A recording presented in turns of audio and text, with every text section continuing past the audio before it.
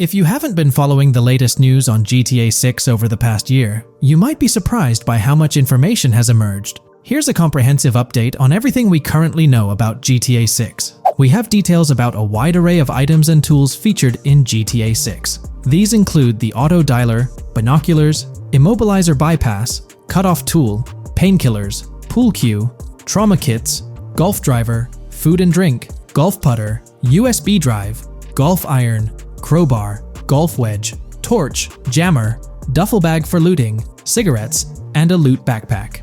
Let's discuss the game engine. Developers have made significant enhancements to the Euphoria physics engine, improving ragdoll physics and overall game mechanics compared to GTA 5. Now let's discuss the multiplayer aspect. In a leaked clip from GTA 6, we observed a multiplayer session with a player count. This suggests there were 2 players present in the lobby, out of a maximum capacity of 32 slots. This mirrors the setup seen in Red Dead Online and GTA Online, where the capacity is stated as 32, but practically accommodates 30 players plus 2 spots reserved for spectators. While hopes for larger lobbies persist, it appears the testing phase involves 30-player lobbies. Leaks also suggest advanced weather systems, including heavy fog, a feature that was less common in GTA 5. Moving on to collectibles, there's mention of Wyman car parts. In a clip featuring Lucia, a developer is seen placing a cardboard box with a circular icon, indicating it as lootable. Debug text on this box identifies it as Collectibles car parts and Wyman car parts boxed generic used, suggesting players can collect car parts, possibly tied to a character named Wyman who shares a passion for classic cars with Jason. Regarding collectible hats, there's footage of Jason in an apartment where a developer interacts with a hat labeled as an ambient collectible hat. According to debug text, this hints at the inclusion of clothing items as ambient collectibles within the game. Additionally, a comprehensive list of all brands featured in the game is provided. While some brands may be integral to the story, many are included for realism and immersion. The list is displayed on screen for viewers to pause and inspect at their leisure. Similar to Red Dead Redemption 2, the weapon wheel in GTA 6 will be divided into 3 sections: weapons, equipment, and gear. Notably, players can dual-wield different weapons and access a quick item inventory displayed in the bottom left corner of the screen. While leaked recreations of the weapon wheels provide a glimpse, it's expected that the final version may evolve during the game's development. In a video snippet, an NPC is observed shooting at Jason, triggering a health tip to appear on the left side of the screen when Jason's health decreases.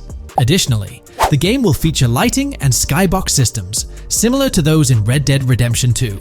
Promising improvements such as volumetric clouds and better lighting effects. Speaking of criminal activities, noteworthy events include the Hank's Waffles heist, where Jason and Lucia pull off a daring robbery. Other clips suggest Jason possesses an ability to perceive through walls. Additionally, there are events focused on searching vehicle trunks, which may yield valuable items or nothing at all. Lastly, delivery and pickup warehouse events are mentioned for Port Gellhorn, though specific details are still unclear. When it comes to accessible buildings, GTA 6 offers a wide range, including the Malibu Club, a pawn shop, Jack of Hearts Club, supermarkets, bars, restaurants, apartments, and laundromats, all enriching the immersive experience. Players will also have the ability to command the other character during a robbery. In leaked footage, a prompt advises players to either check in with Jason or hold for more options, indicating the potential to issue commands to your partner during a heist.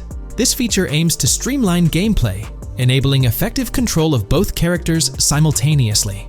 Unlocking doors and gates is also demonstrated, as shown in a video featuring Jason in the San Forsan area. Debug text indicates locked door panels, suggesting the necessity to unlock specific entry points. In addition, a new police system called Time Until Cops Dispatch has been implemented.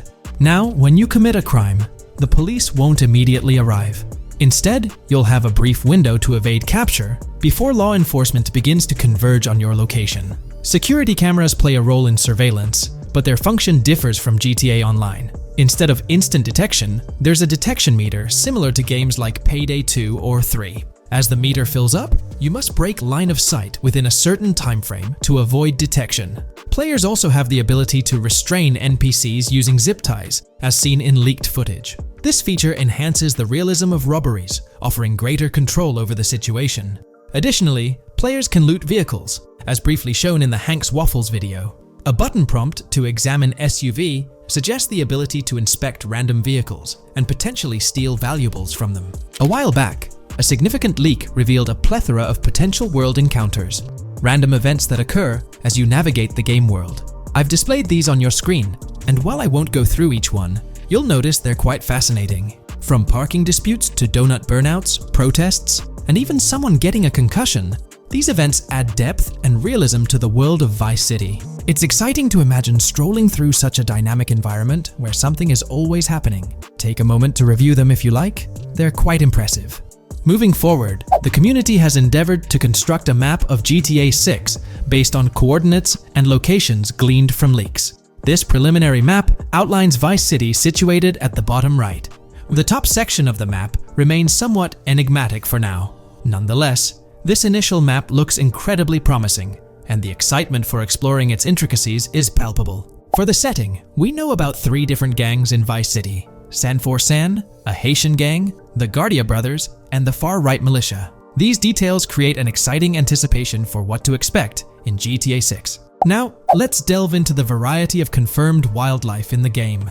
Players can expect encounters with snakes, seagulls, skunks, raccoons, alligators, wading birds, squirrels, southern leopard frogs, crayfish, lizards, skunk apes, pigeons, opossums, and even whales. While these are the animals confirmed so far, we anticipate discovering more upon the game's release. These are the species we're aware of at present. Fences in GTA 6 are not just physical barriers to jump over or drive through. They are individuals involved in illegal transactions within the game. Acting as middlemen, these characters buy illegal items from players to resell them to others. Now, let's explore the AI witness system and police recognition feature, which are notably significant. In the Hank's Waffles robbery video, beneath the wanted level stars, there's a mention of full description, suggesting that witnesses can provide detailed information about you. This implies that once identified, the police will recognize you. When Lucia enters a police vehicle, there's initially no vehicle description, but this quickly changes to a full vehicle description. This indicates that law enforcement will possess detailed information about your vehicle. Moreover, the text warns that any vehicle seen entering will be noted by the authorities. This suggests that even after losing a wanted level, if spotted again in the same vehicle, the police will pursue and apprehend you. During the robbery scene, Jason attempts to prevent customers with yellow icons above their heads from calling the cops or fleeing. Additionally, a female NPC inside the diner exhibits similar behavior, with her icon flickering as Lucia leaves, turning red when surrounded by cops, and then fleeing upon spotting Lucia. These advanced NPC systems indicate a more sophisticated interaction model. Regarding item sharing, Jason and Lucia appear to be able to share items between them. For instance, in one clip, Jason steals items from containers, keeping some for himself while sharing others. Regarding sound design, it's no surprise that GTA 6 will feature more realistic soundscapes. Weapon sounds are crisper and more authentic, with increased volume for a more immersive experience. The impact of bodies hitting the floor will have a deeper thud, creating a more visceral effect. Police sirens will reverberate off buildings and environmental elements more realistically, while the sound of items will vary depending on the surroundings. For instance, if you're in a shipping container, sounds will echo more, adding depth to the auditory experience. Overall, these sound enhancements aim to emulate real-life scenarios more accurately, contributing to the game's realism.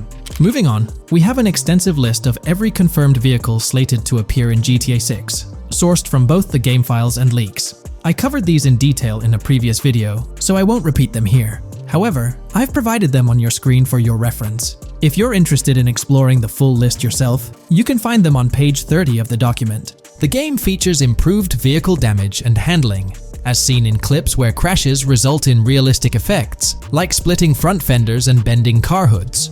Furthermore, car interiors now include a functional GPS and waypoint system, enhancing immersion, especially in first-person driving. Players also have the option to enter a car from the passenger seat, adding a touch of realism to gameplay. These details highlight GTA 6's commitment to intricate design elements, evident in its meticulous attention to detail throughout the game.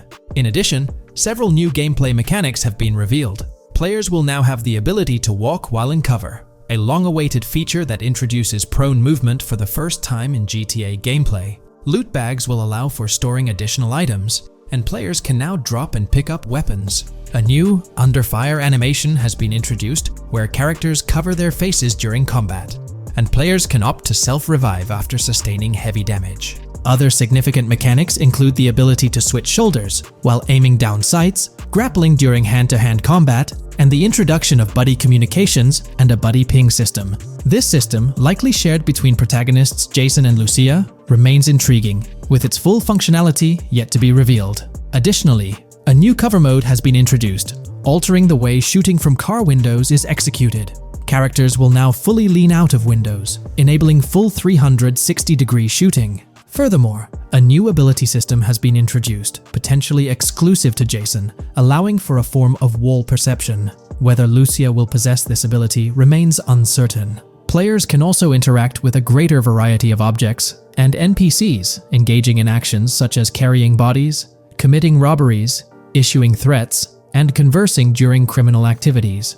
Moreover, the ability to pick up additional items, such as beer bottles and cans, enhances the overall gameplay experience. Let's explore some of the exciting new gameplay systems.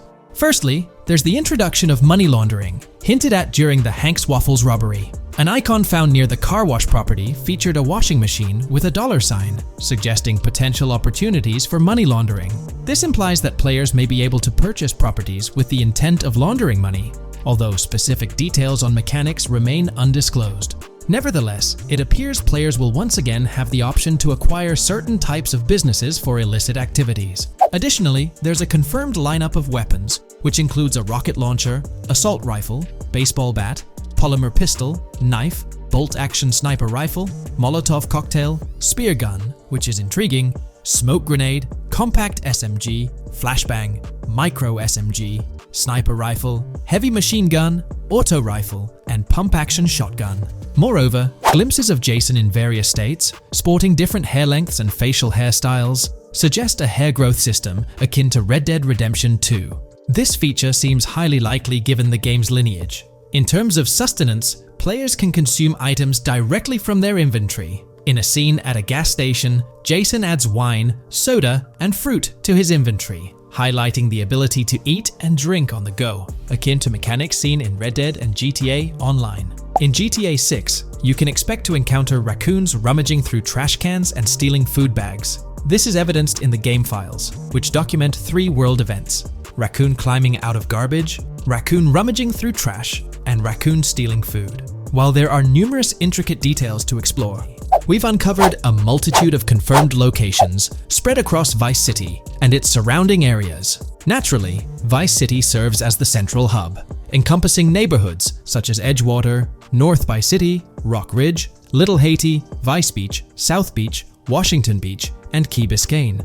Additionally, there's Port Gellhorn, which appears to be a distinct city akin to Sandy Shores or Palito Bay from previous games. Other notable spots include Yorktown, Ambrosia, Sundown, The Keys, La Pearl, Red Hill, Lake Leonida, Hamlet, Stockyard, Homestead, Grass Rivers, Ikenfaka, various underwater locations, and more. Each of these locales is meticulously detailed, with numerous mini-locations nestled within them.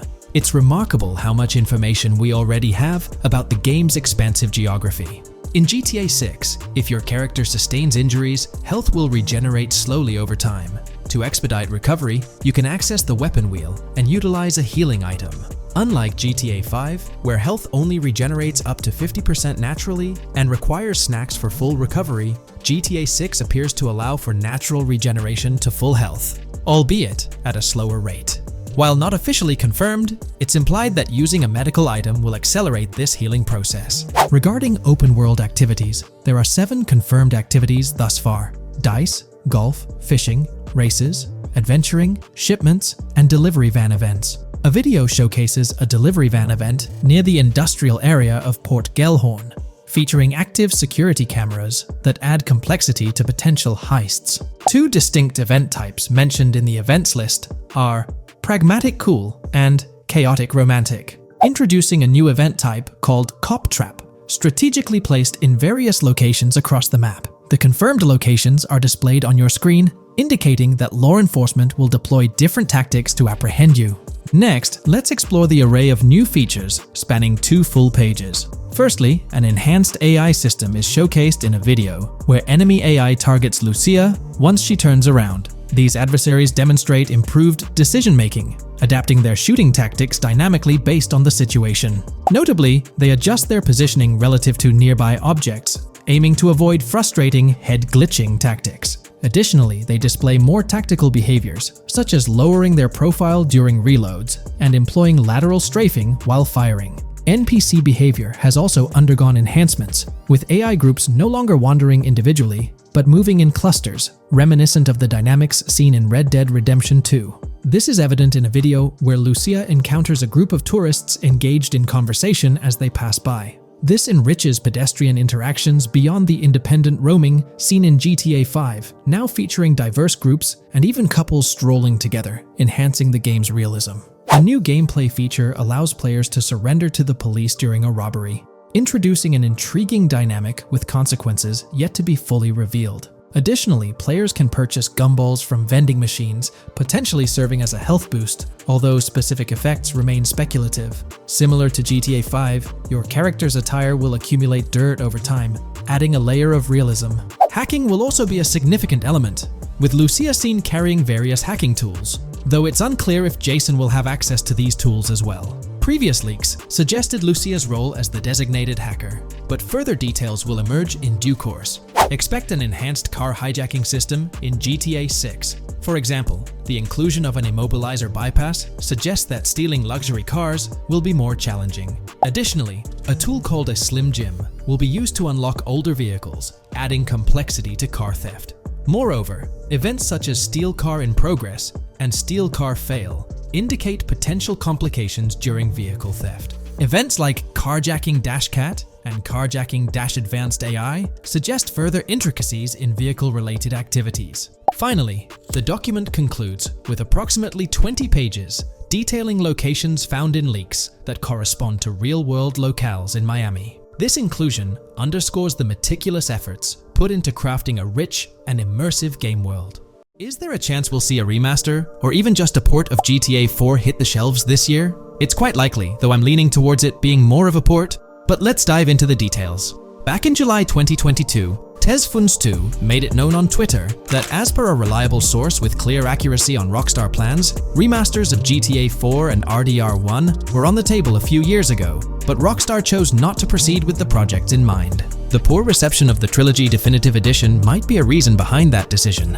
After that post surfaced, the topic went quiet for quite a few months, over a year in fact. Then, out of the blue last year, Rockstar Games dropped the bombshell and revealed a fresh project in the Red Dead Redemption universe. Although there hasn't been an official announcement regarding the GTA 4 remaster, there are indications pointing towards the existence of such a project, with a potential release date as early as March 2024. Take-Two, the parent company of Rockstar Games, had previously hinted at having 2 re-releases in the pipeline, set to launch by that specific month. The original Red Dead Redemption was among the 2 games mentioned, leaving room for speculation that the other could potentially be GTA 4, while it's also plausible that this could be an entirely different project unrelated to the Grand Theft Auto franchise. It's worth considering. This isn't the first time there have been murmurs about a GTA 4 re-release or remaster. Returning to the Red Dead Redemption 1 port, unfortunately, it wasn't the news fans were hoping for. Instead of a full remake or remaster, the developer revealed a port with no new content. Typically, when people hear about a remaster or remake, they expect incredible graphic improvements, higher resolution, better quality textures, and advanced graphical effects like ray tracing. Contrary to these expectations, many argue that this game needs significant improvements, particularly concerning inconsistencies in the story. In 2018, Red Dead Redemption 2 was released as a prequel, introducing story elements that created inconsistencies with the first Red Dead Redemption, where major characters like Arthur Morgan were never mentioned. When Rockstar opted for a port instead of improving the game, which was already 13 years old, disappointment arose. The desire for a remaster or remake persisted, fueled by rumors since 2021. These speculations continued until the summer of 2023. The uncertainty around whether a remake was genuinely being considered remains, with some recent rumors possibly being misunderstandings about the port project. It's been speculated that the cancellation of a Red Dead Redemption remake or remaster might be attributed to the poor reception of GTA, The Trilogy, the Definitive Edition. Alternatively, the developer could have redirected resources towards the development of GTA 6. Regarding GTA 6, in December, we were finally treated to the much-anticipated trailer for the upcoming installment. However, it came with a significant letdown: the announcement of a 2025 release date. As we approach the end of 2024, this seems like the ideal time to introduce a new game under the GTA banner to keep the franchise vibrant. Hence, a port of GTA 4 appears fitting for this year. Most players familiar with GTA 4 acknowledge the aging of the game. Despite being ahead of its time upon its 2008 release, over 15 years ago, it's showing signs of wear. Notably, the PC version faced persistent performance issues, maintaining its reputation as one of Rockstar Games' worst optimized titles. The irony lies in the fact that, despite these problems, GTA 4 is widely regarded as one of the best entries in the Grand Theft Auto series. Understanding the poor optimization of the PC version remains a mystery. Even with a series of patches, the issues persisted, suggesting a more profound problem. Originally designed for Xbox 360, and PlayStation 3 consoles with different hardware architectures, porting GTA 4 to PC necessitated significant modifications. Unfortunately, not all of these changes were executed appropriately. Compounding the matter, the game was built on the advanced and intricate Rage engine, adding complexity to its optimization. Unlike consoles with standardized hardware, the diverse range of PC hardware available at the time of GTA 4's release posed a challenge. The game's initial high hardware requirements excluded many players with less powerful computers from enjoying a smooth gaming experience. Unoptimized code contributed to performance issues, even on high-end PCs, with notable problems in managing CPU and GPU resources, leading to performance bottlenecks. How else can we gather indications that a GTA 4 remaster or port is possibly in development? Well, in September 2022, Take-Two Interactive, the parent company of Rockstar Games, made a notable move. They took down a fan-made mod for GTA 4, known as the Definitive Edition. This mod compilation, comprised of various mods and fan-made patches, aimed to significantly enhance the visual and experiential aspects of the 15-year-old game on PC. The roots of this remastering endeavor with mods trace back to 2016, when the mod pack for GTA Vice City, named Reborn, initiated the project. Over time, it expanded to encompass mods for GTA 3, San Andreas, Chinatown Wars, and other Rockstar games like Bully and the Warriors. According to information from the author's website, the group behind this project confirmed that their files, hosted on Mediafire, received a DMCA takedown notice. Presumably issued by Rockstar or its parent company Take-Two Interactive, this notice mandated the removal of the Definitive Edition project from their website. This development was communicated through a tweet from the Definitive Edition project. Bad news, guys. Appreciate it if you got PPL to raise awareness. Spread the word as much as possible. I knew this day was coming. Here we are with a DMCA by Rockstar, I assume, on our GTA 4 Definitive Edition patch. Well, I suppose we need to remove all GTA 4 related stuff from the website. Curiously, from what I understand, the takedown specifically focused on the GTA 4 mod. As of now, the original Trilogy mods on the site remain untouched, but the project doesn't express a high level of confidence in the longevity of these mods being available. No DMCA for the original Trilogy yet, just GTA 4. So for now I think the Trilogy is safe. Just enjoy it when you still can, they wrote. This isn't the initial instance of Take-Two Interactive taking action against mods. Their track record indicates a protective stance towards their intellectual properties. They've previously taken down mods before, a practice observed prior to the unveiling of their own Definitive Edition for the original GTA Trilogy. Despite its problematic release, that project proved to be financially successful. Many in the gaming community express a desire for Rockstar Games to follow suit and release a remastered version of GTA 4, similar to what the studio accomplished with the Trilogy. Xbox One, Series X and S users currently enjoy the luxury of playing GTA 4 through backward compatibility. However, this isn't the case for PS4 and PS5 users. Should Rockstar opt not only for re-release support, but also for substantial changes to the game, there are certain aspects of GTA 4 that could benefit from improvement. First and foremost, graphics are an apparent focal point, a common aspect of remasters to enhance the visual experience. It's worth noting that beyond the expected graphical upgrades, GTA 4 might require more nuanced improvements. One aspect that garnered criticism was the peculiar yellow filter present in the original game, making everything appear dull. This yellow tint, a characteristic of the late 2000s and 2010s, was often disparaged when employed in video games. For an open-world game like GTA 4, many argue that this filter made little sense. Various graphics mods for the PC version, such as the Ice Enhancer 4, have demonstrated that Liberty City can maintain its gritty atmosphere without this filter. For a glimpse of what a GTA 4 remaster could potentially achieve, the Ice Enhancer 4 graphics mod offers an illustrative example.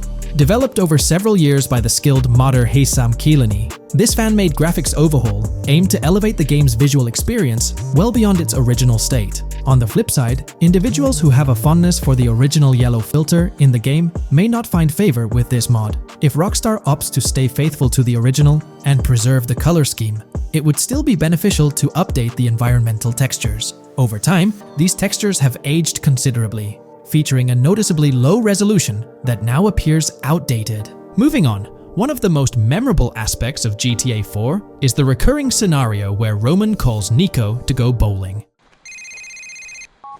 Nico, it's your cousin. You want to shoot some pool? Roman, I can't talk now. Damn! This feature, while often considered a source of humor, can be somewhat bothersome. Nico's friends frequently reaching out for social activities can prove distracting, especially during critical missions or while immersed in the exploration of the open world. Rejecting these calls actually decreases your relationship with that friend, impacting specific benefits they offer. GTA 5 addressed this issue by making interactions with friends more user-friendly, introducing new activities to engage in. Incorporating similar friend activities in a remastered version of GTA 4 would be a positive and welcome addition. Another area of improvement is clothing and customization. The clothing options for Nico in GTA 4 are quite limited. Notably, the game lacks the iconic fingerless gloves seen in promotional art and trailers. A remaster could rectify this, especially considering the community's disappointment over their absence. Additionally, though hairstyles were planned, they were not included in the final game, as evidenced by the presence of barbershops in the game files. A remaster could enhance clothing options and introduce hairstyle changes, mirroring the customization available in GTA Online. Unlike GTA San Andreas or GTA 5, GTA 4 lacks car customization features. Players can only randomly change their vehicle's primary color at a pay and spray. While this might not have been a significant issue in earlier titles like GTA 3 or Vice City, it does feel like an oversight in a more modern title like GTA 4. A remaster could bring in more extensive vehicle customization options. Given the central role of vehicles in the Grand Theft Auto games, enhancing customization not only adds depth but also makes the gaming experience more immersive. In fact, acquiring new and rare cars is often considered the most appealing aspect of GTA Online, and a remaster could significantly enhance the appeal of GTA 4 through this single feature alone. While Rockstar Games has been dedicating their efforts to newer projects, it's intriguing to observe that GTA 4 hasn't been entirely neglected by them. Surprisingly, the game has received updates, albeit sporadically, even years after its initial release in 2008. A notable recent update, released in 2023, caught many fans off guard. This update primarily focused on security, aiming to safeguard the game's source code from potential leaks. It's interesting to reflect on the context surrounding this security update. Since Rockstar Games removed the multiplayer aspects of the GTA 4 Complete Edition on Steam and their launcher in March 2020, the need for such security measures raises questions. Without active official multiplayer components, this move appears to be a proactive response to a prior security breach. In that incident, a hacker infiltrated Rockstar's security system, leaking pre-alpha version footage of the highly anticipated GTA 6. While Rockstar's immediate focus is on bringing GTA 6 to fruition, the possibility of a GTA 4 remaster isn't entirely dismissed. There's a genuine belief that something related to GTA 4 is in the works this year. If not, the prospect remains open for the future, potentially after the release of GTA 6. The year 2028 marks the 20th anniversary of GTA 4, presenting a considerable timeframe. Although it involves patience, the wait could be worthwhile if Rockstar decides to give GTA 4 the remaster treatment it deserves. It's crucial to acknowledge the dynamic nature of the gaming industry, with Rockstar consistently pushing boundaries with each release. By the time a potential GTA 4 remaster materializes, we might witness a game that not only enhances the original but also leverages the latest advancements in gaming technology. Today's video dives into the NPC AI patent, focusing on virtual navigation in Grand Theft Auto 6. This patent sheds light on the intricacies of in-game traffic, promising a heightened level of realism compared to previous iterations. we'll explore the notable enhancements Rockstar has implemented, creating a more sophisticated system that elevates the gaming experience. By examining various sources, we aim to provide a comprehensive overview of this navigation system, offering insights into what Rockstar has in store for NPC navigation in GTA 6. Let's delve into the details of this intriguing patent. System and method for virtual navigation in a gaming environment. Let's break down this patent for a moment. Essentially, it gives us insight into how non-playable characters operate within the game environment. They explain that NPCs' actions are controlled through artificial intelligence, allowing for real-time decision-making based on preset algorithms. In many systems, this is achieved through nodes and links, where each node contains important data that influences NPC movement. For example, in a game involving vehicles, this data could include factors like vehicle speed, lane width, road type, and number of lanes. Now, these nodes are essentially waypoints that NPCs follow to navigate from one point to another. In simpler sections of the road, these nodes might be connected linearly, guiding NPCs straightforwardly. But in more complex areas like junctions, the nodes become more intricate. Take a basic intersection, for instance. A vehicle approaching it would have several exit options, leading to a branching network of nodes. In older systems, like the one used in GTA 5, NPCs might make decisions at these junctions based on simple rules, sometimes leading to behaviors that seem a bit random. However, this conventional method has its limitations, especially when it comes to handling various factors like weather conditions, changing lanes, parking cars, or anticipating road exits. In these situations, the old system could falter, as NPCs might not adapt well to the dynamic environment. One downside of the node-based system is its limited capacity to replicate real-life factors that humans naturally consider. Another drawback is its constraint in automating NPCs effectively. Due to memory and processing limitations, only a set number of NPC-controlled cars can be spawned in the game. Naturally, players crave a more immersive experience with a greater number of NPC-controlled cars on the road. Moreover, in conventional systems, NPCs often repeat the same actions, and some may even disappear as players get closer to them. Additionally, in GTA 5, the system relies on local traffic avoidance for NPCs to steer clear of collisions. This means that NPCs continuously scan their immediate surroundings each frame for any obstacles like vehicles, pedestrians, or objects.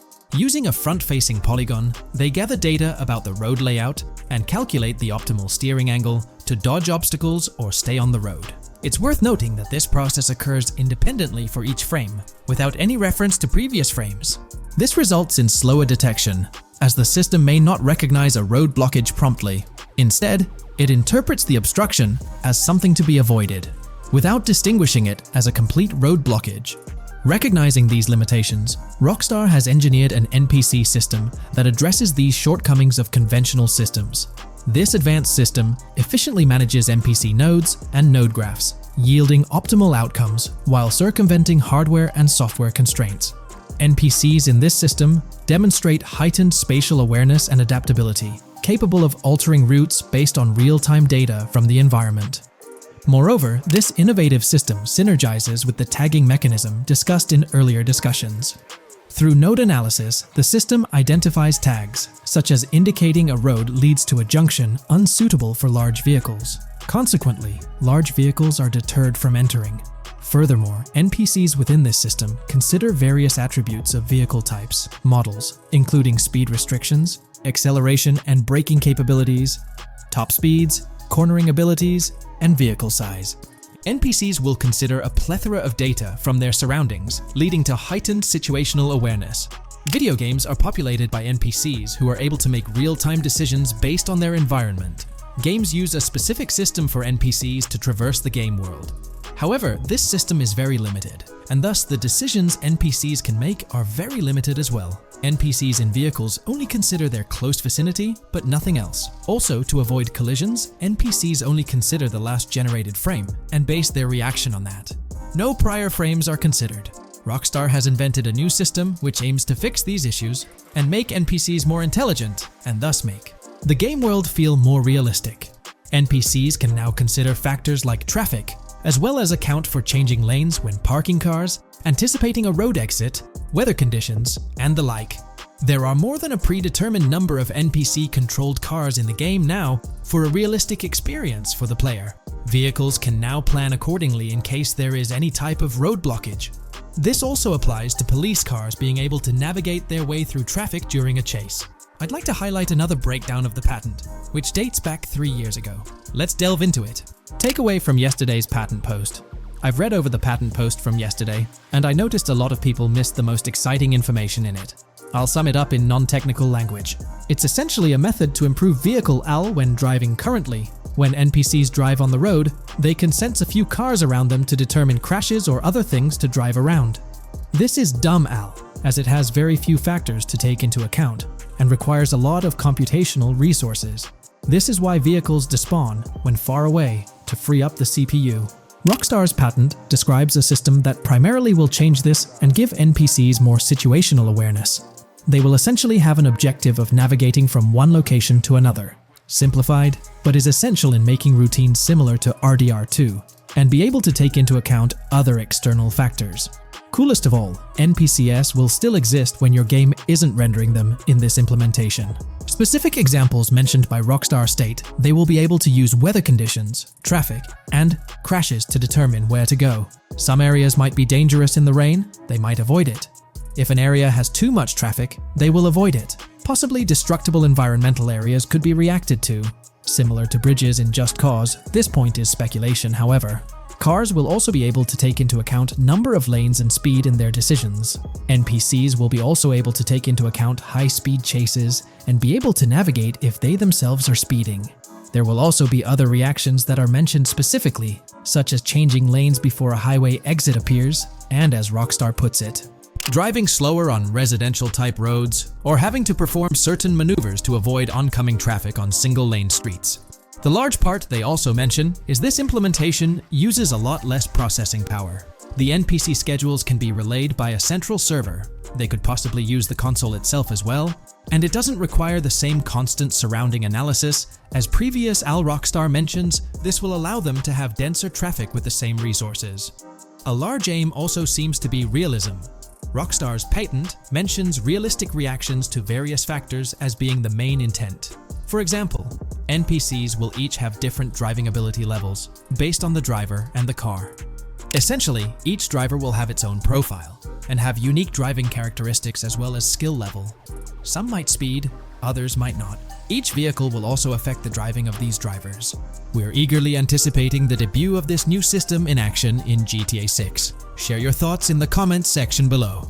In today's video, we're about to explore the intricacies of the Vice City mapping project, unraveling the mysteries of the latest map iteration. Join us as we meticulously analyze the details and draw insightful comparisons between the expansive GTA 6 map and its predecessors within the series. Our adventure doesn't stop there. We'll be immersing ourselves in the leaked information from 2022, unveiling a treasure trove of open-world activities. Brace yourselves for a comprehensive list featuring every nook and cranny on the GTA 6 map, showcasing not only new additions, but also the anticipated return of beloved locations from the iconic GTA Vice City, as hinted in the leaks. Let's kick off this exploration by delving into the heart of the GTA 6 mapping project. For those familiar with it, this official endeavor aims to provide a scale-accurate representation of what players can expect in the actual game. The map sprawls across two major cities, Vice City and Fort Gorn, and every detail is meticulously curated from leaks and the official trailer. Now, for those wondering about the seemingly expansive green spaces on the map, it's important to acknowledge the limitations of our knowledge. The apparent emptiness serves as a stark reminder of the scarcity of information currently available. The top portion of the map, appearing cut off,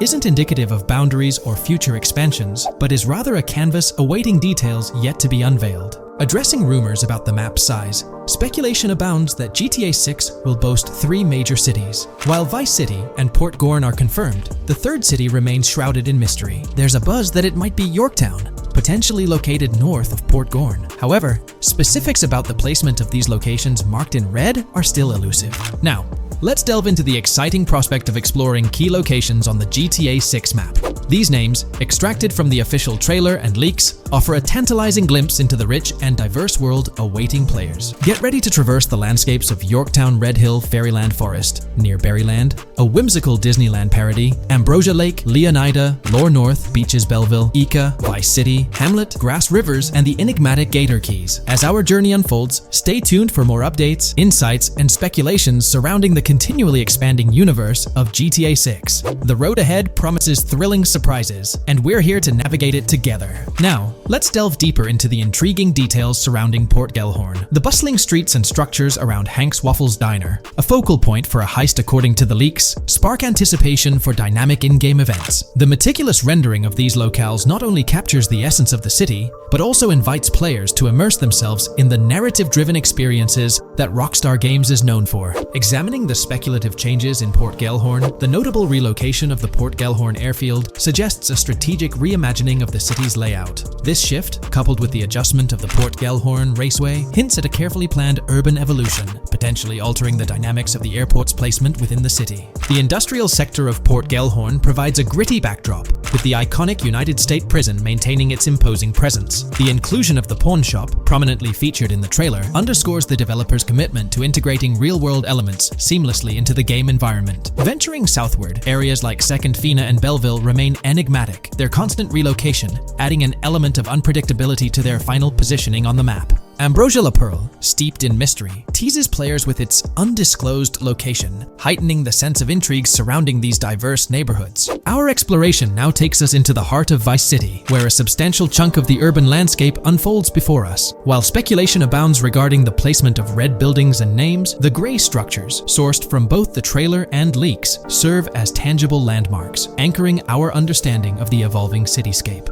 Vice Beach emerges as a vibrant district, adorned with numerous hotels that were meticulously analyzed in previous videos, providing a tangible link between the virtual world and its real-life counterparts. Washington Beach, with its diverse skyline, beckons players with promises of new adventures, enhanced by the improved streets of Stockyard, Little Haiti, Rock Ridge, and Crosstown, as showcased in the trailer footage. Descending further into the enchanting realm of Grass Rivers, we come across the enigmatic district of Hamlet, speculated to mirror the charm of Homestead. Yet, the persistent red designation leaves us tantalizingly in the dark about its precise location. This region reveals fascinating landmarks, including a power plant nestled at Turkey Point and a sewage treatment plant, painting a vivid picture of the industrial landscape, as gleaned from leaked footage. The presence of Grass Rivers itself, along with the mysterious Gator Keys and the alluring sundown, adds an extra layer of intrigue to this particular segment of the expansive GTA 6 map. A moment of appreciation is certainly due to the dedicated individuals steering the mapping project, whose commendable efforts grant fans an evolving and detailed peek into the GTA 6 world. Their commitment to accuracy and meticulous attention to detail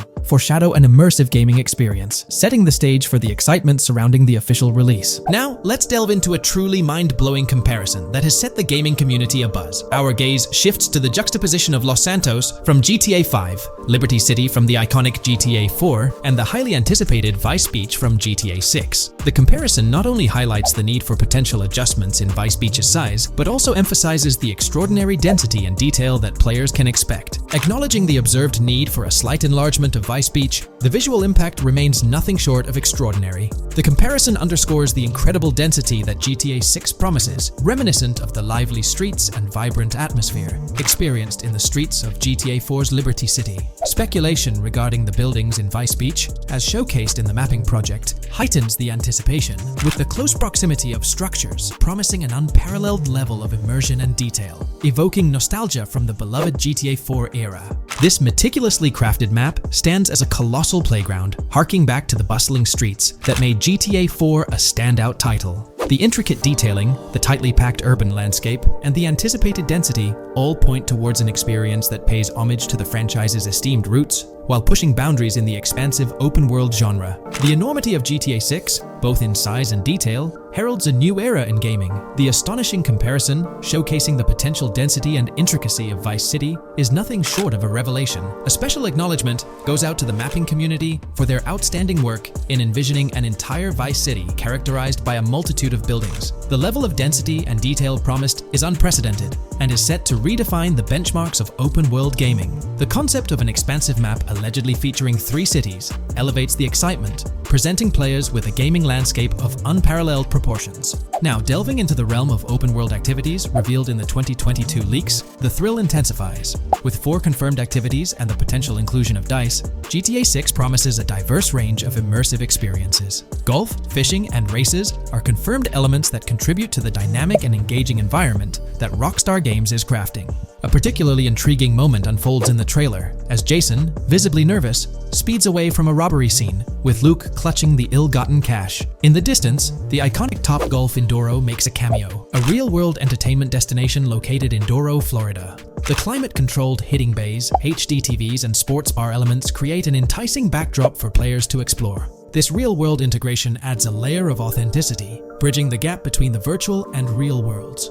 Fishing, poised to be a serene yet potentially rewarding pastime, is expected to be available from various locations in the vast ocean. Races, an integral and adrenaline-pumping element of the GTA series, are set to deliver high-octane excitement that fans have come to expect from the franchise. Furthermore, a detailed list from the GTA 6 document unravels every location visible in the leaks on the GTA 6 map. This includes not only new and thrilling destinations, but also the return of iconic locations from the beloved GTA Vice City. The inclusion of familiar locales adds a nostalgic touch, creating a seamless connection between the past and the present within the expansive world of GTA 6. Now let's embark on a comprehensive exploration of some of the familiar locales, making a triumphant return in GTA 6. As unveiled by the Mapping Project. These recognizable names from the GTA Vice City era evoke a sense of nostalgia, rekindling memories of past gaming experiences. Leaf Links, Malibu Club, Washington Beach, Ocean Drive, Ocean View, and Little Haiti are just a few examples of the beloved spots that players will once again encounter in the immersive world of GTA 6. It's a poignant journey back in time as we rediscover these iconic locations, now reimagined and seamlessly integrated into the highly anticipated GTA 6 map.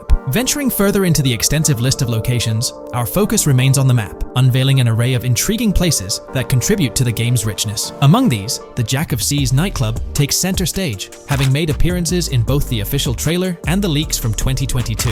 While a detailed reading of every location is beyond the scope, feel free to pause the video and explore these fascinating spots at your own pace. From quaint small stores to the distinctive stone sculpture gracing Vice Beach, each location adds layers of detail and authenticity to the sprawling game world, some of which have been exclusively revealed through leaks. Shifting our gaze to Port Gilhorn, a diverse array of captivating places awaits discovery. The car wash, soccer field, a bustling basketball court, the Ambrosia Farm, and the intriguing King Neptune statue are just a glimpse into the eclectic offerings in this part of the map. Sailing through the Keys, exploring underwater ruins, investigating an underwater research facility, and contemplating the mysteries of the Bermuda Triangle add an extra layer of fascination to the GTA 6 experience. With the unveiling of the Mapping Project, the sheer depth and meticulous attention to detail that Rockstar is investing in the GTA 6 map become even more awe-inspiring. The possibilities for Easter eggs and hidden secrets in this expansive and densely packed landscape seem limitless. As we peel back the layers, the anticipation and excitement for the intricate world Rockstar is crafting only intensify. Today's video will delve into the latest iteration of the GTA 6 mapping endeavor. The developers have expanded and refined the GTA 6 map significantly, making it the most comprehensive fan-made project to date. It incorporates all available data from leaks and the initial official trailer. We'll explore the recent updates to the map and conduct a fascinating comparison between the current GTA 6 map and those of previous GTA games. Additionally, we'll examine a fan-created satellite view of the GTA 6 map, along with the inclusion of Tommy Vercetti's mansion spotted in the trailer. All of these elements will be discussed in detail throughout this video. Let's kick things off with the GTA 6 mapping project. Changes have been implemented across all regions of the map. To ensure we cover everything comprehensively, we'll begin our tour from the northwest and work our way down, addressing each modification along the journey. Firstly, the map's dimensions have been expanded from 16,000 by 16,000 to 18,000 by 18,000 to accommodate the newly added landmass. Each square on the map measures 500 x 500 meters. Based on the latest estimations, the map will be larger than before, requiring more space to accommodate all its features. Currently, the northern portion of the map remains unknown, which contributes to its perceived size. Hence, the map extends beyond what's visible on the screen. According to rumors, the GTA 6 map is speculated to encompass 3 major cities. Presently, we're aware of 2. Vice City, the largest city, and Port Gilhorn, which has undergone further expansion in the latest map update. The third location, Yorktown, is anticipated to be modeled after Tampa. Rumors suggest that it could be the third major city featured on the map. However, at present, there's limited information available about it in the leaks. The only indication we have is a sign displaying New York Tune within Port Gorn. Regarding Port Gorn, details are scarce apart from its name and general location. It's positioned north of Fort Killorn and east of Yorktown. Moving on, we encounter Hank Hill, one of the notable elevations in the game. Despite Florida's predominantly flat terrain, Rockstar has incorporated hills sporadically to diversify the landscape. Adjacent to Hank Hill are the Domed Hills, another series of elevated areas. Notably, the border of a river is highlighted in orange, indicating speculative terrain. Nonetheless, it appears to be situated in the vicinity of Red Hill, a small town positioned near Lake Leonida. The largest body of water, Lake Leonida, sits approximately at the map's midpoint, drawing parallels to Lake Okeechobee in real life. To the north of Lake Leonida lies Fairyland Forest, a wooded area neighboring Fairyland, a playful nod to Disney World. To the east of Lake Leonida, you'll find Ambrosia and Laurel, two additional small towns, along with North Beaches. Heading south from Yorktown, we reach Port Gorn, which has undergone expansion westward. The buildings and roads depicted in black and grey correspond to those visible in leaked footage and the trailer. Roads highlighted in red, along with orange borders, remain speculative. However, the port area shows two speculative buildings and a portion of the border that's confirmed. The Bay Area has seen overall enlargement, including modifications to the speculative islands near Port Gorn. Additionally, a newly added section featuring small islands and a confirmed border indicates further expansion. With these developments, Port Gorn's size may rival that of Vice City. It might not match Vice City's scale, but it could rival, if not surpass, GTA V's Los Santos, which is remarkable, considering it's our second city on the map. Additionally, the confirmed borders of Port Goro have been adjusted based on new evidence. The remaining areas in Port Goro largely remain unchanged. We still have Han Waffles Diner, surrounded by its buildings and structures, along with Port Gorn Motel, Gorn Bluff, the Pawn Shop, Port Gorn Raceway, Port Gorn Airfield, and the United State Prison. Belleville and Econfina remain situated near Vice City. Now, focusing on Vice City itself, much of it retains its layout from the previous map update. We observed the increasing density of the map, particularly with the Stockyard and Crossdown area now filled in, along with the hotels in the Vice Beach area. The proximity of the buildings to one another is quite striking.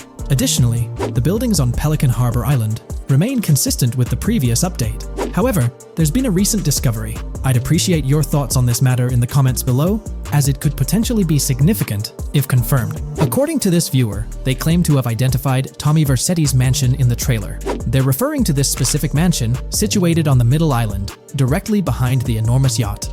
It bears a striking resemblance to his iconic abode, raising the possibility that it could indeed be the one.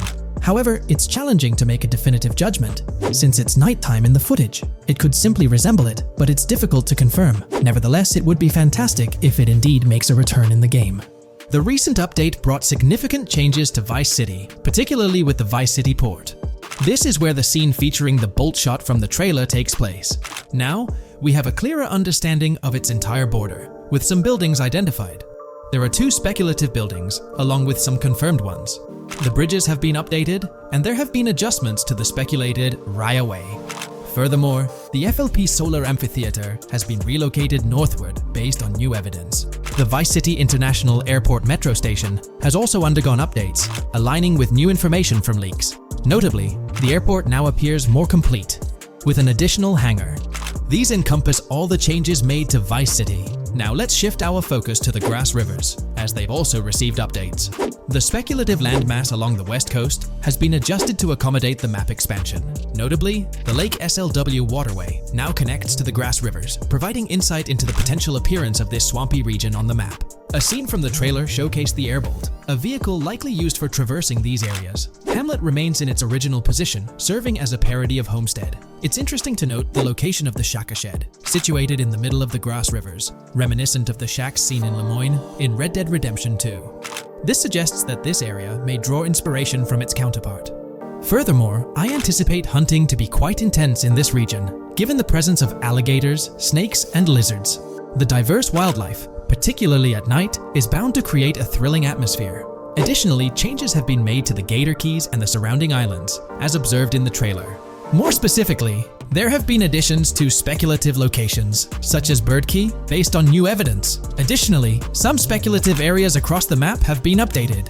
that wraps up the analysis of the latest version of the GTA 6 mapping project. It'll be intriguing to see how closely it aligns with the actual map. Moreover, let's delve into a fascinating comparison between this latest version and all the other maps in the GTA series. Take a look at this comparison. On the left side, you'll find the latest version of the GTA 6 mapping project. Above it, there's the map of North Yankton from GTA 5. To the right of the North Yankton map, you'll see the island of Copico from GTA Online. Next to Copico, there's the GTA 5 map. Below that, we have the GTA 4 map. Below the GTA 4 map are the maps of Liberty City and GTA 3. And finally, at the bottom, there's the map of GTA San Andreas. One of the first things I noticed is how compact the GTA 4 map appears compared to others. Despite its small size, it boasted greater density than the GTA V map. Streets were closely packed, and every inch of space was utilized efficiently. Anyone who's played GTA 4 can attest to the unparalleled density of its city, brimming with intricate details. I anticipate a similar level of density and attention to detail in the GTA 6 map. Considering the vastness of the GTA 4 map, despite its modest size, I expect the density in GTA 6 to match, if not surpass, that level. Even though GTA 6 is already approximately twice the size of the GTA 5 map, the addition of intricate details will make it feel even more expansive. Now, let's examine a comparison between the old GTA Vice City map and the latest version of the GTA 6 mapping project. The old Vice City map has been superimposed onto the new one, allowing for a visual comparison of the two. What caught my attention was the size of the GTA Vice City map, which is quite substantial. However, in GTA 6, improvements are expected across the board.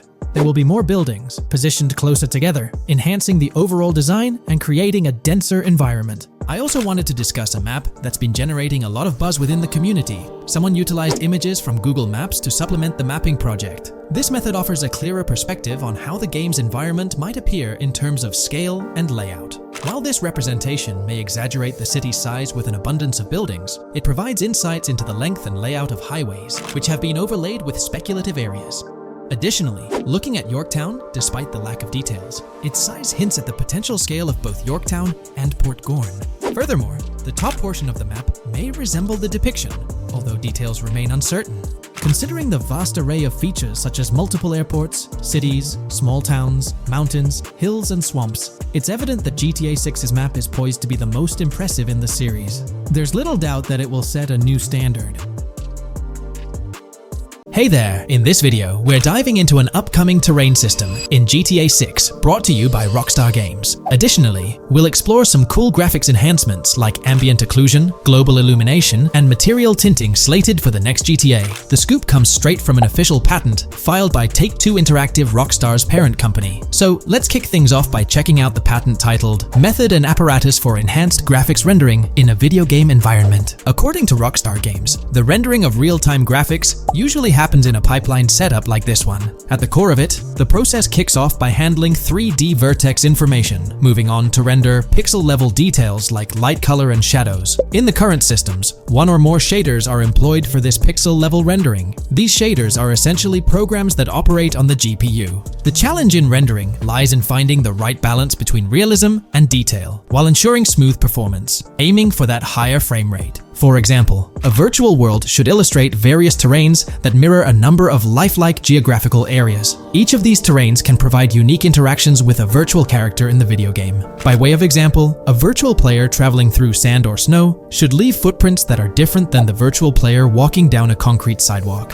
However, because of the number of various terrains that need to be accounted for, and the unique behavior of each terrain, conventional graphic systems do not have enough processing power to account for dynamic terrain and the associated interaction with players of the game. So, Rockstar Games developed a shader system for efficiently rendering various types of terrain with high realism. Let's take a peek at the system. The world level map, visible in the bottom right, outlines all the different dynamic terrains, such as muddy, sandy, grassy, hard ground, snowy, and more. Take a gander at this world level map showcasing the diverse terrains. Now, let's explore the various dynamic terrain zones within the game world. Using Red Dead Redemption 2 as an illustration, this world level map plays a pivotal role in determining the terrain that players or NPCs interact with. Essentially, it acts as the foundation to generate a trail map. Think of a trail map as a record of all the imprints left behind by characters, vehicles, and other objects, like the aftermath of explosions. Take this image for instance, showcasing how the snow has been altered by the actions of this NPC. Different shaders of the shader system are used for different terrain types and with different trail map types. For example, basic terrains do not require special shaders, while shallow mud terrains can advantageously benefit from a parallax surface shader to efficiently show ruts and tracks in the terrain with a high detail trail map. As an additional example, deep mud terrain may use a tessellation surface shader to model the ruts and tracks in the mud. You might be aware that in Red Dead Redemption 2, you can leave realistic footprints in the snow and mud. Rockstar explained that they employed two shaders for this effect: parallax maps and desolation. These shaders create a convincing illusion of high-level deformation, where footprints appear on the terrain's surface. In reality, the surface is warped but not physically deformed, ensuring a smooth and polished movement experience. In GTA 6, they're applying the same technique to bring an extra layer of realism. This will be particularly noticeable with explosions, firing RPGs at the ground, walking through mud, or driving vehicles through it, each leaving distinct tracks based on the terrain. RPGs, for instance, will create craters on the ground. This adds a significant level of interactivity, making it feel like you're genuinely impacting the game world in real time. Despite it being an illusion, the result will be remarkably realistic, akin to the snow in Red Dead Redemption 2. To sum it up, this graphics rendering patent encompasses the dynamic terrain, ambient occlusion, global illumination, and material tinting, all exciting new features making their way to GTA 6. Rockstar has invented and patented new graphics rendering systems, which aims to fix some of the problems of traditional graphics rendering systems to make graphics rendering more efficient, thus improving performance and allowing for better, more realistic, and more immersive visuals. Dynamic terrain system. This is a system that records and creates trail maps which make it possible that terrains can be visually deformed when being interacted with in various ways. Players, NPCs, vehicles, objects, and explosions can affect the terrain. For example, leaving footprints or vehicle tracks in sand can be seen in action in Trailer 1. Explosions will leave craters in the terrain as well. It's also possible for certain changes to the terrain to disappear over time. For example, footprints and tracks in mud disappearing after some time, since the viscosity of mud makes it return to its normal state after some time. There are different types of terrains, for example, muddy, sandy, hard ground, grassy, or snowy terrain. Each type of terrain will react differently. A sandy terrain will be more easily deformed than a grassy terrain, for example. In the initial part of our video, we delved into the rendering pipeline, which also incorporates a lighting stage. While conventional systems often utilize cube maps for pre-rendering lighting, it's worth noting that this is mainly for static elements. When it comes to dynamic characters, pre-computed lighting falls short in accommodating changes from objects within the scene. Although ambient occlusion can be pre-baked, it lacks the capability to update dynamically. Realism takes a hit due to this. Conventional systems often incorporate static lights to mimic reflected light, like sunlight bouncing off the ground and under a table. However, this static approach fails to update with changes in the light source. To address these challenges, Rockstar has patented new systems. Ambient occlusion. This is a graphics technique that can be utilized in multiple forms to determine how light and shading are displayed on an object. It can lead to darkened areas, enhanced contrast, and improved surfaces due to this technology. This patent's ambient occlusion system offers some special advantages. Determined by either preset or randomized assets based on developer discretion, the lighting can greatly provide a new vision to world building to make certain areas stand out, akin to a real-life setting. Global illumination. Global illumination is a graphics rendering technique that models how light is bounced off of surfaces onto other surfaces in direct light, rather than being limited to just the light that hits a surface directly from a light source, direct light. Rockstar's system detailed in this patent uses a bounce map that is projected in a top-down fashion to determine reflected light off of the ground. This bounce map is then converted into a texture that provides an approximation for the expected bounce back of light. This simulates the effect that would be achieved rendering the multiple passes of lighting to account for the natural bounce reflections. The bounce map can then be integrated into the lighting pipeline. During this, a technique is used to determine the area that needs this extra pass for each frame. This way, only the visible and required area is rendered with this technique, thus making it very efficient and less performance intensive. Overall, this provides many of the benefits of ray tracing without the computational expense. Ray-traced global illumination will probably still be in the game.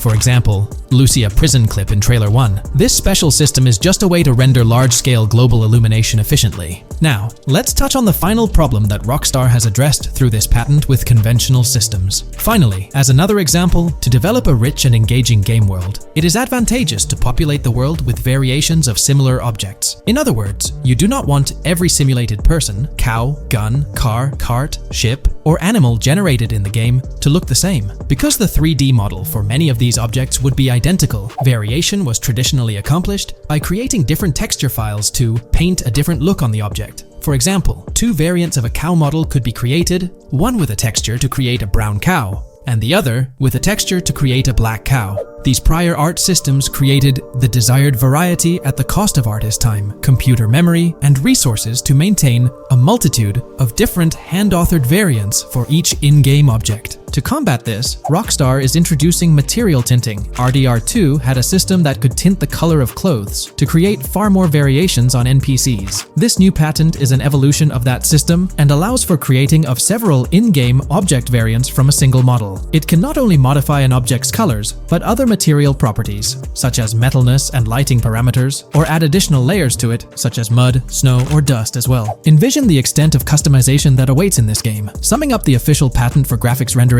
it's evident that Rockstar has elevated numerous systems from Red Dead Redemption 2. Share your thoughts on everything covered in today's video in the comments below. There's been quite a buzz about Jason, one of the main leads in the highly anticipated Grand Theft Auto 6.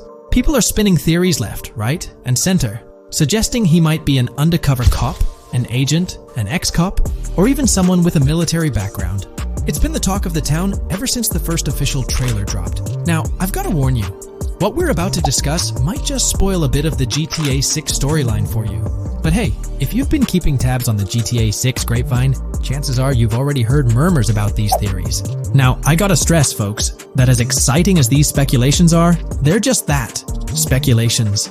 Nothing set in stone. But here's the deal. There are some interesting things in Jason's outfit from certain glimpses in the trailers and Rockstar's promotional stuff that sort of fuel these speculations. They're like breadcrumbs teasing us about Jason's potential undercover identity. So today, I'm here to unravel these clues and take you through the evidence we've got so far. We'll start with the very first trailer of Grand Theft Auto 6. You know, the one that set the internet on fire? We'll dissect it bit by bit and get into the nitty-gritty of this theory that's got the GTA 6 community all hyped up. And it's not just about the trailers, folks.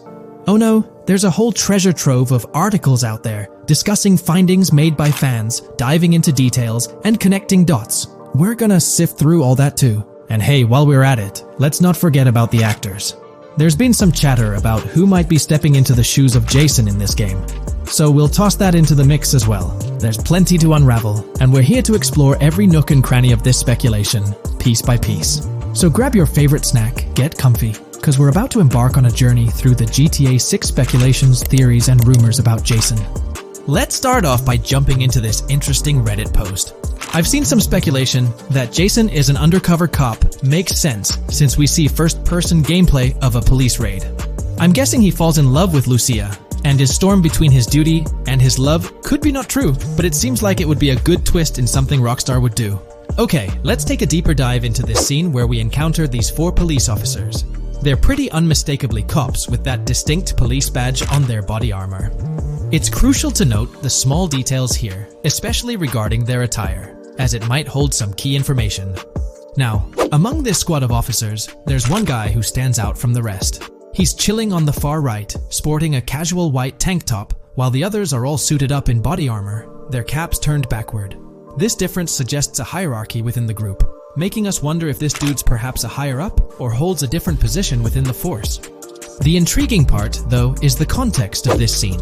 It feels like a pivotal moment, almost as if these officers are significant characters in the narrative. But let's pump the brakes a bit. It's all speculation at this point. We can't be certain of their importance or their roles in the storyline just yet. Now, let's loop this back to Jason, the main focus of our attention. There's a striking connection here.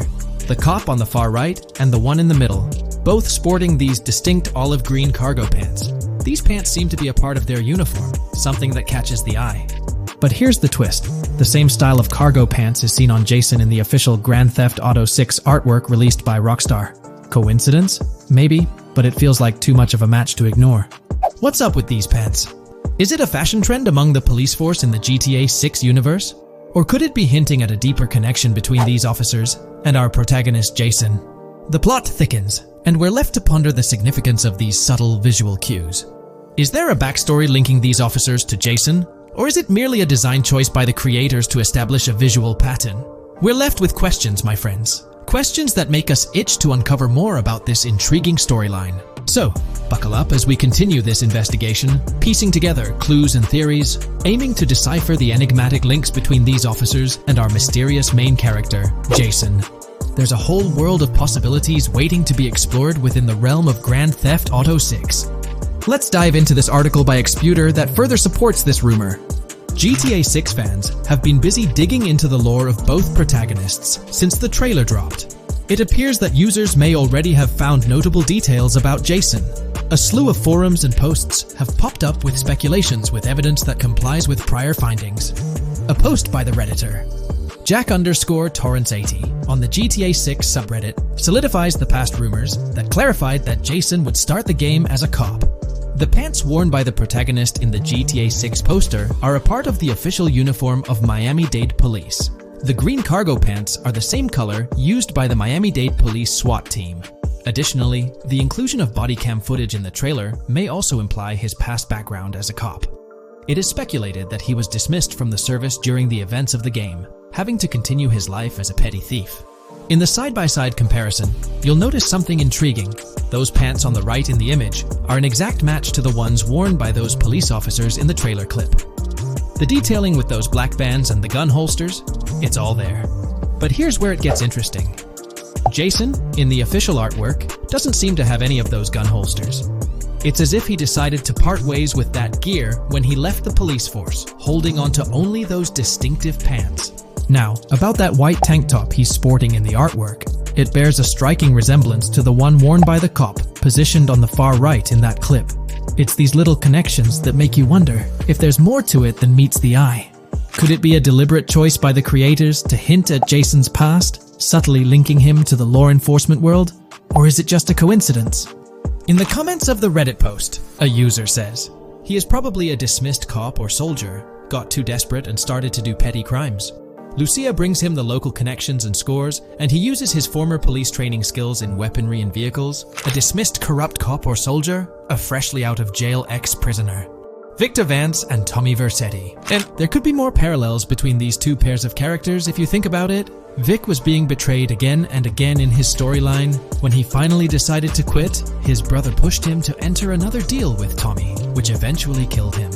Tommy, on the other hand, is a more cunning and ambitious person. He promised Rosenberg to leave him a piece of his Vice City empire, but later abandoned him and left him exiled in Las Venturas. These observations really bring up some compelling comparisons, especially when looking at Tommy Vercetti and Victor Vance from previous GTA installments. There's a chance we might see echoes of similar themes or storylines reflected in GTA 6, which lines up nicely with what Rockstar teased in the trailer. Let's zero in on Jason's haircut.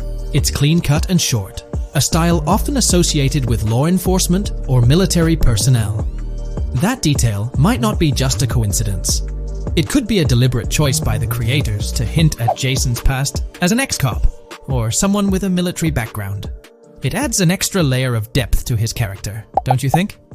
I'm genuinely interested in hearing your take on this theory. There is a lot of evidence supporting this theory, and it might be a major deal as we might be working with the police possibly in GTA 6.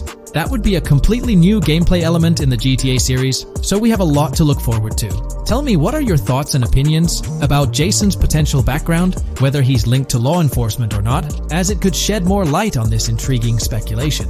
So, please share your thoughts in the comments section below, and let's keep this discussion rolling. Today, let's delve deeper into the scoop we've got about Jason and Lucia, straight from the game's artwork and that initial trailer drop.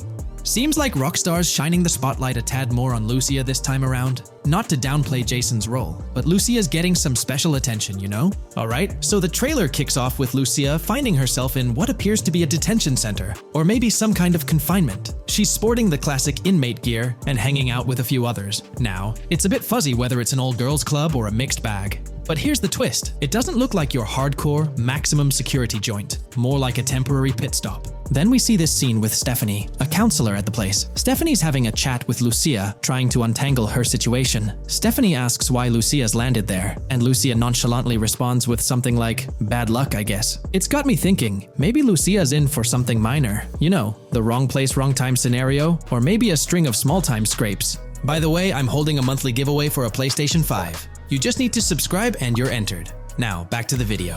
So, Lucia's starting off in a bit of a pickle, but I'm itching to see how the story unfolds, how she got caught up in this mess in the first place. Rockstar's got us all on the edge of our seats with this setup, and I can't wait to see what twists and turns are in store for these characters. Taking a closer peek at Lucia in this clip, she doesn't strike me as too old or hardcore, you know? Surprisingly, she's not all cuffed up or tightly restrained while having a chat with Stephanie, the counselor at this place. Stephanie's vibe doesn't scream in danger while talking to Lucia, so maybe her time in jail isn't as intense as we might think. So, Lucia's got a date with jail at some point. But yeah, she's not going to be stuck in there forever, that's for sure. Let's shift gears to this artwork Rockstar's thrown at us. In that pic, Lucia's flaunting an ankle monitor. Now that's the kind of thing they slap on you when you're out but not really free. It's like they're keeping tabs on you, making sure you stick to a certain area, like your home turf or maybe a specific part of town as set by the powers that be. Now let's dive into some wild speculation on how this whole ankle monitor deal might mix things up in the gameplay. Imagine navigating the game with that kind of electronic ball and chain. It's gotta influence how Lucia moves around or what she can get into. Maybe it restricts her to certain zones or forces her to lay low in certain situations. The possibilities are buzzing around my head. It's like a marker that says she's out of the big house, but under some major watch. You see, when you've got one of those strapped on, it's like a 24/7 reminder that you're under strict scrutiny. It's like a digital leash telling you, hey, no funny business or else.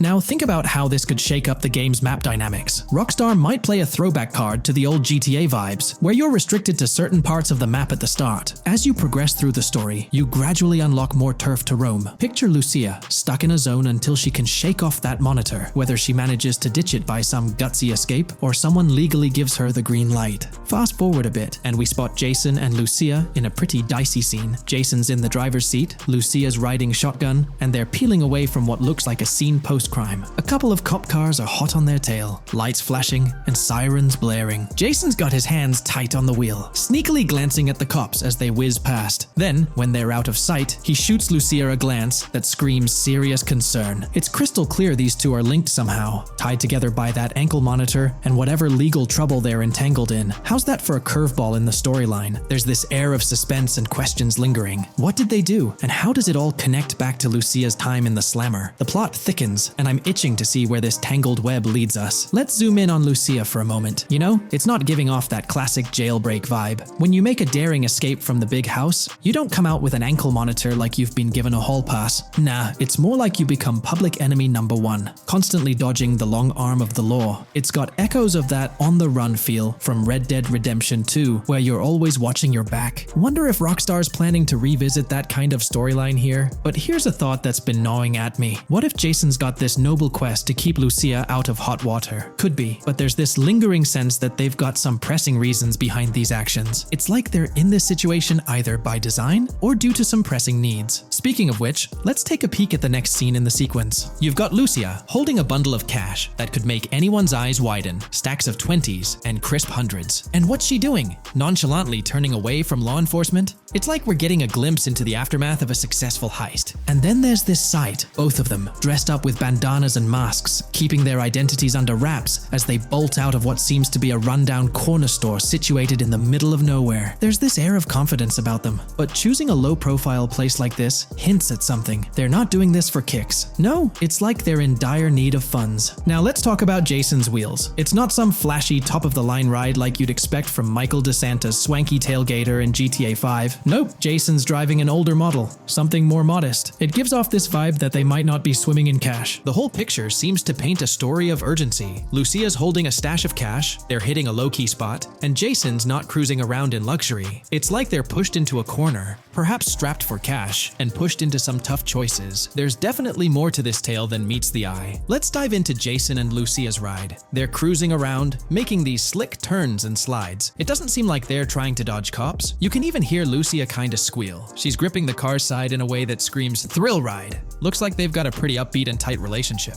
They're heading towards a motel. And guess what? Surprise, surprise, they're more than just partners in crime. Yup, Jason and Lucia are romantically involved. Now, Rockstar's not laying it all out for us, but you can pretty much read between the lines. Now, let's dissect this trust business. Feels like Rockstar's planting seeds for the storyline's ending. Trust can either be kept intact or shattered, right? It's like a pivotal point in a tale of two partners in crime. Maybe they'll face a dilemma where they have to choose between both making it out alive or going for a massive score, but someone doesn't make it to the finish line. Trust seems to be the crux of it all. And here's the kicker, the final scene. They kick open the door of this corner store, all confident, guns out, ready to hit the jackpot.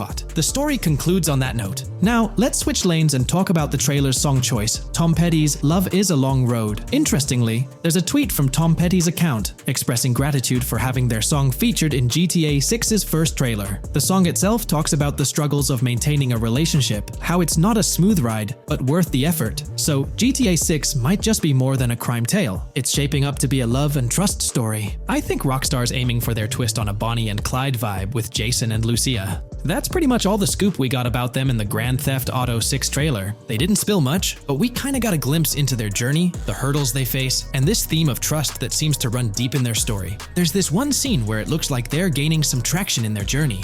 Jason's driving, Lucia's standing up in the passenger seat, and some paparazzi or somebody's snapping their pics. Seems like they've leveled up from their clothes to the car they're driving. So, at some point in the story, they might hit some highs. But knowing how these stories go, it could all come crashing down by the end. So, that's pretty much the lowdown on Jason and Lucia, our main characters in GTA 6. Can't wait to dig into their stories more. What do you folks reckon the GTA 6 plot's gonna be like? Which character are you stoked to play? Drop your thoughts in the comments below. And hey, if you like this video, a thumbs up would be cool. Hit that subscribe button if you're new here and want to stay updated on all things GTA 6. Don't forget to ring that notification bell too. The release of the GTA 6 trailer in 2023 has sent shockwaves of excitement across the gaming community.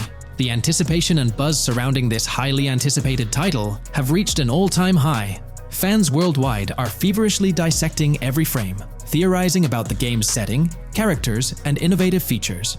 The hype is palpable as gamers eagerly await the next chapter in the beloved GTA series, poised to redefine open-world gaming once again. With Rockstar Games' history of delivering groundbreaking experiences, the fervor and enthusiasm for GTA 6 are undeniably at a fever pitch, leaving everyone counting down the days until its eventual launch. When we talk about the positive aspects of this partnership, it's essential to highlight the potential benefits that can emerge from Rockstar's newfound support for the modding community. One of the significant upsides is the acknowledgement of the brilliant and skilled developers behind the modding scene. For years, these developers have worked tirelessly to create unique and engaging experiences within the GTA universe. With Rockstar stepping into a collaborative space with CFX, there's an opportunity for a more symbiotic relationship. The infusion of official support could mean more resources, tools, and encouragement for modders to continue pushing the boundaries of what's possible within the GTA ecosystem. This collaboration might lead to innovative gameplay features, improved server stability, and an overall better experience for both players and content creators. Moreover, the recognition from a gaming giant like Rockstar could open doors for these modders in the industry. It may pave the way for potential collaborations, official partnerships, or even job opportunities within the gaming development sphere. This, in turn, could elevate the modding community to a more prominent and respected position within the gaming landscape. However, it's crucial to approach these potential benefits with cautious optimism. While the partnership appears promising on the surface, the reality lies in how Rockstar manages the delicate balance between maintaining control over its intellectual property and allowing creative freedom for the modding community. The outcome will heavily depend on Rockstar's willingness to foster collaboration, rather than imposing strict regulations. As GTA 6 draws closer, the impact of this collaboration will become more apparent. Whether it becomes a model for future partnerships between game developers and modders, or encounters challenges that hinder its success remains to be seen. The dynamics between Rockstar and the modding community could shape the future landscape of custom servers, roleplay experiences, and the overall modding scene in the gaming world. Stay tuned as we continue to explore and analyze the evolving relationship between Rockstar and the modding community. On the positive side, there's a glimmer of hope that Rockstar's acknowledgement of mods enhancing the player experience could pave the way for more modding support in GTA 6. This shift in perspective might lead to a more collaborative environment, where modders can contribute to the game's richness without fear of stringent restrictions. With Rockstar officially and financially supporting 5M, the CFX team gains more resources to elevate the GTA 6 server. This could mean a server even more impressive than the ones they currently run. The fact that 5M is now a Rockstar Games product suggests a vested interest in its success, promising additional funding and manpower to ensure its flourishing. An intriguing prospect emerges concerning the accessibility of custom servers. Currently limited to PC players, there's speculation that GTA 6 might integrate dedicated servers within the game itself, eliminating the need for external programs like 5M. There's been a lot of talk since GTA 6 was announced, with rumors flying all over. But hey, here's a rundown of confirmed stuff like vehicles, items, weapons, and features for the game. Now, the official release of the game is still a good few years away. Rockstar Games is really putting in the work to make this game top-notch. But thanks to a leak, we've got some inside info. We're talking cars, new physics, main characters like Lucia and Jason, map locations, a massive open world, tons of stuff to do in-game, and a bunch of weapons you'll get to use. We've also learned about better AI for non-player characters, some RPG elements, and cool new gameplay features. All this has got the gaming community buzzing about what GTA 6 will bring when it finally drops. Let's dive into the primary video clips making rounds on social platforms, showcasing mission gameplay, and offering insights into Rockstar Games' vision for GTA 6. Among the widely shared footage is a mission featuring Lucia, the game's playable character, and a Latina protagonist attempting to rob Hank's Waffles, a diner. During this early test phase, the non-player characters lack distinct facial features and bear a dummy-like appearance, humorously dubbed in-game as such. By the way, I'm holding a monthly giveaway for a PlayStation 5. You just need to subscribe and you're entered. Now, back to the video. The NPC's responses are influenced by Lucia's aggressive actions, with various animations depicting the fear evoked by the robbery, akin to the dynamic NPC reactions seen in Red Dead Redemption 2. In the diner heist, Lucia has the option to aim her handgun at a hostage, providing players the choice to either rob or engage in hand-to-hand combat. Managing the hostage adds depth to criminal activities in the game. Jason, the white male protagonist, is also involved in the robbery, allowing players to interact with both characters during the encounter. Jason urges Lucia to act swiftly and escape without a trace, hinting at a relationship reminiscent of Bonnie and Clyde, aligning with previous leaks regarding the game's storyline. The character's appearance bears similarities to actors Eva Mendes and Ryan Gosling from The Place Beyond the Pines, though it remains uncertain if the narrative will mirror the movie's plot. Lucia and Jason appear to be in their late 20s, and the game incorporates a character-switching mechanism seamlessly activated through the controller's D-pad. As the police arrive, Lucia can menace another hostage, leading to a showdown with law enforcement outside. The intricate design of the outdoor area suggests a setting modeled after northern Florida, characterized by lush vegetation.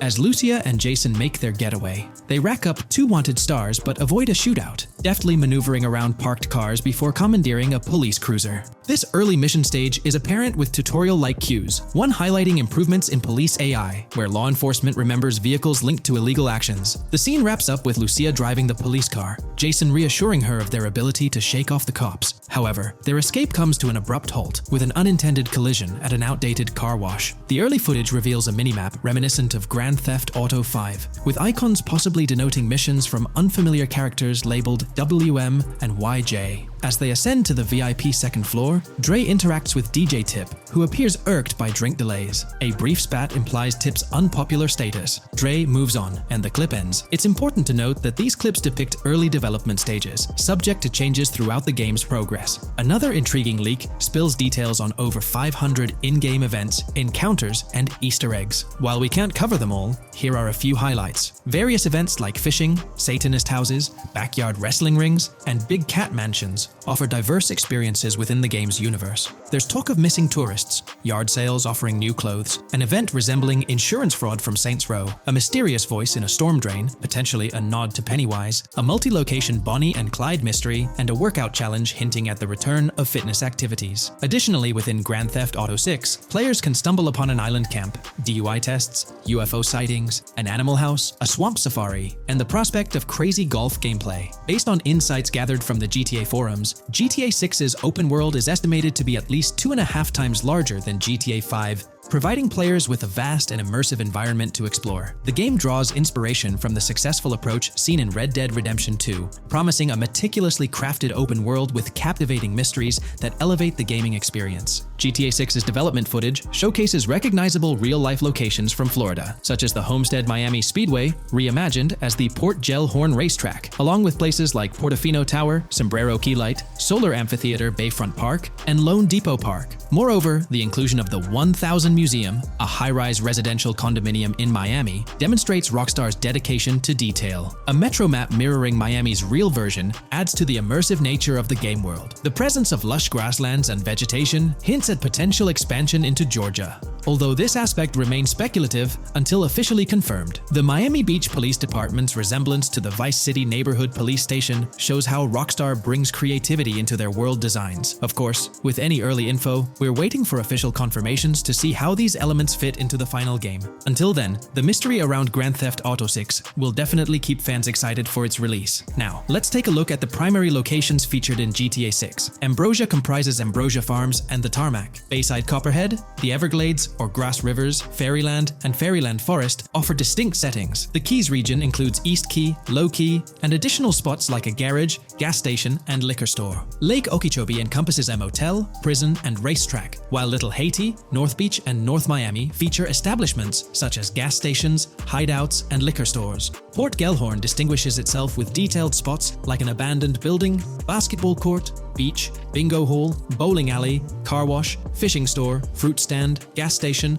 motel, pawn shop, police station, quick shop, raceway, soccer field, and more. Red Hill showcases a forest. South Beach offers a boardwalk, gym, hotel, Ocean Drive, and park, while South Miami Sundown includes a beach and tarmac. Vice Beach encompasses Vice City suburbs and Washington Beach. Miscellaneous locations such as an abandoned hotel, observatory, Fountain of Youth, homeless community, Malibu Club, Monument of Leonida, Redneck Yacht Club, Spaceship House, Underwater Research Facility, and Dinosaur World enrich the gaming world. Recent leaks from this week strongly suggest that Alexandra Christina Echevarri might be the voice behind Lucia in Grand Theft Auto 6. Her voice in a demo reel closely matches the leaked clips of Lucia's dialogues, hinting at her likely portrayal of the character. Throughout this breakdown, we've covered loads of info about Grand Theft Auto 6, diving into different aspects of the game. It was important to cover everything we know about the game so far, and while we're eagerly waiting for it, it might still be a couple of years before we get our hands on it. Let's kick off by highlighting some cool discoveries from the leaked clips, focusing on new features and gameplay details revealed. In one scene, Jason and his pals are chilling by an in-ground pool in a modest neighborhood, cracking jokes about a parody of social media called Life Invader. Their banter brings in playful references to Jay Norris's demise, showcasing that classic Grand Theft Auto humor fans love. Lucia and Jason are shown in animation tests doing different actions like jogging, stopping, and ducking to avoid gunfire. Rockstar's developers also tested vehicle crash physics on an overpass. The highway signs on Interstate 97 mention North Beaches and Lake Leonida, with the current exit leading to Washington Beach. In another interesting scene, Jason finds a shipping container filled with stacks of cash and a motorbike. Various development clips reveal tweaks being made to a vehicle's interior, hinting at potential new designs or customization options for players. Throughout the clips, interactions with NPCs in the open world are demonstrated, including characters taking selfies, which adds depth to the game's environment and immersion. There's a moment where Jason enters a gang member's territory and takes cover behind a truck, showcasing unique animations for characters reacting to being shot. A notable find in the clips is a jetpack, previously leaked by Tom Henderson, which is seen inside the Jack of Hearts Club. The game features parody social media logos like Snapchat, Instagram, and Life Invader. Characters also sport different hairstyles, with details like Lucia's visible bra under her shirt, adding realism. A new feature is the ability for players and NPCs to hold their guns sideways during combat, adding a different dimension to fights. Additionally, Jason is seen twirling his rifle in the air, while another character in a parking lot shoots at him with their pistol held sideways. The leaked clips also reveal early police AI testing, with NPCs showing better cover usage in shootouts. There's a scene where Jason holds up a diner worker with an assault rifle, and while there are dialogue options similar to Red Dead Redemption 2, they seem placeholder for now. Also, Jason's new ability to go prone is a fresh addition to the series. There's a scene in a thrift or antique shop that allows for robbery, potentially serving as a spot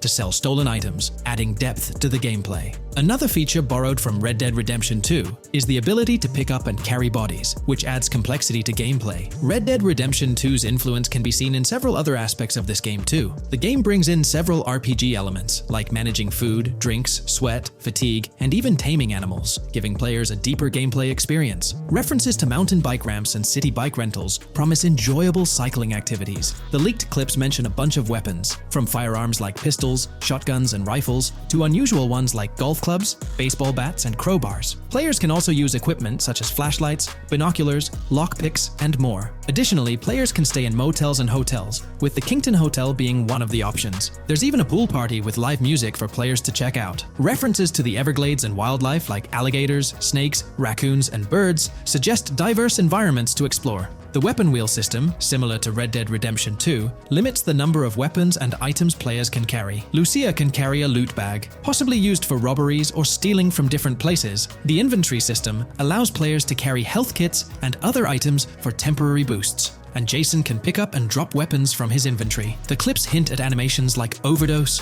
suggesting unique actions or events in the game. There are indications of horses and horse riding mechanics, possibly inspired by Red Dead Redemption 2.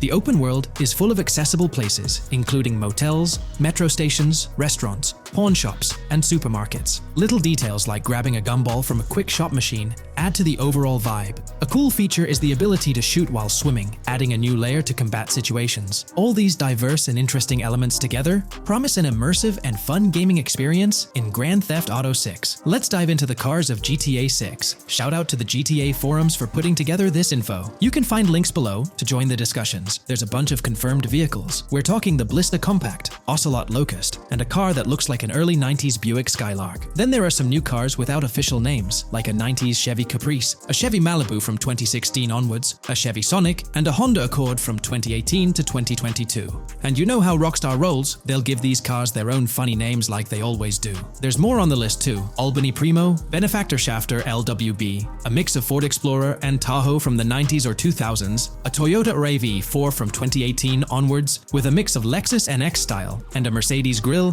Pegassi Tauros, a 1980s Jeep CJA Scrambler, a 5th Gen F150, a G20 conversion van, a Brute Camper, Vapid Speedo, HV Mixer, Metro Mover, D-Class Sheriff SUV, Mobatsu Sanchez Livery, Nagasaki Street Blazer, a 1970s Ford Ranchero, a 1971 Buick Estate, an Albany Emperor, D-Class Turbo Sabre, Yoga Classic, the Contender, and Sadler. Moreover, gamers can anticipate a range of vehicles in Grand Theft Auto 6, including the Slam Van Pickup, Bobcat XL, an updated Regina, Alpha, Gauntlet Classic, Moonbeam Helion, Boxville Go Postal, an unidentified Albany vehicle drawing inspiration from a 1959 to 60 Cadillac, a Rebel, an unknown Asian sedan, a Ferrazzi or Feroci, Baller, Novak, Buffalo STX, Alpha and Feudo, a Benson NF 890, Buffalo without a sports bumper, and the Steyr and Landstalker. This extensive lineup promises an immersive and varied driving experience for players within the game. What's got you hyped about this game? Share your thoughts in the comments below.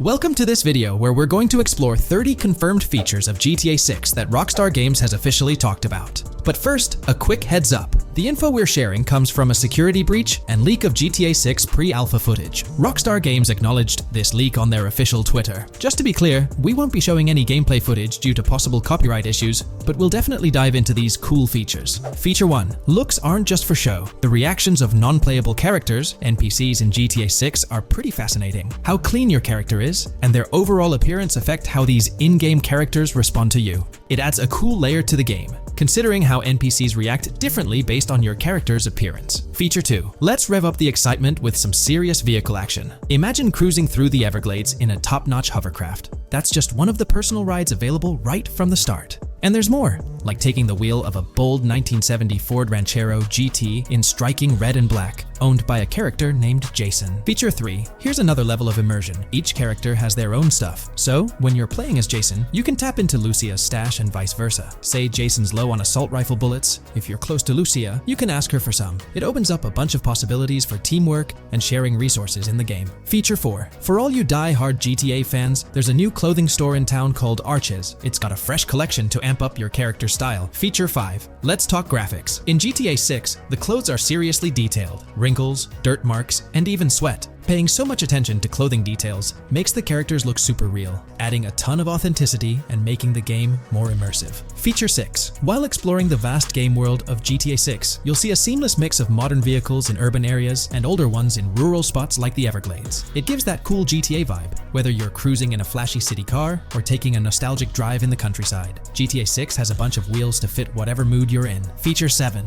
During certain heists, there's a timer showing when the cops will show up. Some think it's a developer thing, but it could mean players need to plan their heists well, syncing with the police response for a perfect score. That'd definitely add an exciting twist. Feature 8. I'm buzzing about this one. GTA 6 will feature a massive aquarium. Yes, you heard that right. Players get to explore an aquarium within the game, adding a cool new element to the gameplay. Feature 9. There's a limit on inventory space. Players can't stockpile an endless number of items. A smart move would involve rummaging through crates and storage spots at the docks to earn cash and gather valuable stuff, spicing up the gameplay. Feature 10. Here's something cool. In GTA 6, you're not stuck with your character's right side view like in GTA 5. Following Red Dead Redemption's lead, players can freely switch their character's preferred shoulder for a better view. It also changes which hand your character uses for weapons, making gameplay more immersive. Feature 11. GTA 6 adds a touch of reality with a dynamic day-night cycle. Shops don't stay open 24/7 anymore. Some close at night and reopen during the day, making the whole experience more immersive.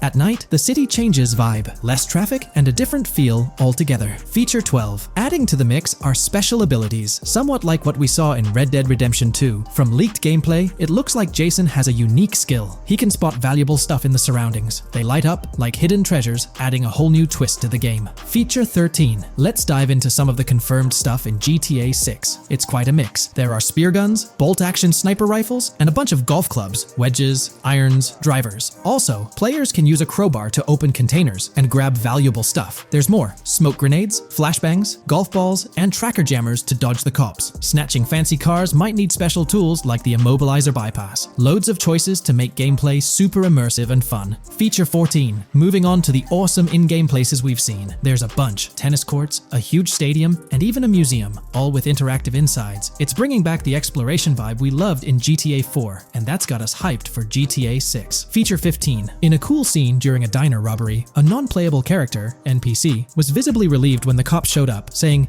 "Finally, thank heavens." This shows how smart the AI is in GTA 6, and it's a sign of Rockstar's attention to detail. Feature 16. Get ready for a huge and diverse map to roam around. GTA 6 covers the whole shebang of Vice City and its surroundings, offering tons to explore. You've got the bustling city, scenic beachfronts, Everglades-like grass rivers, the charm of Florida Keys, and the quaint Port Gellhorn. Port Gellhorn even gets its own police department, showing different areas with their own rules, kind of like what we saw in Red Dead Redemption 2. So, where's your first stop in GTA 6? Drop your thoughts in the comments. Feature 17. Time for a tour of interiors in GTA 6. There's a bunch of places waiting to be discovered. One cool spot making a comeback is Escobar International Airport, giving us those Vice City vibes. Exploring the airport could unlock a load of side missions, opening up endless possibilities for adventures. Feature 18. Tourism's a big deal in GTA 6, making the game world feel alive. You'll stumble upon a clever take on a famous theme park, kinda like Disney World. It's a thrilling spot to dive into, and get this, there's even the International Space Station. Rockstar's really going all out to make GTA 6 an awesome experience. Feature 19.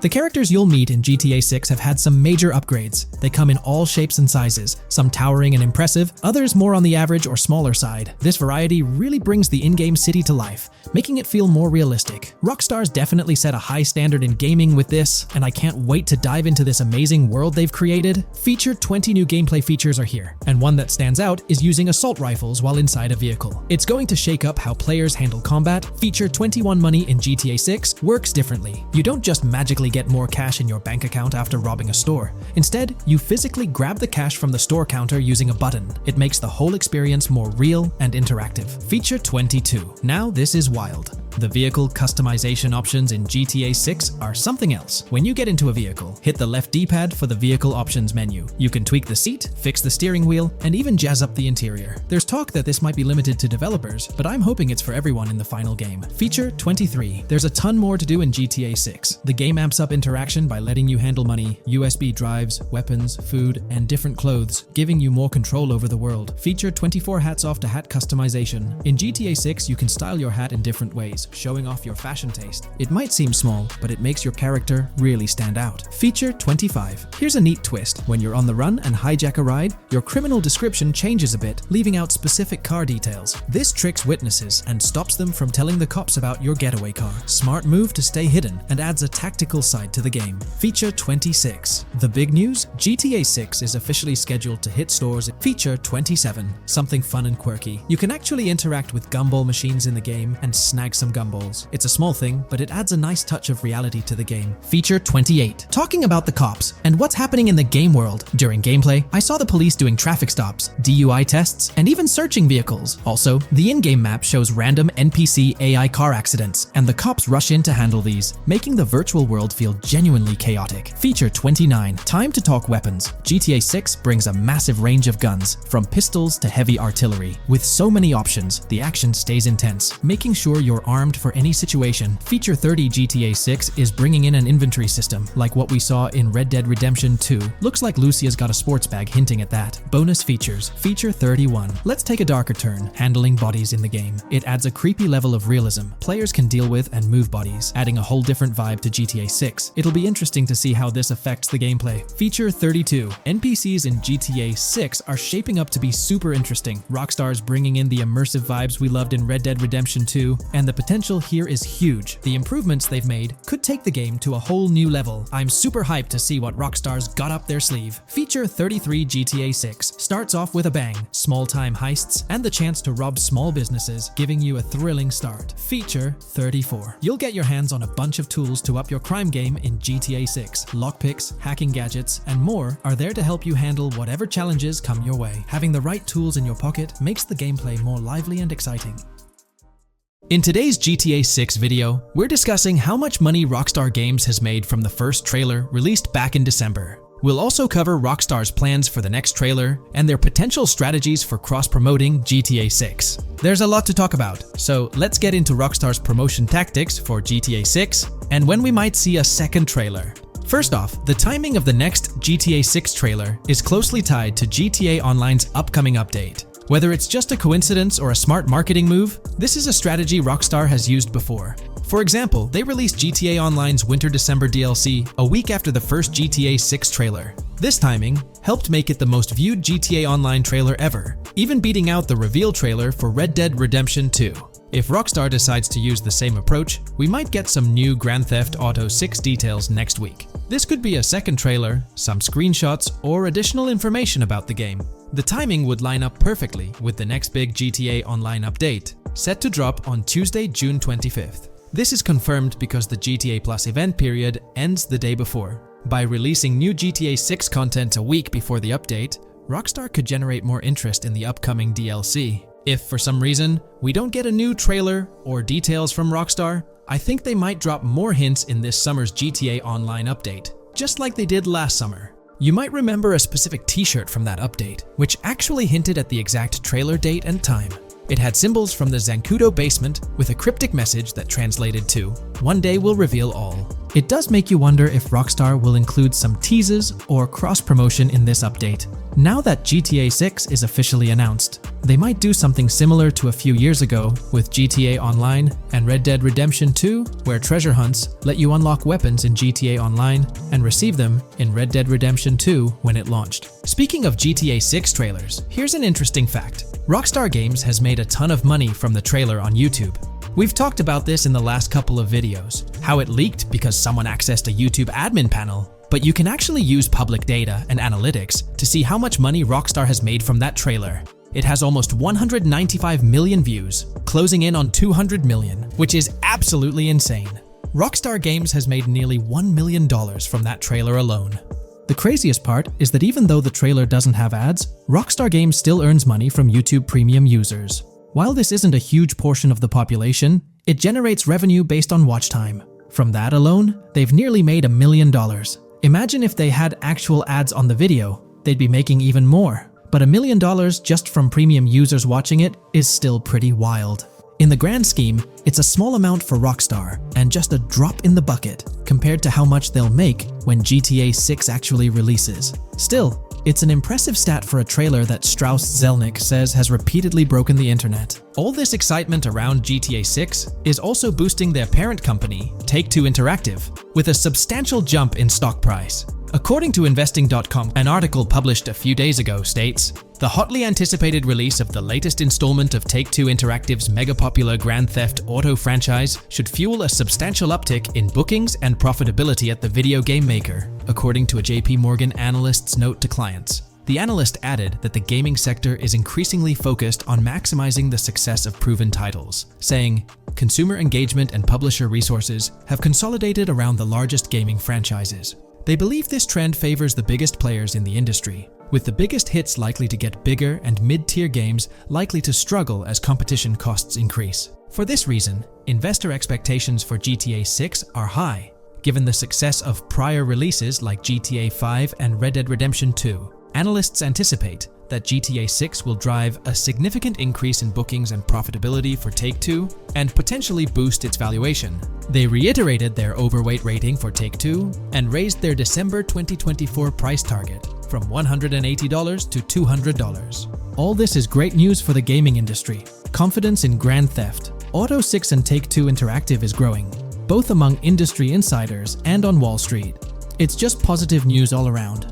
On another note, I initially thought GTA 6 would dominate the scene in 2025, causing other developers and publishers to steer clear, but that's not the case. Recently, at the Xbox Games Showcase, several amazing titles were announced, some set for 2024 like Call of Duty Black Ops 6 and Assassin's Creed Shadows. Interestingly, many other titles are now slated for 2025, meaning they'll be directly competing with GTA 6. Let's go over some of those anticipated titles. We've got some major hits like Doom, The Dark Ages, Death Stranding 2, Monster Hunter Wilds, Little Nightmares 3, Fable, Judas, the new Switch 2, and its launch games, Expedition 33, Ghost of Tsushima 2, Civilization 7, Atom Falls, Spider-Man, Venom, and many more. And we haven't even seen Nintendo's lineup yet, which we'll find out at Nintendo Direct. There could also be surprise contenders like another Naughty Dog game. 2025 is shaping up to be an incredible year for gaming, possibly the best ever.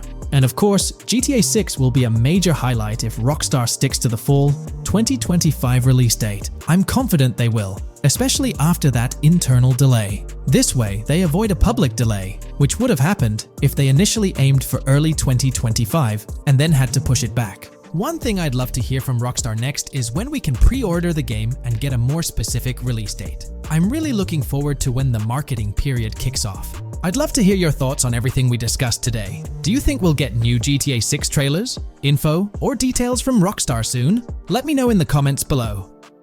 In today's video, we're delving into the character creation aspect of Grand Theft Auto 6 and exploring how in-game NPCs will be generated. We'll take a look at a recent patent filed by T2 Interactive, the parent company of Rockstar Games, which sheds light on the character creation process within the world of GTA 6. The patent reveals details about a new system developed by Rockstar Games, designed to streamline character creation and leverage the capabilities of current generation consoles more effectively.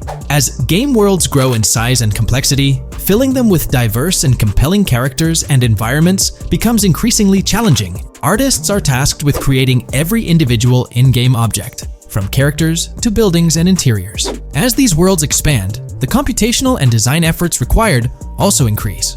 However, Rockstar Games has once again demonstrated innovation by developing a system that optimizes the rendering of 3D objects, ensuring efficiency without compromising on detail. This system addresses the challenges posed by the ever-expanding scope of game worlds. The patent we're examining in this video is titled System and Method for Game Object and Environment Generation. This video takes a deep dive into the generation of building interiors and characters within the expansive world being crafted by Rockstar Games. The patent starts off by providing an overview of how objects function within 3D spaces, as explained by Rockstar. Objects used in 3D graphics, often called assets, are a combination of geometry data, for example, the 3D model, and data for textures associated with the geometry data. An asset may be formed of one object, or it may be a composite object made from a combination of objects.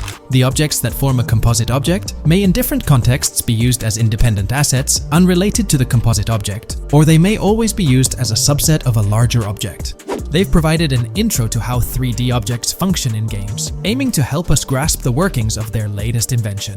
Persons of skill in the art will recognize that many different sorts of assets, such as vehicles, can be made from collections of subcomponents.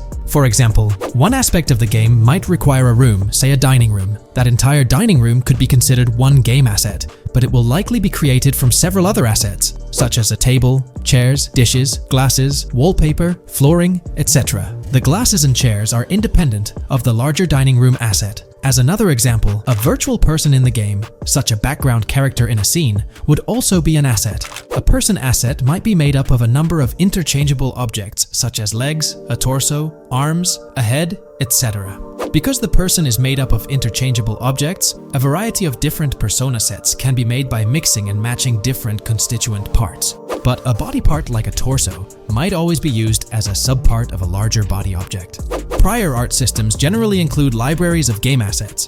The systems and methods of the present disclosure add a metadata layer to these game asset systems and provide modified development and game architectures to take advantage of the new metadata layer.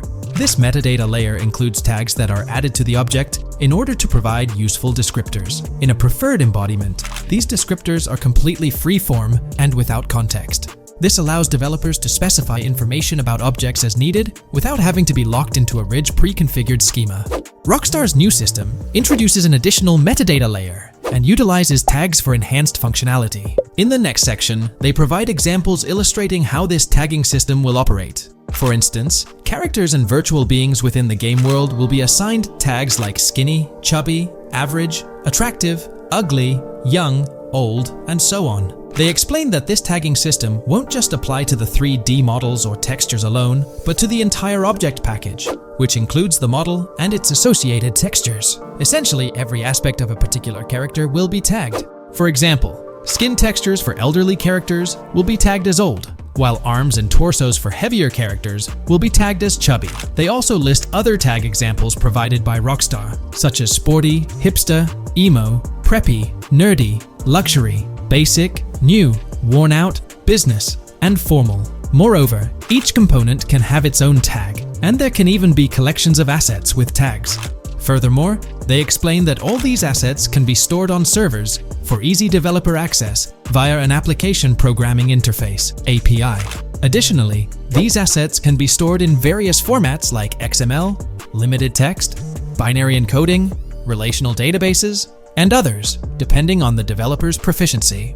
The systems and methods of the present disclosure further advantageously use the metadata via a rule set layer that uses the metadata to increase the speed and efficiency of game rendering, world or scene creation, game script execution, and rendering fidelity. In particular, the rule set allows designers to add context to the tags and to control their use by setting rules for the asset usage and the asset's interaction with the game and other objects. These rules are unrestricted and can be used to provide a wide variety of different capabilities and restrictions for objects. Let's take a look at how these tags will be put into action. For instance, if a jacket object is created, a tag like additional top garment can be assigned to it. Then, during gameplay, certain rules might search for this specific tag to identify objects like jackets. Furthermore, in a cold setting, the character's health stat may decrease at a slower rate because the character stays warm with the additional top garment. Moreover, the additional top garment tag could enhance rendering efficiency. For instance, if a character wears a shirt underneath a jacket, the shirt occupies memory space. Since the shirt is mostly covered by the jacket, Rockstar plans to replace the full shirt with a smaller texture, only containing the visible parts under the jacket, thus conserving memory. The combination of tags and the rule set can also be used advantageously for procedural generation of game objects and environments. For example, a game scene could be created in a game script by calling assets based on tags, rather than calling the assets explicitly. For example, if the game scene called for virtual characters in a movie theater, the game designer could simply specify a need for predetermined X number of characters with casual dress. If the designer wanted a sci-fi movie playing at the theater, it might also call for a higher percentage than normal of characters tagged nerdy. The metadata rule set interface would interpret these general instructions at game runtime to randomly generate virtual characters fulfilling those needs. Additionally, this system offers increased efficiency. For instance, the entire character object doesn't need to be packaged before streaming to the GPU for processing. Instead, they can be generated directly on the GPU using existing model and texture assets. Of course, Rockstar aims to utilize as many preloaded GPU textures as possible, while maintaining a realistic variety in the scene.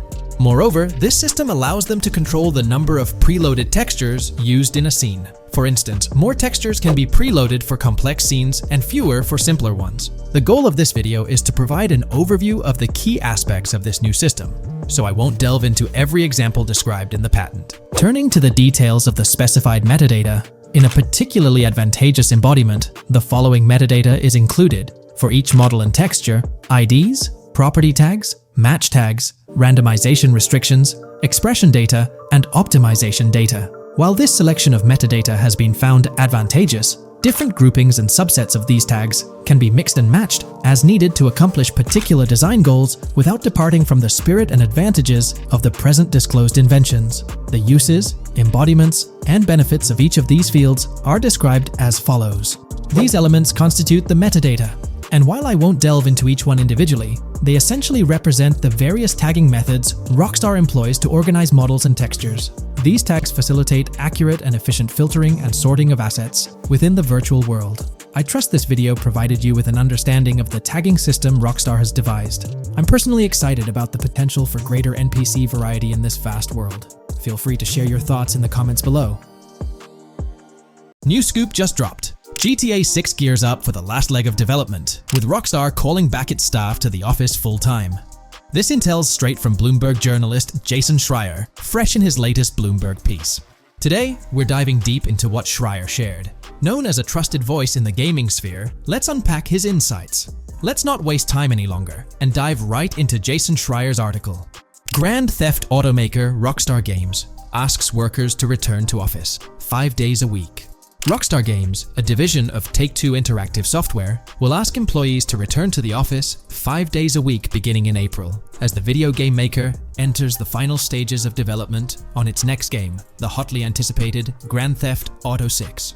In an email to staff on Wednesday, reviewed by Bloomberg, Rockstar head of publishing Jen Kolber said the decision was made for productivity and security reasons. The company has faced several security breaches, including a massive dump of early footage from the new Grand Theft Auto and an early trailer that leaked in December. Kolber wrote that the company also found tangible benefits from in-person work. Making these changes now puts us in the best position to deliver the next Grand Theft Auto at the level of quality and polish we know it requires, along with a publishing roadmap that matches the scale and ambition of the game, she wrote. Return to office mandates have been a hot topic across various industries since the pandemic forced myriad employees to work from home. More recently, many employers have asked staff to return to the office for 2 or 3 days a week. A study last month found that remote work did not have an impact on productivity. The issue has been particularly controversial among video game workers, thanks to the volatility of the industry and its lack of a centralized workforce. Many of 2023's biggest video game hits, such as Marvel's Spider-Man 2 from Insomniac Games, were developed remotely. Rockstar's in the final stretch of developing Grand Theft Auto 6, hinting at a possible early 2025 launch. With this, we might anticipate the release of a second trailer, along with screenshots and more teasers in the coming months. While fans rejoice, this could mean extra pressure for Rockstar Games staff. Stay tuned here for updates as Rockstar unveils more details about GTA 6. Are you geared up for the official start of GTA 6 marketing? Drop your thoughts below. The GTA 6 community has just found some major clues left by Rockstar Games, and it was under our nose the whole time. GTA 6's Trailer 1 revealed a ton of new things about the game off the bat, but recently, there's been even more developments that show off the GTA 6 main character story, Lucia. We learn a bunch of new things about her background, so if you're not interested in potential spoilers, this may not be the video for you. This information is directly from Rockstar Games, so this is the real deal. So getting into the details of Lucia's jail cell, let's focus on those newspaper clippings. I'll do my best to zoom in and enhance the image, but there are 2 distinct white clippings with black text. One of them appears to have a portrait, and I can only speculate that it might resemble a modern-day wanted poster. This could be showcasing the story of Lucia's alleged crime, accompanied by an image like a visual representation of what she's accused of. It's almost akin to a wanted picture that you'd find in a newspaper. This phenomenon isn't unheard of in real life. When people do something noteworthy or newsworthy, it's not uncommon for them to keep a record of it, like an article, and put it up on their wall as a sort of memento. It's like a snapshot of a moment in their life, even if it involves legal trouble. So Lucia might be preserving this particular newspaper clipping as a piece of her history, whether it's for sentimental reasons or perhaps as a reminder of the circumstances that led to her incarceration. Now let's broaden the scope a bit and draw comparisons to previous GTA protagonists. Take Michael DeSanta, for instance. His mansion has family photos on the walls. Franklin Clinton's house features similar personal touches. Even Trevor Phillips, in his trailer, has pictures that tell a story about his life. It's not just confined to the HD era. Even in the 3D era games, characters had their own way of leaving traces of their lives in their living spaces. This inclination to personalized living spaces is fascinating. In Lucia's case, the jail cell is an unexpected canvas for her personal story. It makes you wonder about her background, the choices she made, and the events that led her to that cell. Exploring these details could give us a deeper understanding of who she is and why she's in the predicament we find her in. Considering Lucia's attachment to those newspaper clippings, it raises interesting questions about her attitude towards her crimes. Perhaps she finds a sense of pride, or even enjoys the bit of notoriety or fame she's garnered from her actions. Keeping those clippings might be her way of cherishing the attention or recognition she's received. The prospect of spending a substantial amount of time in prison also suggests that it could involve more than just a brief cutscene, but potentially a series of missions within the jail environment. Now, shifting our attention to the picture above the bunk bed, it's a bit of a visual puzzle. While it's challenging to discern details, on the left side, there's a guy with a drink in hand, donning a white t-shirt. Next to him is a woman with voluminous hair, and in the foreground, there's another figure. This composition raises the question of whether these individuals could be Lucia's family. The dynamics and connections between characters are often crucial in unraveling the narrative of any GTA game. Acknowledging my limited knowledge about jail life, it's uncertain whether inmates generally have the privilege of keeping photographs with them as mementos. However, in this specific scenario, it appears that Lucia can. This might imply that the prison depicted isn't a maximum security facility, given the freedom for inmates to keep personal items. While the setting is far from casual, it offers a level of interaction and mobility, allowing inmates to go outside, engage in conversations, sit at tables, and soak in sunlight. The orange jumpsuits signify their status, but the absence of being handcuffed to the ground suggests a certain level of relative freedom. In this context, the allowance of pictures and photographs could offer an additional layer of insight into the characters and their personal connections, providing players with a unique perspective on Lucia's life, both inside and outside the jail cell. Taking a closer look at the latest image, which I've adjusted to bring out more details, there's another intriguing photograph.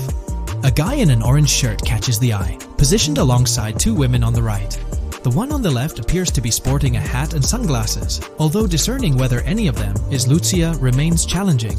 They could very well be family members, close friends, or simply individuals from her social circle. Amidst all the uncertainty, Lucia seems notably fixated on reflecting upon her actions and the community's response.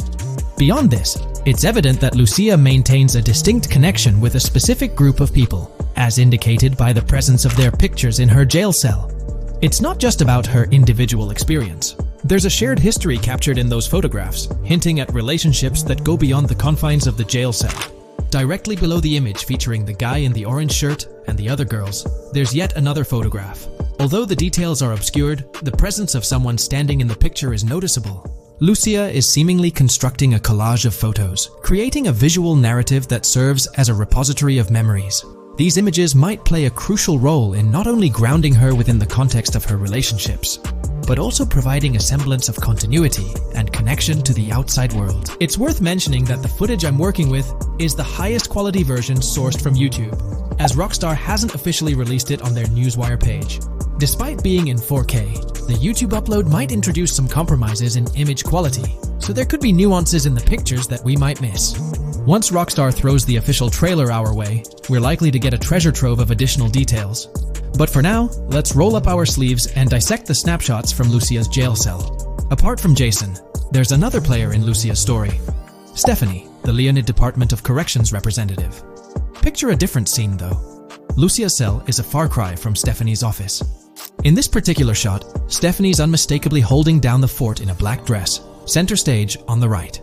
Flip to the left frame, and there she is again, donning a red dress on the right side.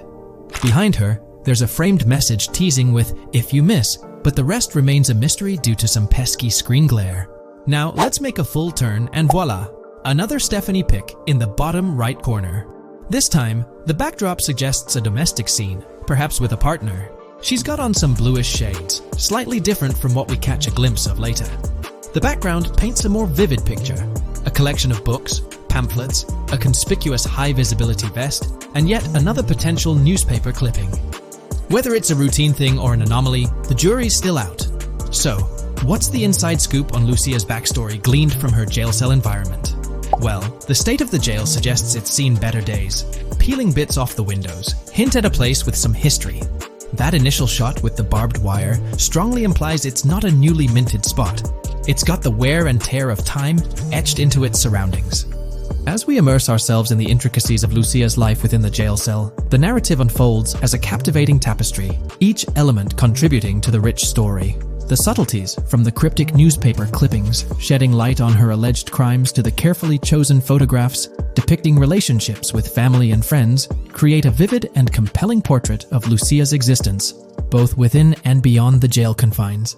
The personal touches within her confined space evoke a rawness that harks back to the legacy of previous GTA protagonists.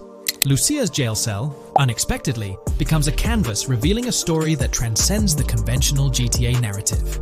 It prompts curiosity about her past, the decisions that led her to incarceration, and the intricate web of relationships that define her. The permission granted for personal items like photographs in the jail cell adds an intriguing layer to the storytelling, suggesting a nuanced sense of freedom within the constraints of imprisonment. Lucia's attachment to these items, whether they be newspaper clippings or family snapshots, beckons players to ponder her perspective on her own actions and the recognition she may have garnered. While we eagerly await the official trailer release from Rockstar, it is clear that Lucia's story is woven with complexities and mysteries that leave us yearning for more. The weathered appearance of the jail environment, with peeling bits off the windows and subtle signs of aging, hints at a setting steeped in history, amplifying the anticipation for the unfolding narrative. Thus, with these glimpses into Lucia's world, we find ourselves surrounded by a plethora of unanswered questions. When did she find herself behind bars, and what duration does her stay entail? Your insights are eagerly awaited in the comment section. If this exploration into Lucia's jail cell has piqued your interest, a thumbs up would be much appreciated.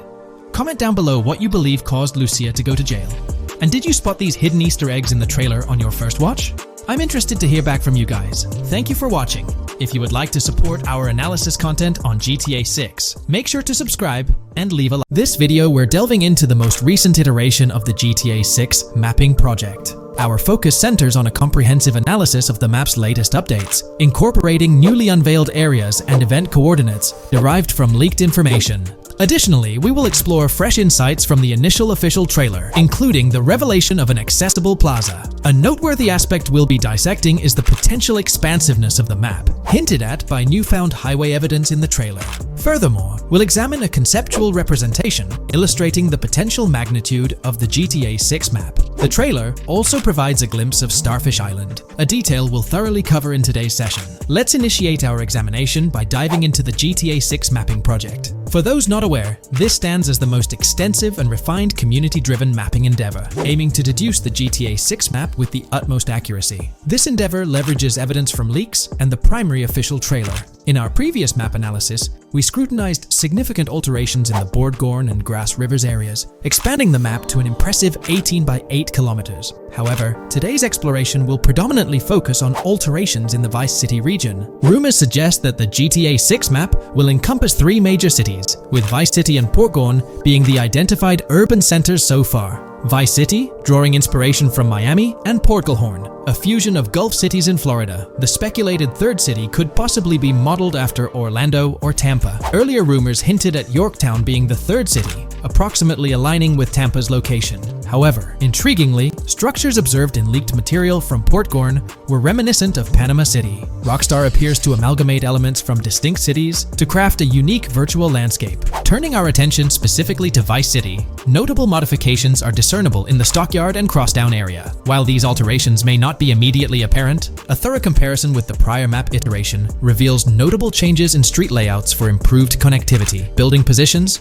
including the relocation of the Jack of Hearts nightclub, featured in leaks and the trailer, signify significant shifts. Adjacent structures visible in the trailer's music video shoot scene have undergone subtle rearrangements. A noteworthy addition to the GTA 6 mapping project encompasses events gleaned from leaks, introducing a dynamic layer to our understanding of the evolving landscape. At present, we've pinpointed 4 events on the map, marked by light blue dots. These events include the missing persons poster at the liquor store, the big cat cage roof at Everyday Art Elephant, and the Everyday Art Sidewalk Creep, all clustered around the Crosstown SL Stockyard area. Meanwhile, there have been notable changes in the Vice River area, with some buildings rearranged and brought closer to the river. The overall shape of this area has also been altered, and a new marina building near the airport has been introduced, based on recent evidence. Another significant alteration concerns the incorporation of Ica and Belleville into Vice City. While their status remains speculative, with their names displayed in red, Ica is purportedly inspired by Alapata, a neighborhood in Miami-Dade, while Belleville draws parallels with Brownsville. Formerly perceived as small towns on the outskirts of Vice City, they're now considered part of the Vicedale neighborhoods, following fresh evidence. This reclassification potentially places scenes like the police officer pursuing the overweight individual in the Belleville neighborhood. Furthermore, a notable discovery linked to Tommy Vercetti's mansion has surfaced. Star Island's inclusion in the game has been confirmed, evidenced by its appearance behind the Rockstar game's title, and in a scene featuring a bikini-clad woman. This revelation solidifies its status as a game location, with strong ties to the original Starfish Island from GTA Vice City, where Vercetti's estate was situated. The prospect of encountering the mansion in-game, whether as an accessible structure or an abandoned relic, remains uncertain but tantalizing. The mention of Star Island remains speculative, as indicated by its red font, leaving the possibility open for it to be renamed Starfish Island or something else. These developments encapsulate the latest updates to the GTA 6 mapping project. Additionally, let's delve into a Reddit post that has garnered attention. I'm still very intrigued by the prospect. This is a full accessible plaza. The full access plaza featured in the trailer has piqued my curiosity. This snapshot is captured during a scene where Jason and Lucia evade the police momentarily. Positioned on the right side of the frame is a sign, presumably denoting a mall within the game. Notably, several brand names, including Kowalski, Callis, Scala, and Alpha, are visible on this sign. Furthermore, a portion of the mall's name briefly appears, starting with Ever. Could it be Evergreen Plaza or another variation? The answer remains elusive, and we'll have to await further developments to unravel this mystery. I can pretty much bet on it that this shit will indeed be fully accessible. Most of the signs on that structure look to be clothing and accessory shops, which would easily mean it's accessible to us. I'm really hoping the mall makes a return in this one and will serve kind of as a player hub when online drops. Oh, that would be good. Maybe a spot where you can't attack. Could meet people to join up for races, heists, etc. That would be pretty neat. Now let's shift our focus to some additional findings that might provide evidence for the existence of the third major city in GTA 6. Furthermore, we'll explore why the actual map size of GTA 6 could potentially surpass the estimations derived from the mapping project. Possible map length. Since we don't know what's in the northern part of the map, and we're not sure if it ends where the current mapping project suggests, I thought the map could look something like this. I get that a map like this might be 4 times bigger than GTA 5, so it could be a lot, but we can't be sure about Rockstar's plans. I also think so, cause on the east coast of the current map, we have Vice City's predicted beach areas going almost to the very top.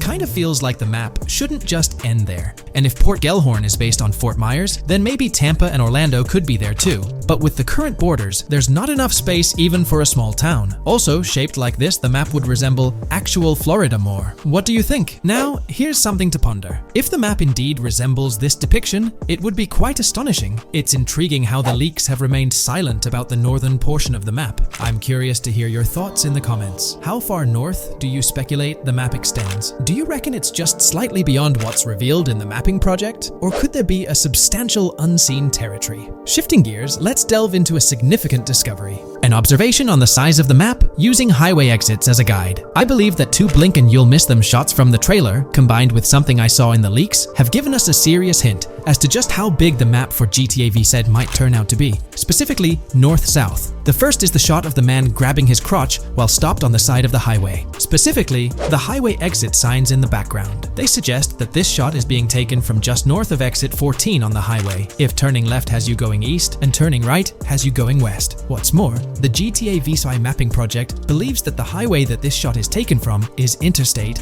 97. Adding to this, there's this shot from earlier in the trailer of the woman in the gold dress hanging out the top of a convertible traveling down I-404, heading towards a junction with 197. At the very start of that clip, you can catch the exit number on the sign she's driving under. You can't see all of it, but to me, it looks more like exit 18 than exit 1B. This one is more speculative though. Now, I'm about to get into the leaks, so I can't post any pictures. There's a clip in the leaks of a red ute heading northbound on 197 towards the exit 13 AB junction that takes 1 to Washington Beach and Ekanfinaka before crashing. The mapping project has been using the leaks to create their maps, and they've placed that stretch of 197 north of Mr. Crotchgrab from the trailer, running through the Stockyard neighborhood. This to me indicates that the highway exits are going to follow a realistic number pattern, with the number increasing or decreasing for every mile traveled. The question is, where does this put exit 12? Exit 11? All the exits going up to 1? I've taken the latest version of the mapping project's map and pointed out where exits 14 and 13 are located. Then, extrapolating from there and using the map's grid as a handy guide, I drew where all the exits further down the numbering scheme might be located. I ran out of room to put exit numbers at #9. If 197 is going to keep following the same numbering scheme all the way north until it hits exit 1, then it's likely that the map is going to be far bigger than we currently think it is, and what's been shown and plotted out so far. In fact, I think the only reason nothing's been plotted up there so far is because so much so far has focused on Vice City and its environs. 404-2 could wind up running just as far north, allowing for a few extra miles and exit numbers to accommodate it crossing the Everglades grass rivers before turning north, as I-75 in real life does. Bottom line, the map for this game is going to be enormous. There's been some chatter among you all about another potential scenario, the possibility of I-97 serving as a loop highway encircling the map's perimeter, similar to GTA 5. While this is a valid consideration, I've largely dismissed it due to a straightforward reason. As previously mentioned, I-44 boasts exit numbers and highway markers that suggest its considerable length, likely extending westward until it reaches the Gulf of Mexico before veering north, mimicking the real-life trajectory of I-75. If the map's northern boundary remains close to its current cutoff point, and I-97 extends west and south extensively, then it's plausible that I-44 would mirror this pattern in the opposite direction. While the notion of two loop highways isn't entirely implausible, it could potentially introduce redundancy. Additionally, in GTA 5, the loop highway wasn't simply labeled under one name. The segment along the coast was dubbed the Great Ocean Highway, while the inland stretch traversing the desert was referred to as the Sonora Freeway. Moreover, within Los Santos, various freeways possess distinct names and numbers, even when merging seamlessly, such as the Del Perro, La Puerta, and La Mesa freeways. My hypothesis currently is that there is a loop highway, but that one, 97 and I-404, are two halves of it. They both start in Vice City and intersect in Crosstown. 197 runs up the Atlantic coast. 404 runs west through the grass rivers, and then turns north to run up the Gulf Coast, and they both meet at a point further north. Whether that point is a city, a smaller town, or something else, that is still unknown. Feel free to drop your thoughts in the comments regarding everything covered in today's video, particularly this astonishing discovery. There's substantial evidence hinting at a larger map size, but I'm eager to hear your input, so don't hesitate to leave a comment below. Hey there, great news for GTA fans. GTA 6 is making some big changes to the series. We've got a load of interesting info about the game that you should definitely hear about. Just a heads up, the details we've got are from leaked online footage, but sorry, no links or showing it. Still, loads of cool stuff to share, like new animals, AI changes, RPG elements, and more. Let's dive in. Fact 1 interactions with NPCs are getting way cooler. You'll have choices like threatening, robbing, shooting, or restraining them. Some missions will even have gesture-based actions, like Red Dead Redemption 2. Car damage is more realistic, and the insides are crazy detailed, with working dashboards. Fact 2. Let's talk weapons. GTA 6 is changing things up, taking a page from Red Dead Redemption 2. Instead of a big weapon wheel, you'll have slots for small firearms, melee weapons, rifles, and shotguns. No unlimited weapons, but you can drop and pick them up as you go. Fact 3. In the developmental phase, there was a sighting of Arthur Morgan's hat, though it's uncertain if this will make it to the final game. Players now have the option to surrender to the police during a robbery, which adds a thrilling twist. Police response time has been updated to feel more real, displaying a timer that varies based on the crime's severity. A murder, for instance, prompts a faster response than a robbery. The maximum wanted level is capped at 5 stars in GTA 6,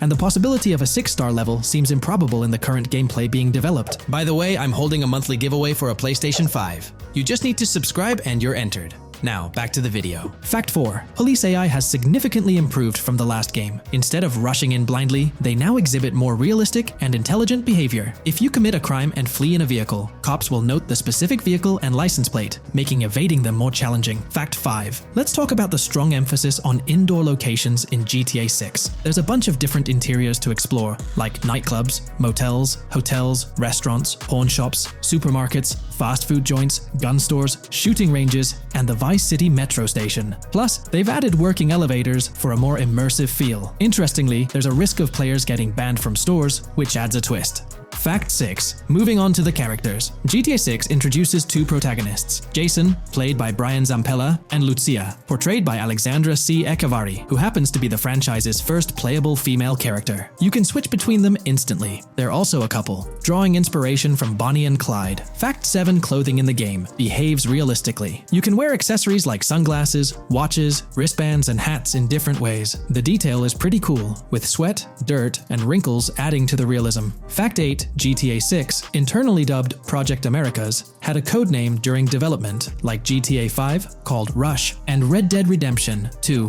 Bonniere. Originally, the plan was for a bigger map covering North and South America, but changes in Rockstar's approach scaled it down. Still, it's shaping up to be a memorable experience with its features and locations. Fact 9.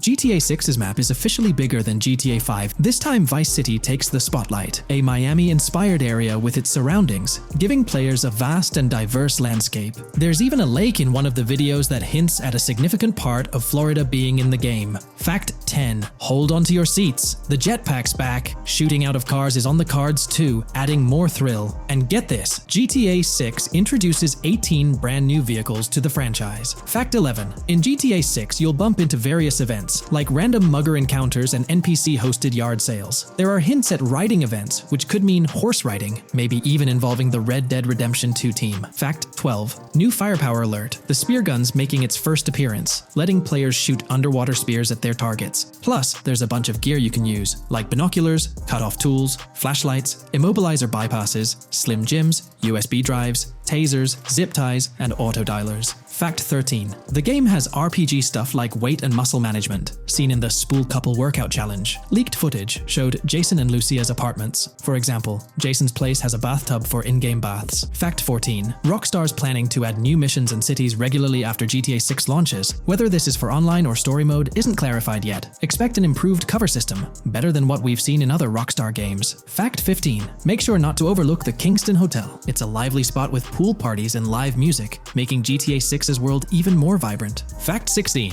GTA 6 gets more interactive with working CCTV cameras that you can wreck. Be wary of cop traps, spots where cops wait to nab you, and be prepared for intense moments with dirty cop shakedown events. Fact 17. As part of the immersive feel, the game includes DUI sobriety tests, but it's unclear if they're for the player character or random NPCs. Rockstar's focus on detail shines, even with fully working gumball machines in the game. Fact 18. The gunplay in GTA 6 resembles what we've seen in Red Dead Redemption 2 and Max Payne 3. It might be worth giving those games a shot before GTA 6 comes out, if you haven't already. And activities? GTA 6 is loaded with options, from fishing and crazy golf to basketball, football, and soccer. There are gyms to work out in, a yacht club, and even a racetrack. Fact 19. Get ready for a modern-day setting. Post-GTA 5 events, the game is meticulously detailed, recreating many Miami landmarks like a grand tennis court, a bustling football stadium, and a vibrant amphitheater. The map includes an airport and a functional tram system with an airport stop. And that's not all. The Florida Keys and a swampy region, the grass rivers reminiscent of the Everglades, are part of the game. Players can ride swamp boats in this area. Fact 20 weapons are diverse in GTA 6. You've got melee options like golf clubs, pool cues, crowbars, and bats, along with a range of firearms from pistols to snipers and RPGs. You can even customize how your character holds weapons. Plus, there's a bunch of throwable stuff like grenades, molotovs, and even golf balls. Fact 21.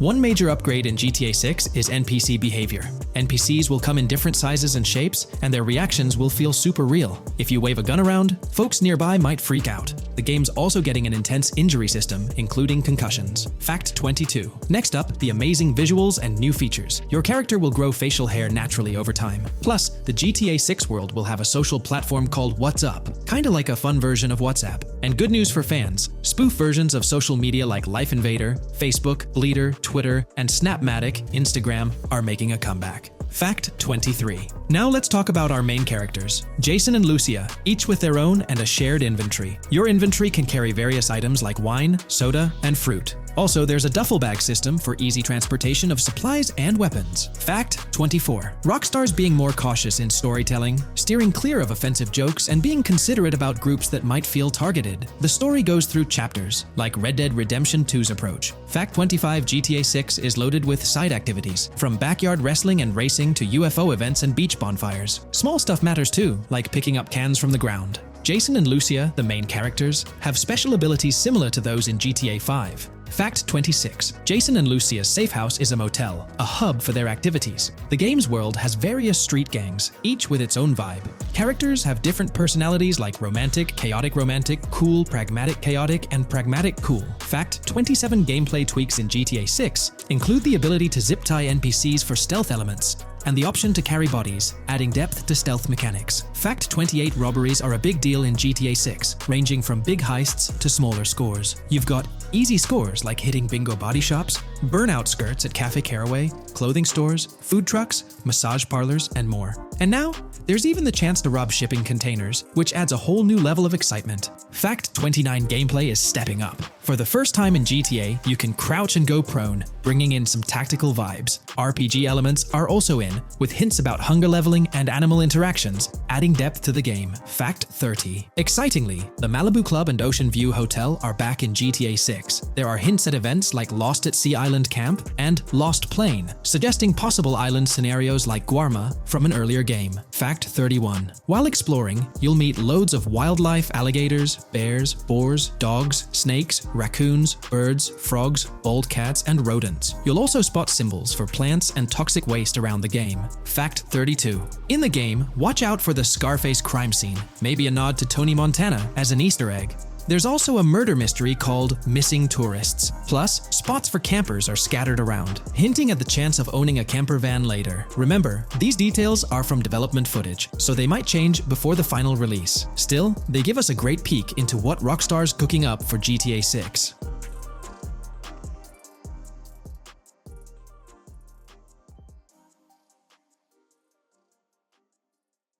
Here's all the information we've managed to gather about Grand Theft Auto 6 so far. Dedicated fans have compiled a 60-page document that meticulously covers every new feature revealed in last year's leaks. These features have been officially confirmed by Rockstar Games, as they originate from the footage Rockstar themselves acknowledged as part of Grand Theft Auto 6. Keep in mind that the game is still in development, so some details might evolve. However, as of now, these are the features you can expect to find in the game. If you're interested in delving into the full document, you can find a link in the description. But bear in mind that it's quite an extensive read, so we'll break it down for you. Let's begin by discussing the game engine. Euphoria physics has undergone adjustments, and improvements have been made to the ragdoll physics and overall game physics compared to GTA 5. Additionally, Grand Theft Auto 6 will incorporate lighting and skybox systems similar to those seen in Red Dead Redemption 2. This means you can anticipate enhancements like volumetric clouds and better lighting, which mark a significant leap forward, even compared to Red Dead 2. One notable detail from the leaks is the presence of heavy fog, a feature not prominently seen in GTA 5, except for snowy conditions. Advanced weather systems will play a more prominent role in GTA 6, adding depth and immersion to the game world.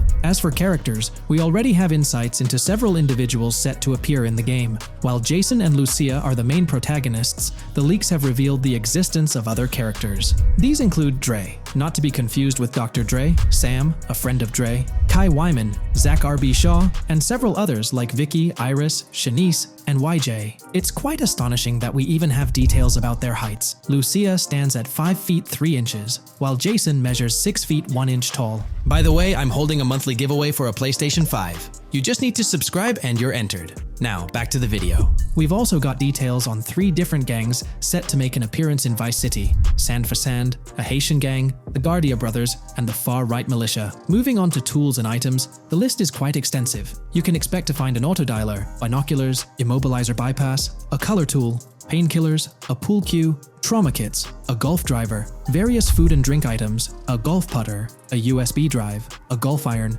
a crowbar, a golf wedge, a torch, a slim jim, a tracker jammer, a duffel bag for stashing your loot, cigarettes, and a backpack, again for storing your loot. When it comes to weaponry, the leaks confirm several options: a rocket launcher, an assault rifle, a baseball bat, a polymer pistol, a knife, a bolt-action sniper rifle, a Molotov cocktail, a spear gun, which is intriguing, a smoke grenade, a compact SMG, a flashbang, a micro SMG, a hunter sniper rifle, a heavy machine gun, an auto rifle, and a pump-action shotgun. The weapon wheel system will be divided into 3 sections: weapons, equipment, and gear. This setup is reminiscent of Red Dead Redemption 2, where you had access to your weapons, items, and horse all in one interface. Notably, we've seen glimpses of the ability to hold different weapons in each hand, and there's an additional quick item inventory in the bottom left corner of your screen. In a video clip, we observed an NPC firing at Jason, and shortly after, we noticed that Jason's health was low. A tip appeared on the left side of the screen,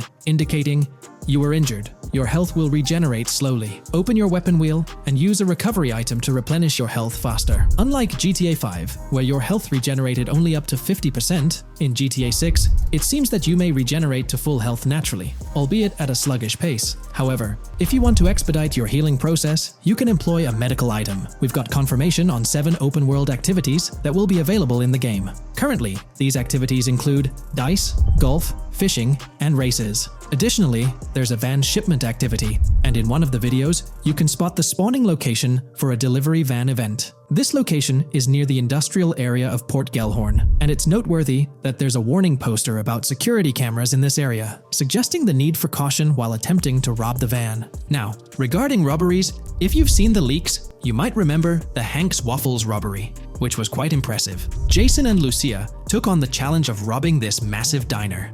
In another clip, when Jason was entering a store for a robbery, it became apparent that he possessed an ability allowing him to see through walls. The leaks also mention events related to searching vehicle trunks for something valuable, or perhaps finding nothing at all. Moving on, there's another event type called deliveries mentioned, specific to Port Gellhorn.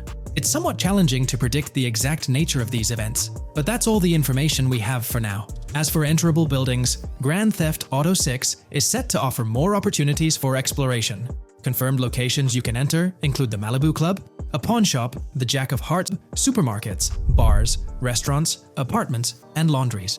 Now, let's discuss multiplayer. In the leaked files, we did come across one multiplayer clip, and in the bottom left corner of the screen, it displayed PL2 of 32, indicating that there were 2 players in the lobby out of a possible 32 slots. This mirrors the setup seen in Red Dead Online and GTA Online. While it's mentioned as 32 slots, it's worth noting that the player count is actually capped at 30, with 2 additional spots reserved for spectators. While hopes may be for larger lobbies in GTA 6, at least during this testing phase, they were exploring the feasibility of 30-player lobbies. Let's delve into collectibles in the game. During a scene in one of the clubs with Lucia, we can observe a developer placing a cardboard box on the ground. Notably, these boxes appear to be lootable, with a circle icon indicating their interactability. The debug text on this box reads, collectibles_car_pass, suggesting that these boxes will contain car part collectibles. Furthermore, there's mention of Wyman car parts boxed generic used, which has sparked speculation that players may collect car parts specifically for a character named Wyman. It's inferred that both Jason and Wyman share an interest in classic cars. Moving on, we've got collectible hats. In a video featuring Jason in an apartment, a developer is seen interacting with a hat labeled as an ambient collectible hat in the debug text. This implies that one of the ambient activities in the game will involve gathering various articles of clothing, which adds an intriguing layer to gameplay. Now there's a comprehensive list of brands featured in the game, which I won't read out individually, as many may not be of significant importance to the storyline. Instead, I'll display them on your screen for your reference. Feel free to pause the video if you'd like to take a closer look. Moreover, we have a list of confirmed animals in the game. As of now, the roster includes snakes, seagulls, skunks, raccoons, alligators, boars, wading birds, squirrels, southern leopard frogs, crayfish, lizards, skunk apes, pigeons, opossums, and whales. Keep in mind that this is not an exhaustive list, and there's a good chance we'll encounter even more wildlife when the game officially launches. These are simply the animals we have information on at this point in time. In the ongoing exploration of the forthcoming Grand Theft Auto installment, a plethora of new gameplay mechanics has come to light. These enhancements promise to augment the player experience in a variety of ways, ushering in a fresh layer of dynamism and immersion within the game world. First and foremost, players can now maneuver while ensconced in cover. This feature introduces a newfound level of flexibility during engagements, allowing for more strategic positioning in combat scenarios. Additionally, the ability to assume a prone position, a feature conspicuously absent in previous iterations of the game, adds an exciting dimension to gameplay, affording players the capacity to lie flat on the ground, potentially enhancing stealth and tactical maneuvers. Furthermore, the inclusion of loot bags offers a means to store surplus items, expanding inventory management options. An interesting addition is the capability to both drop and retrieve weapons, affording players greater adaptability in response to evolving circumstances. During intense firefights, a novel under-fire animation engages, wherein the player character instinctively shields their face from incoming projectiles, providing a more immersive combat experience. In the aftermath of enduring a severe blow, players are granted the opportunity to enact self-revival, potentially turning the tide of adversity. In aiming down sights, the option to seamlessly switch shoulders grants players a tactical advantage, facilitating improved positioning and target acquisition. Moreover, hand-to-hand combat now includes the ability to execute grabs, diversifying the melee combat mechanics. A noteworthy addition to the game is the implementation of buddy communication, embodied in the Buddy Comms and Buddy Ping system. Although specific details remain undisclosed, it is plausible that these features will facilitate coordinated actions between the two main characters, Jason and Lucia. Vehicle combat has witnessed a transformation, as shooting from car windows now entails the complete egress of the player character from the window, enabling full 360-degree firing capabilities, thereby revolutionizing vehicular combat dynamics. The intriguing Eagle Eye system, seemingly exclusive to Jason, allows for a form of wall-penetrating vision, although its applicability to Lucia remains uncertain. Enhancements also extend to interactions with in-game elements. Players will find themselves endowed with a broader range of interactions, such as the capacity to carry bodies, engage in robberies, issue threats, and converse with non-playable characters, NPCs, during heists. Moreover, the ability to collect additional items, including beer bottles and cans, enriches the gameplay experience. Shifting the focus to new gameplay systems, one particularly exciting addition is the concept of money laundering. During the Hank's Waffles robbery, an icon associated with the car wash property, a washing machine adorned with a $sign, has been identified as indicative of money laundering. This suggests that players may have the opportunity to purchase specific types of businesses with the intent of laundering illicit funds in the single-player mode. Moreover, the inclusion of fences introduces a layer of illegal commerce within the game. These fences serve as intermediaries for players to sell illegal items, providing a means to offload contraband and potentially profit from illicit endeavors. The inclusion of hacking mechanics is confirmed to some extent in the game. Lucia is equipped with a set of intriguing tools, including a tracker jammer, immobilizer bypass, USB drive, and an auto dialer. As of now, it remains unconfirmed whether Jason will also have access to these items. Historical leaks from a few years ago hinted that Lucia would be the designated hacker, so the extent of hacking abilities for each character awaits further clarification. Among the event types within the game, two distinct categories emerge: pragmatic cool and chaotic and romantic cool. While specific details surrounding these events are not fully disclosed, they introduce intriguing possibilities for players to navigate. Furthermore, during robberies, players will have the capacity to issue commands to the other character involved.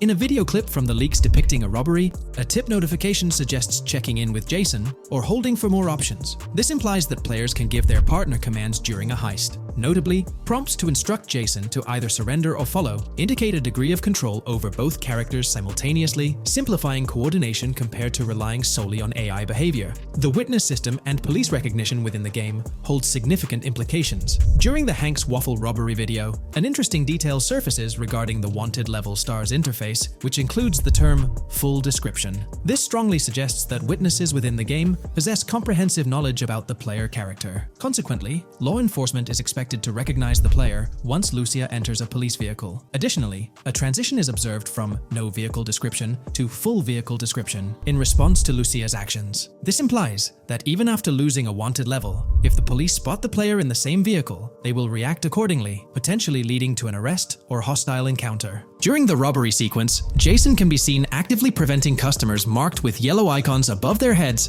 from calling the authorities or fleeing the scene. Notably, an NPC within the diner exhibits a yellow icon above her head. Following Lucia's exit from the diner, the icon begins to flicker. Subsequently, as Lucia approaches a police car surrounded by law enforcement, the icon shifts to red. The female NPC then departs from the diner, making eye contact with Lucia before hastening away. These developments underscore the sophistication of NPC interactions, presenting a notable advancement in the game's artificial intelligence systems. The prospect of item sharing between the characters Jason and Lucia is on the horizon. A notable example emerges from a video clip where Jason pilfers items from containers, opting to retain some while distributing others. This cooperative element extends to the unlocking of doors and gates, exemplified in a video featuring Jason within the Sand for Sand area, which, if you recall, is the moniker of a gang in GTA 6. In this particular clip, Jason stealthily maneuvers past a red truck, revealing a door from an import garage building bearing the descriptor "door panel locked" in its debug text. In juxtaposition, a gate within the same clip indicates "door unlocked," signifying the necessity of unlocking specific access points. Subsequently, we delve into an extensive catalog of new features, commencing with an upgraded AI system. In a visual excerpt, the enemy AI exhibits an inclination to open fire upon Lucia when she pivots to face them. This hints at AI entities possessing a heightened acumen for discerning opportune moments to engage in combat. Impressively, AI units adapt their elevation relative to surrounding obstacles, steering clear of potentially disadvantageous head-glitching tactics. Furthermore, a prudent alteration manifests as AI adversaries opting to lower their stance during weapon reloads, a judicious move compared to reloading while exposed in the open. Enhanced AI combat tactics are evident in their lateral strafing maneuvers during shootouts. Notably, NPC behavior has undergone substantial refinement. As discernible in the leaked materials, AI characters no longer traverse the game world in solitary isolation, but now frequently assemble into groups. This intriguing development is reminiscent of a feature previously observed in Red Dead Redemption 2, where NPCs often moved in cohesive units. An illustrative instance materializes in a video where Lucia, carrying a duffel bag, shares the sidewalk with 3 individuals attired as tourists, who engage in animated conversation while strolling past her. This signifies a notable departure from GTA 5, where pedestrians predominantly ambulated in solitary fashion, contrasting with the forthcoming inclusion of group dynamics, perhaps even encompassing couples or social cliques, enhancing the verisimilitude of the game world. A notable addition to the gameplay dynamics is the option to voluntarily surrender to law enforcement during a robbery. The consequences of such an action remain shrouded in uncertainty, warranting further exploration upon the game's release. Furthermore, the mundane act of purchasing gumballs from vending machines emerges as a potentially restorative action. While it can be surmised that gumballs may offer a healing effect, concrete details regarding their function remain pending confirmation. In a nod to realism, akin to GTA 5, the forthcoming installment acknowledges the accumulation of dirt on your character's clothing, reflecting the wear and tear endured during your escapades. The hair and facial hair systems exhibit intriguing variability, with different versions of Jason observable in the leaks, sporting varying hairstyles, including long hair, short hair, stubble, and clean-shaven looks. While not definitively confirmed, this strongly alludes to the introduction of a hair growth system, akin to the one featured in Red Dead Redemption 2. Given the precedents established in the latter game, the likelihood of such a system in GTA 6 appears high. Expanding the repertoire of actions available to players, the ability to consume items directly from your inventory is showcased. When Jason visits a gas station, the inventory reveals options for wine, soda, and fruit consumption, implying that you can partake in these items at your convenience, akin to the mechanics present in Red Dead and GTA Online. Introducing a novel event type named Cop Trap, the game incorporates scenarios where law enforcement sets up traps at multiple locations. While the precise details of these traps remain undisclosed, it is apparent that police will employ diverse tactics to ensnare players. An overhaul in the police system introduces the concept of time until cops dispatch. In this iteration, criminal activities do not instantly summon law enforcement. Instead, players are afforded a brief window to execute an escape before the police response commences. The inclusion of security cameras as a surveillance mechanism adds complexity to evading detection. Unlike the conventional implementation in GTA Online, these cameras employ a detection meter, reminiscent of mechanics seen in games like Payday 2 or Payday 3. Players must act swiftly to evade the camera's line of sight within a specified time frame, akin to a filling bar, to avoid detection. This novel approach to security cameras introduces a fresh layer of challenge and strategy to evading law enforcement. Players will have the newfound ability to restrain non-player characters, NPCs. The primary method, as gleaned from the leaks, involves the use of zip ties. This restraint option becomes particularly pertinent during robbery scenarios, where players can employ zip ties to immobilize NPCs. A novel feature that comes to light is the capacity to loot vehicles. A fleeting glimpse in the Hank's Waffles video reveals a button prompt in the bottom right corner of the screen, labeled Examine SUV. This hints at the prospect of inspecting random cars and potentially engaging in vehicular theft. To make car theft more engaging, an advanced hijacking system is on the horizon. The existence of the immobilizer bypass device, previously discussed, suggests that pilfering high-end vehicles will pose a greater challenge. Additionally, an item known as the Slim Jim will facilitate unlocking older model cars.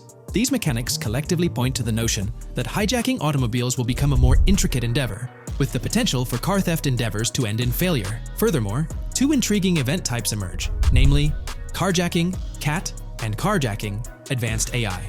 These events suggest that the vehicular hijacking process will incorporate nuanced elements, potentially involving the interference of an AI-controlled entity. GTA 6 promises to deliver an augmented vehicular experience through improved vehicle damage and handling. In a displayed video clip, as Lucia attempts to evade pursuing law enforcement, cars suffer more impactful damage. Notably, various parts of the vehicles, such as the front fender and hood, demonstrate more realistic deformation and fragmentation. The in-game interiors now feature functional GPS and waypoint systems on the dashboard, enhancing navigational convenience for players driving in the first-person perspective. Additionally, players have the option to enter a car via the passenger seat, offering flexibility in vehicle interaction. A hallmark of GTA 6 is its meticulous attention to detail. Players can encounter raccoons engaging in behavior, such as rummaging through trash cans and pilfering food bags. These instances are categorized as world events, denoted as raccoon climb out of garbage, raccoon rummage trash, and raccoon steal food bag. While numerous other subtle details enrich the game world, they are too numerous to enumerate here. Interested individuals can explore these intricacies further through the provided link. Expect a heightened level of auditory realism in GTA 6. Weapon sounds exhibit enhanced clarity and realism, with greater volume. The sounds of bodies impacting the ground will resonate with a more substantial thud, evoking a heightened sense of impact. Police sirens will reverberate off buildings and environmental elements with heightened realism, while items will produce varying auditory responses contingent on the surrounding context. In essence, sound design in GTA 6 aims to authentically replicate real-life auditory experiences. Fascinating developments. Several months ago, a colossal trove of leaked data unveiled a wealth of intriguing random events, world encounters, that promise to enrich the GTA 6 experience. While I won't delve into all of them, the list is nothing short of captivating. Events range from mundane occurrences like parking disputes to more enthralling incidents such as donut burnouts, protests, and even someone suffering a concussion. The prospect of navigating the lifelike world of Vice City, teeming with such diverse activities, is undeniably exhilarating. I strongly recommend pausing the video to peruse this remarkable compilation. Additionally, we have been privy to an extensive catalog of vehicles slated to appear in GTA 6. These vehicles, gleaned from both in-game leaks and files, I encourage you to peruse this comprehensive list at your leisure. It resides on page 30 of the document. Furthermore, the leaks have divulged a plethora of confirmed locations within Vice City and its environs. Naturally, Vice City itself takes center stage, while several districts and neighborhoods will pepper its landscape. Notable locations include Edgewater, North Bay City, Rock Ridge, Little Haiti, Vice Beach, South Beach, Washington Beach, and Key Biscayne. Port Gellhorn, intriguingly, appears as a separate city akin to Sandy Shores or Palito Bay from previous iterations. The list extends to encompass Yorktown, Ambrosia, Sundown, the Keys, La Pearl, Red Hill, Lake Leonida, Hamlet, Stockyard, Homestead, Grass Rivers, Ekin, Fanaka, Underwater, and Relief. Each of these major locations contains a multitude of sublocations, a testament to the meticulous world-building evident in the game. As if this weren't enough, the dedicated community has endeavored to construct a speculative map of GTA 6 based on coordinates extracted from the leaks. While the precise layout of the map's northern region remains uncertain, the map preview encapsulates the sprawling Vice City to the south and Port Gellhorn on the left. This visual representation of the game world is undeniably impressive and stokes the anticipation for the immersive adventures that await. Today, we're delving into the realm of GTA 6 Online, the upcoming multiplayer aspect of Rockstar Games' Grand Theft Auto 6. We'll dissect all the insights gathered from leaks back in 2022, alongside an intriguing anti-cheat patent filed by Rockstar's parent company, Take-Two Interactive. This patent offers a glimpse into how the forthcoming online experience aims to ensure a safer environment compared to the current GTA Online. Furthermore, we'll explore a novel method Rockstar plans to implement in GTA 6 for managing online sessions. This innovation promises to infuse the expansive world of GTA 6 with a livelier atmosphere, enriching the player's immersion in its intricacies. Undoubtedly, GTA Online stands as a titan in the realm of multiplayer gaming. Its enduring popularity has significantly contributed to the ongoing success of GTA 5 over the past 11 years. This success owes much to Rockstar's astute strategy, crafting a robust core game with GTA 5 and then supplementing it with regular content updates for the online segment. By continually introducing new weapons, vehicles, and attire, Rockstar keeps players engaged and motivated to accumulate in-game currency. As we eagerly anticipate the official unveiling of GTA 6, players are hopeful that it will address prevalent issues plaguing the current iteration. Chief among these concerns is the rampant presence of modders and cheaters, whose actions not only disrupt gameplay, but also pose security risks by unlawfully accessing personal data. To tackle this issue, Rockstar has devised a fresh approach set to debut in GTA 6. This method aims to bolster the game's security measures. The patent responsible for this enhancement is titled Method and Apparatus for Preventing Cheating in a Video Game Environment by Providing Obfuscated Game Variables. Filed by Take-Two Interactive, Rockstar's parent company, in 2019, this patent outlines a system and method aimed at curbing cheating within video game environments. By disguising game variables in memory, the patent seeks to thwart attempts by players to monitor and manipulate values such as health, ammunition, and in-game currency for unfair advantages. Traditionally, developers combat such exploits by encrypting, coding, or obfuscating the location of these values, alongside implementing integrity checks to detect unauthorized modifications. However, these methods have drawbacks, as they often impact game performance and inadvertently expose variable locations to savvy attackers. Rockstar's innovation lies in masking the whereabouts of these variables, offering a more robust defense against cheating in GTA 6's online. I won't delve into the technical intricacies, but essentially, Rockstar employs a clever and seemingly straightforward technique to conceal these values. This makes it considerably tougher for attackers to pinpoint their locations. While the concept of masking values may seem straightforward, its effectiveness in bolstering stability and enhancing security for the future online segment is paramount. Moving forward, let's turn our attention to the next patent, titled System and Method for Session Management in a Multiplayer Network Gaming Environment. Filed by T2 Interactive in 2021, this patent addresses disclosed are systems and methods for session management. The disclosed system allows for seamless merging and splitting of network sessions in a multiplayer network gaming environment. Seamless session management allows dynamic movement of players in a virtual world during gameplay without unnecessary loading and/or stalling. As the players in the virtual world move around, the management of active game sessions can be improved to affect a more realistic perceived population.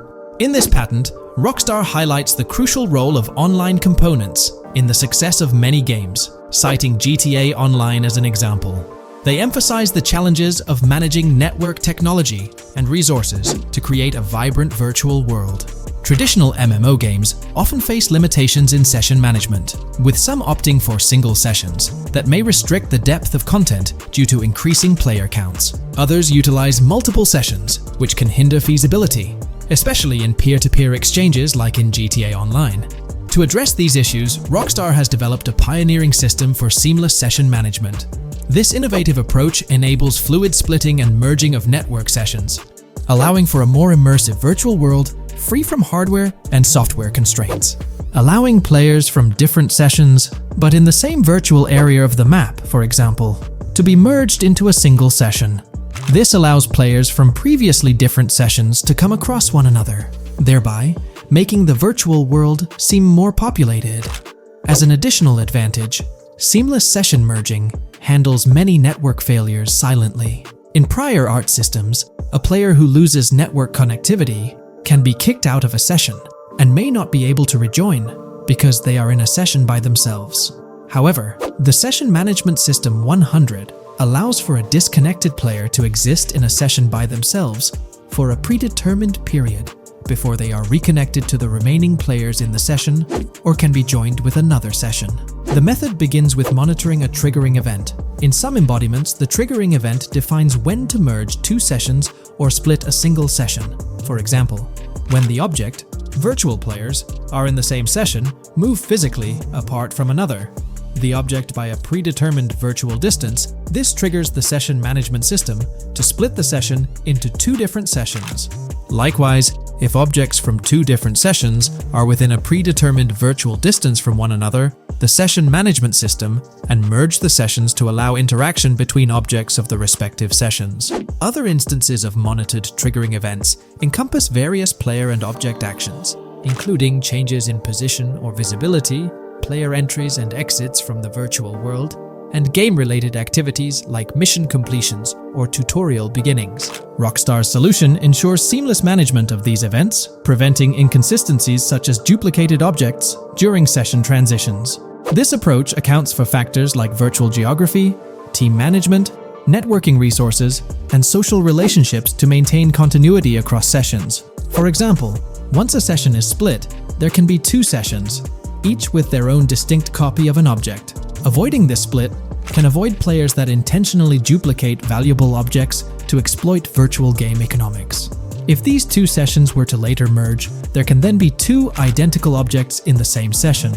In this manner, the session management system advantageously avoids object duplication when two players are merged following a split. I trust that I've conveyed this information clearly. The implementation of this new system in GTA 6 promises to enhance the game's atmosphere, ensuring a more bustling world while maintaining a high level of detail throughout. Now, let's delve into what we've learned about GTA Online from the leaks of 2022. Multiplayer. In the bottom left in one of the clips, one can see there are two players in a 30-player lobby. This is because there are two slots for spectators, similar to GTA Online and Red Dead Online. There is also a reference to the script host. After that, there is a code which is either the session host or game master. Based on the information gathered, it seems probable that peer-to-peer connections and 30-player lobbies will make a comeback in GTA 6 Online. However, there's a twist in how sessions will operate, allowing for seamless transitions between them. Now, feel free to share your thoughts in the comments section about everything we covered in today's video regarding GTA 6 Online. Taking a deeper dive into GTA 6, we find out new info around the highly anticipated Trailer 2, highly probable predictions, and the projected timelines associated with this game. Post the unveiling of Trailer 1 on December 5th, 2023, providing enthusiasts with a tantalizing glimpse into the world of the forthcoming GTA installment. Rockstar has maintained a notable silence. Despite the absence of official announcements, the internet has been abuzz with articles and claims, including a recent piece highlighting details allegedly leaked by a Twitter user. It's prudent to approach such assertions with a discerning eye, given the prevalence of misinformation in the digital space, especially with the emergence of numerous GTA 6-themed accounts. Interestingly, amidst the sea of speculations, it's essential to acknowledge the presence of individuals who accurately leaked details about the first trailer on Reddit before its official release. One mysterious figure stands out, predicting not only the featured song, but also pinpointing the release date, directing curious minds to their username as a form of verification. This individual, while refraining from sharing disruptive insights into the game's development, did provide a tantalizing glimpse into new features. Among the disclosed features are the intriguing prospect of dual-wielding weapons, confirmed instances of gore and dismemberment, and the promise of varied sunset colors. A unique addition to the GTA universe includes a Miami-themed 3v3 basketball element, with a connection drawn to a hypothetical collaboration between Rockstar and LeBron James. The figure behind these leaks, having created their account on November 19, 2023, mysteriously vanished shortly after sharing these details, leaving behind a trail of speculative wonder. As we navigate through these uncharted waters of gaming anticipation, the veil of mystery surrounding GTA 6 continues to captivate and enthrall gaming enthusiasts worldwide. Diving deeper into the intricacies surrounding the leaked gameplay footage, it's important to clarify that what we witnessed is not a true representation of the final product. The showcased gameplay is derived from an older build, and the developers have assured the gaming community that the game will undergo significant visual enhancements. This preliminary look is merely a glimpse, offering little resemblance to the expansive and refined map that will unfold when the game is officially released. In evaluating the validity of information, it's pertinent to underscore that Jamie King's perspectives on GTA 6 hold little value, and the credibility of the Reddit leak stands stronger. As is customary in the gaming landscape, a level of skepticism is warranted, particularly given the prevalence of misinformation circulating through various GTA 6 related accounts. Now, turning our focus to the anticipation surrounding the release of the second trailer for GTA 6, historical trends provide valuable insights. Examining the timelines of previous releases, such as GTA 5 and Red Dead Redemption 2, reveals a consistent pattern. The second trailer typically arrives approximately a year after the debut of the first one. This established rhythm aligns with expectations for GTA 6. Considering the guidance from Rockstar and its parent company, Take-Two Interactive, which envisions the game's release in fiscal year 2025, ending on March 31st, the stage is set for an eagerly awaited gaming experience. The projected revenue of $8 billion underscores the ambitious plans to deliver groundbreaking titles, with GTA 6 at the forefront. The confirmation of the 2025 release through the first official trailer adds another layer of certainty to the equation. With the prospective release of GTA 6 in the first quarter of 2025, the logical assumption is that the second trailer will make its debut sometime in 2024. Speculations within the gaming community have surfaced, with one user dissecting the first trailer and estimating an August or October release for Trailer 2, followed by a potential final trailer in January. The sentiment resonates with the idea of maintaining momentum and sustaining excitement among fans. An intriguing twist enters the narrative with the potential release of the PS5 Pro in November, suggesting a strategic move to reduce the waiting time for additional information. As the community engages in this dynamic dance of anticipation, excitement mounts for the next trailer, where glimpses of actual gameplay are eagerly awaited. Venturing deeper into the realm of anticipation surrounding GTA 6, comparisons with Red Dead Redemption 2, which boasted 6 trailers, underscore the immense budget and expansive scope that the upcoming installment is set to showcase. Expectations are set for a dynamic marketing approach with 2 trailers, each dedicated to unraveling the story of a protagonist. This anticipation is further fueled by the likelihood of a dedicated gameplay trailer, shedding light on the mechanics and features, as well as a comprehensive trailer providing insights into the vastness of the game's map. Additionally, there's a tantalizing prospect of a trailer focusing on the diverse groups and gangs that inhabit distinct zones within the game. This comprehensive promotional strategy is indicative of a monumental project that promises to redefine the gaming landscape. Now, let's unravel the rationale behind the assertion that GTA 6 is poised for a late 2025 release. Examining the historical trajectory of game releases, particularly the 2-year gap between the initial trailer and the game hitting the shelves, aligns seamlessly with fiscal reports. This alignment serves as a solid foundation for confidence in predicting the game's availability by the end of 2025. Pondering the intriguing possibility that GTA 6's launch timeline might mirror that of its predecessor, GTA 5, sparks curiosity. Noting the first teaser trailer's debut on November 2nd, 2011, and comparing it with GTA 5's unveiling on December 5th, 2023, there's a parallelism that invites speculation.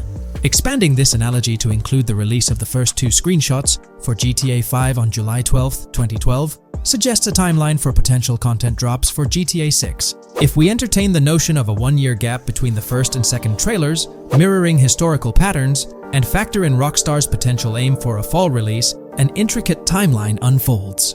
Of course, acknowledging the industry's unpredictability, potential delays could sway this projection. Encouraging the community to share their insights, the script opens a channel for predictions regarding the release of GTA 6 Trailer 2. For those intrigued by a personal timeline, a meticulous projection is presented. The anticipation of Trailer 2 making its debut around April or May 2024, strategically ahead of the summer, is poised to keep the gaming community buzzing. Subsequent to this, the prediction of a third trailer, potentially a gameplay trailer, surfacing around October or November of the same year, with the possibility of extending into December, adds to the excitement. Early 2025 is earmarked for another critical trailer. presumably a launch trailer, complemented by TV spots to amplify the buzz. During the interim periods, additional content drops are anticipated, featuring new screenshots, short-form videos, and artworks, ensuring a sustained engagement with the gaming audience. Acknowledging the evolving landscape of marketing, the script posits that character trailers, a hallmark of GTA 5's promotional strategy, may not be a focal point this time. The shift from 3 protagonists in GTA 5 to 2 in the current installment lends credence to this assertion. The first trailer introduced Lucia, and the prediction is that the second trailer will shift the spotlight to Jason, offering glimpses into his character and potentially unveiling more facets of the game's map, including Sport Gilhorn. Furthermore, a dedicated story trailer is envisioned, delving deeper into the narrative, characters, and plot. If Rockstar aims to sustain the momentum generated by the first trailer and is eyeing an early 2025 release, the likelihood of witnessing the second trailer before the summer of the current year becomes plausible. This expansive and speculative exploration of GTA 6's potential trajectory invites the gaming community to share their perspectives, fostering an engaging discourse in the comments section. In today's video, I'll be discussing the recent developments in the GTA 6 mapping project. We'll delve into the latest additions, including new locations featured in Trailer 1, adjustments to existing locations, refinements in certain areas, and exciting discoveries from the latest trailer, such as the yacht interior, surfboards, Princess Robot Bubblegum, and more. Let's start by examining the mapping project itself.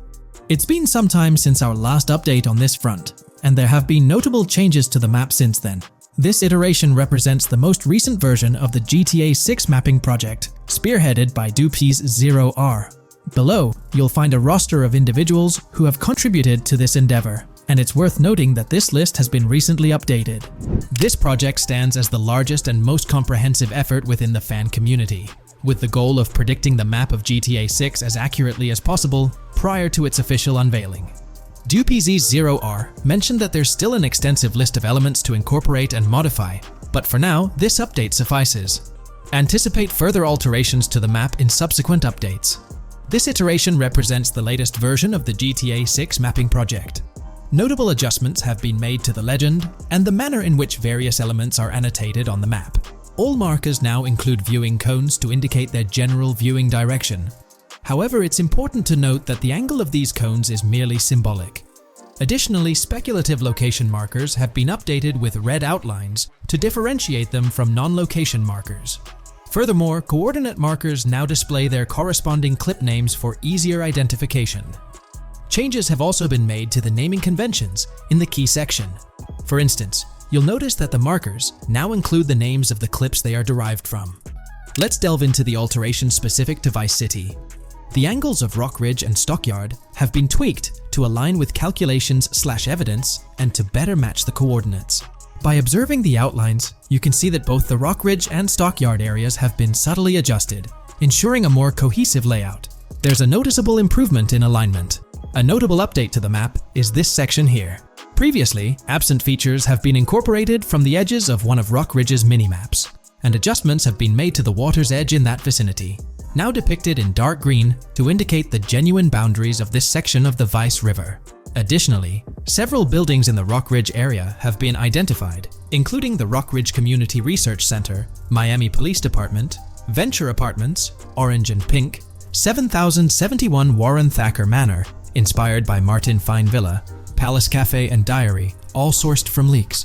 Furthermore, there are 2 speculative markers outlined in red, representing locations from the trailer. One in Rock Ridge is speculated to be the Hammer Hamlet Ladies location, while the other marks the high roller scene from the trailer. You can find the timestamps for both scenes on the map. Updates have been made to the route of the I-404, incorporating new evidence. This includes adjustments in Vice Beach and the positioning of the road near Rock Ridge. Notably, there have been alterations to the highway section near the airport. Additionally, speculative terrain and building positions in Washington Beach have been revised to align more closely with the evidence. Changes have been made to the shapes and locations of the Ritz-Carlton Bal Harbour, Akoya condos, and Jade Ocean condos. Furthermore, alongside the speculative road and landmass in the Bayfront Heights area, the Y Vice City and Gate/Continental hotels have been included in the Vice Beach vicinity. Additionally, several minor adjustments and fixes have been implemented. Regarding the Vice Beach area, there have been additions of new buildings supported by recent evidence. These include 200 Ocean Drive, 260 Ocean Drive, 1043 Washington Avenue, Beach Park Hotel, and Council Towers North. Moreover, over at Brickell Key Island, 2 new buildings, Brickell Key 1 and Brickell Key 2, have been introduced. Additionally, corrections have been made to the names of the Tequesta Point locations, accurately reflecting their respective positions. Now, let's shift our focus away from Vice City.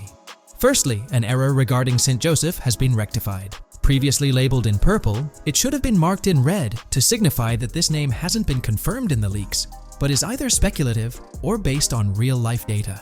Moving westward towards Port Gellhorn, there have been notable additions to the leaked industrial area opposite the state prison, along with improvements to the prison itself. Several speculative structures, highlighted in red, including a water tower and industrial buildings, have been incorporated, along with a cell tower across from the prison. Heading south to the Keys, significant improvements have been made. Adjustments to the landmass near the camera location, where the shot with the Dodal seaplane occurs, have been made based on speculative evidence. An airbase/runway has been added, along with guard booth and barriers visible in the trailer. Additionally, 2 speculative buildings marked in red, as well as the speculative Naval Area Station, have been included. That wraps up all the updates to the GTA 6 mapping project. Share your thoughts in the comments below. There have been some significant changes with this update. But now, let's shift our attention to the discoveries made in the trailer. I also wanted to touch on these findings in this video. This marks the initial Reddit post. In the GTA 6 trailer, you can see through the yacht windows and see the interior even though it's very far away. However, in GTA 5, you can't at all see the interior even from close-up. We will probably get inside the yacht and maybe even houses, or at least see inside it. In the shot of the Venetian island, it's evident that there will be a high density of yachts. It seems that the boats will be easily accessible, and based on the leaked shot featuring Jason on a boat from 2022, it's probable that players will have the freedom to enter, drive, and explore yachts like the catamaran seen in the opening scene of the trailer. Now, on to the next discovery, surfboards. Know a lot of people been talking about surfing, and while there's still nothing indicating it being an interactive minigame, surfboards are in-game and seen in the trailer. Surfboards were in 5, but only on the tops of certain cars, and a few static ones sat the beach. What do you all think? Will surfboards act as decorations like they were in 5? Or will it be a fully fledged minigame? Personally, I'm not fully convinced yet, but if NPCs do have actual schedules/lives, I can't see things like surfboards just being static, especially at the beach. My guess is we'll see NPCs bring their own items to and from the beach, including surfboards, but the interactiveness is still in question. From the leaks, there hasn't been any information indicating that surfing will be an interactive activity in the game. Nonetheless, there have been numerous articles discussing this possibility, like the one mentioned here. Major GTA 6 leak allegedly hints at surfing to debut in series. The upcoming GTA 6, officially untitled, leaks are becoming more frequent and interesting, with a recent one revealing that the upcoming title will include new water sports, such as surfing. According to a report by the Dexerto gaming website, a leaker named Alix Venturas revealed on Twitter that Rockstar Games plans to improve the water physics in Grand Theft Auto 6 and will introduce several water-based activities. While the gaming studio has not officially commented on the leak, players are convinced, given that Grand Theft Auto 6 will almost certainly feature Vice City, a fictional version of Miami, Florida, known for its beaches and water activities. However, it's important to note that these rumors haven't been confirmed by either the official leaks or the trailer. It remains to be seen whether these surfboards will merely serve as decorations. Now, on to the next and final discovery I'd like to highlight in this video, which might just be your favorite. Princess Robot Bubblegum is confirmed to be in GTA 6.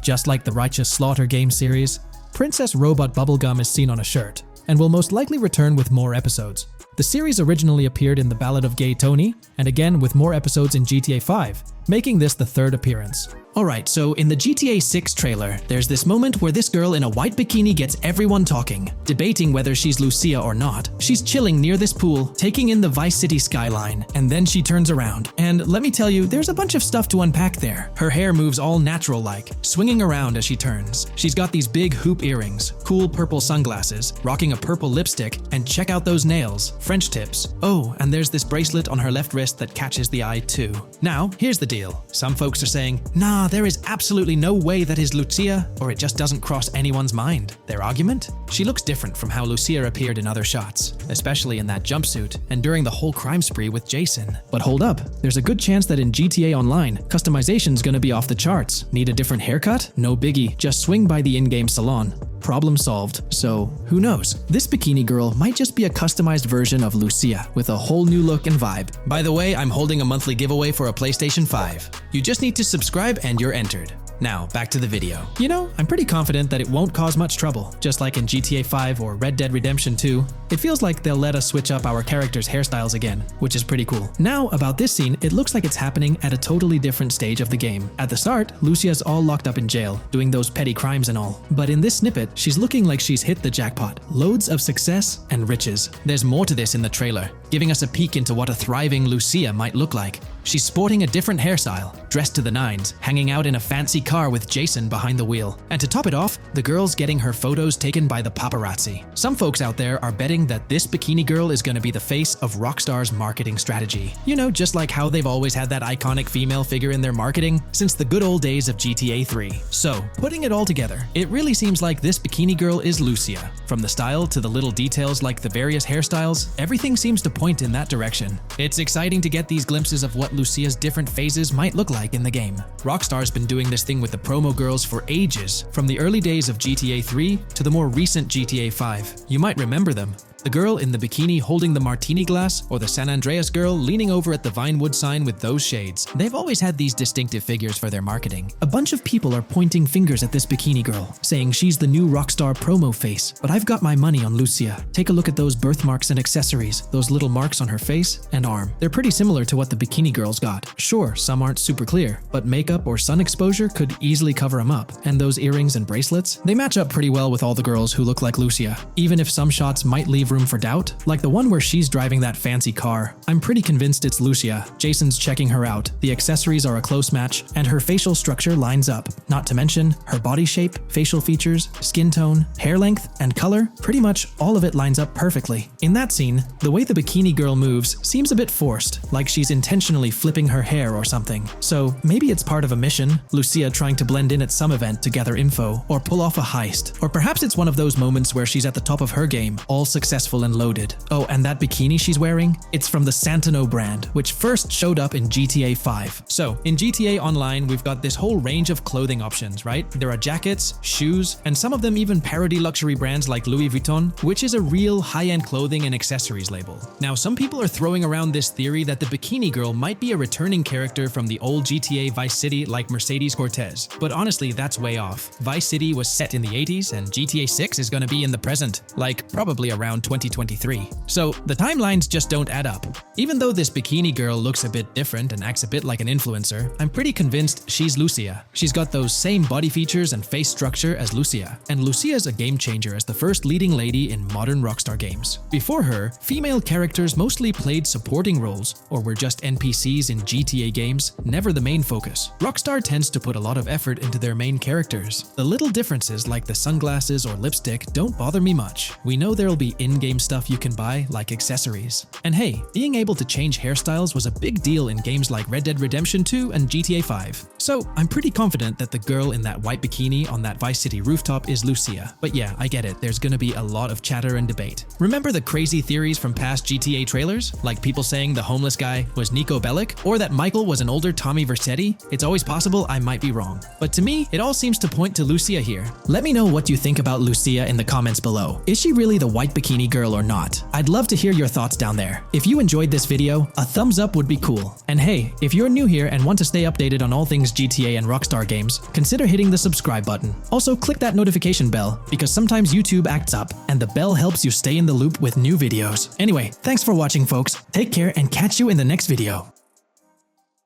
Looks like YouTube is gearing up to investigate the leaked GTA 6 trailer. We're going to dive into all of that and more in this video. For those who might not remember or didn't catch it, Rockstar had a special plan for unveiling the first official GTA 6 trailer. It started with an announcement from Sam Houser, the president of Rockstar Games. On November 8th, he posted on the Rockstar Games newswire, "A message from Rockstar Games. Next month marks the 25th anniversary of Rockstar Games. Thanks to the incredible support of our players worldwide, we've had the chance to create games we're truly passionate about. Without you, none of this would be possible, and we are so grateful for you joining us on this journey. In 1998, Rockstar Games was founded on the idea that video games could become as essential to culture as any other form of entertainment. We hope that we have made games you love, and that we're part of that evolution.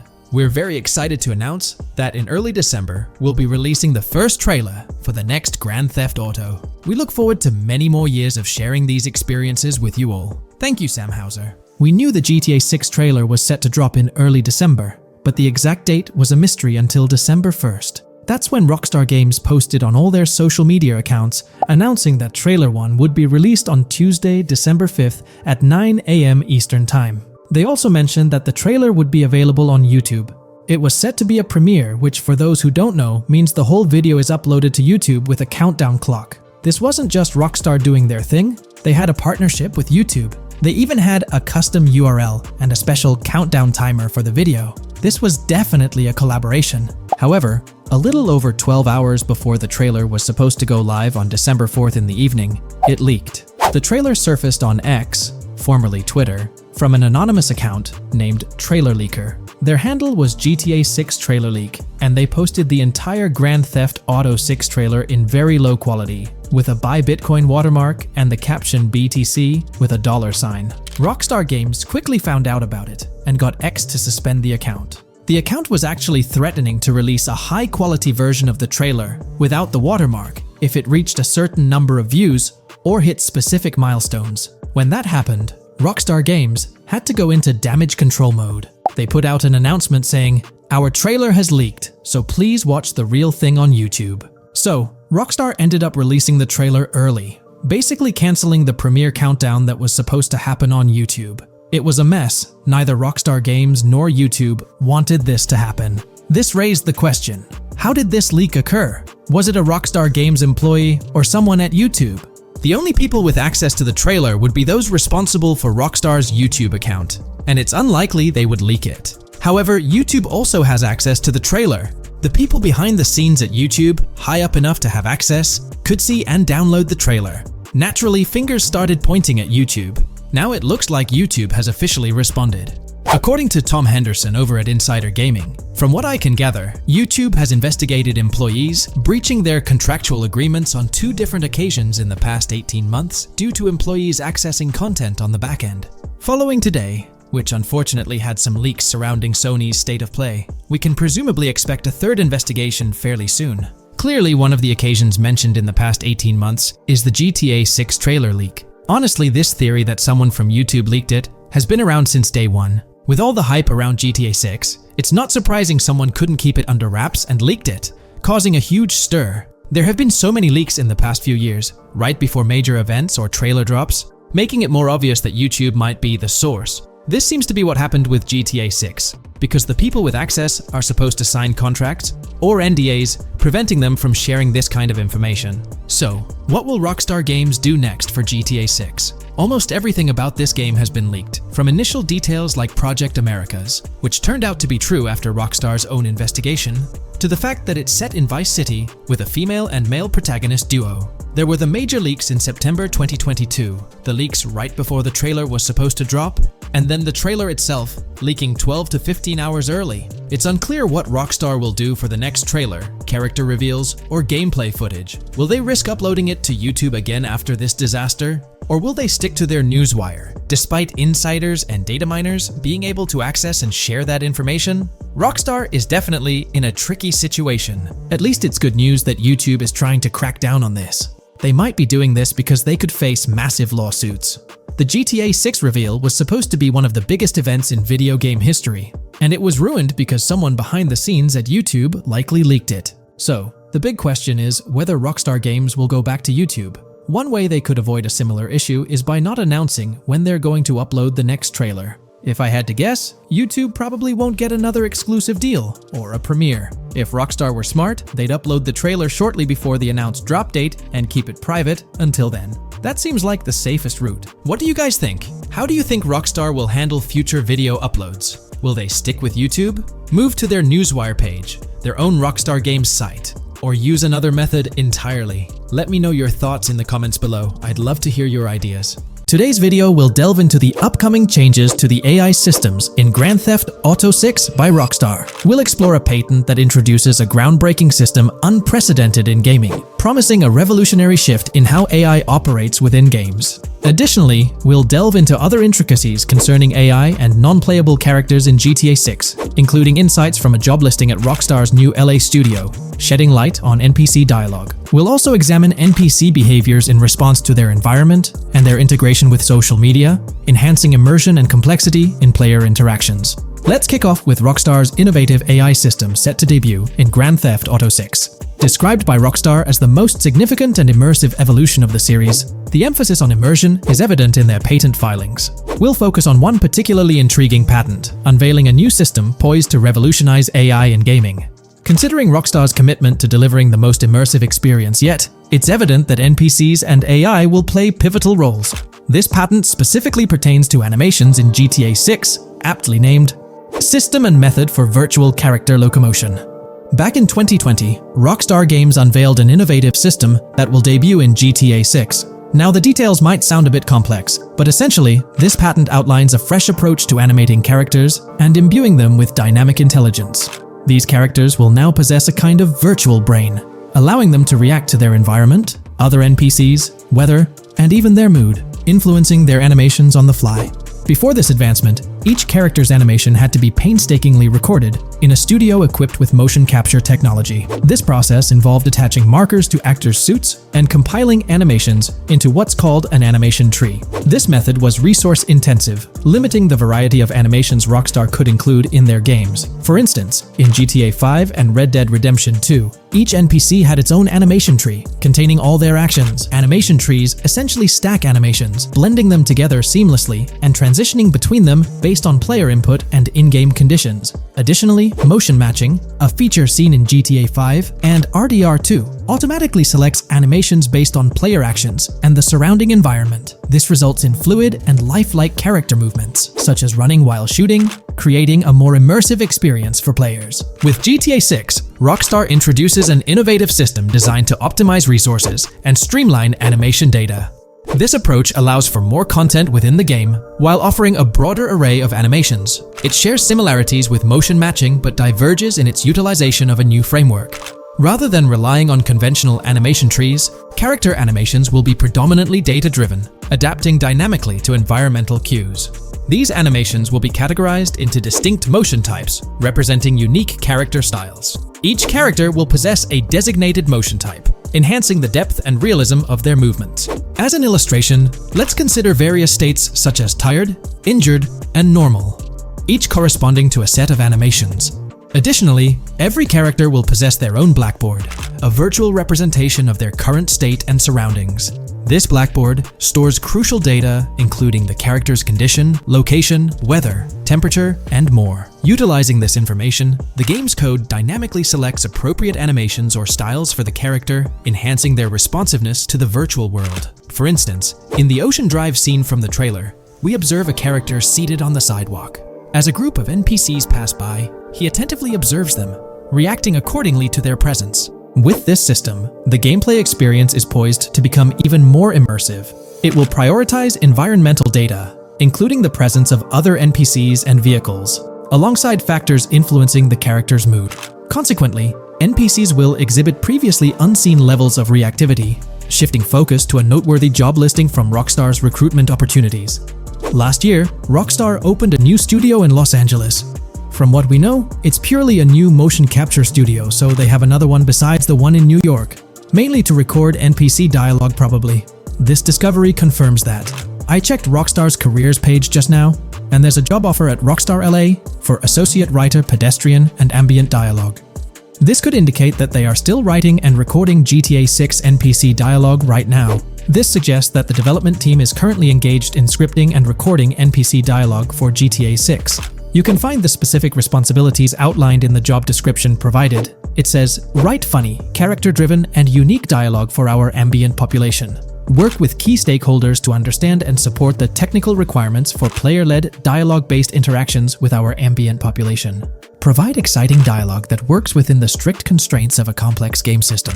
Undertake self-motivated research and leverage that research to enrich your writing. Understand and match the tone of our games. This underscores the commitment of Rockstar to ensuring that GTA 6 remains true to its franchise roots. Aligning NPC dialogue with the established GTA universe bodes well for the game's authenticity. Shifting gears to another aspect related to NPCs, let's delve into how they'll integrate with social media. Not only will NPCs exhibit more lifelike behaviors and interactions with their surroundings, but they'll also engage with social media platforms, a novel addition to Grand Theft Auto 6. Here's a rundown of the phones observed. NPCs will be equipped with various phone models, as evident from both images and the trailer. Notably, NPCs will actively engage with their phones, which boast fully functional cameras and displays, an improvement over GTA V. For instance, in a scene from the trailer set on Ocean Drive, an NPC can be observed capturing photos or videos with their phone. The displayed imagery accurately reflects the NPC's point of view, suggesting the possibility for NPCs to record and share in-game content on the virtual social media platforms. Let's delve into an intriguing Reddit post that delves into this aspect further. Here's why NPC-recorded TikToks aren't as far-fetched as you think. A common speculation point I see on this subreddit is the potential for NPC-recorded TikToks for the game's social media that was teased in the trailer. Like someone filming you, commit a crime, and you later seeing that post online. Many have dismissed this as far-fetched in terms of development complexity, but I wanted to discuss why it's plausible. Firstly, I think we've already seen a system that could serve as a base for building a TikTok-like system, the Instant Replay, Rockstar editor from GTA 5. Given this game is more of a sandbox with physics rather than a competitive shooter, where replay systems are typically seen, it's even more impressive to consider this system in GTA 5. It accurately records and replays events just as they happened, with every car, ragdoll, etc., moving just as it did originally in the moment. The tech behind this isn't actually recording like a camera and replaying, it's really just recreating it, which again makes it impressive how much time Rockstar put into it, making it accurate. To me, this feels like what could be used as a base for a system where NPCs record their own videos from their perspective. This next thing is something I could have sworn I remember hearing long ago, but can't seem to find, and was hoping someone on here remembers too. Back before GTA 5's launch, there were details revealed through various interviews, magazines, etc., and I remember hearing or reading something about being able to watch your own crimes on Weasel News on the TV. This obviously didn't end up in the game, but there is a slight remnant of it in GTA Online. Am I the only one who remembers this being mentioned for single player though? Maybe my mind is playing tricks on me. Anyways, this last point is actually from the trailer, at the 0:33 mark. In this scene, we see a lot of NPCs hanging out on a busy street, and one NPC in particular recording on his phone.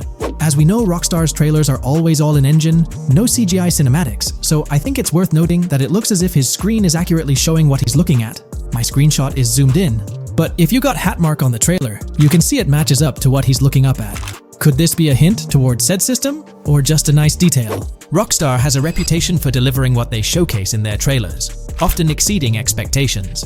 Their dedication to enhancing NPC interactions in GTA 6 underscores their commitment to creating a vibrant and authentic game world. I'm curious to hear your thoughts on these developments. Feel free to share your opinions in the comments below.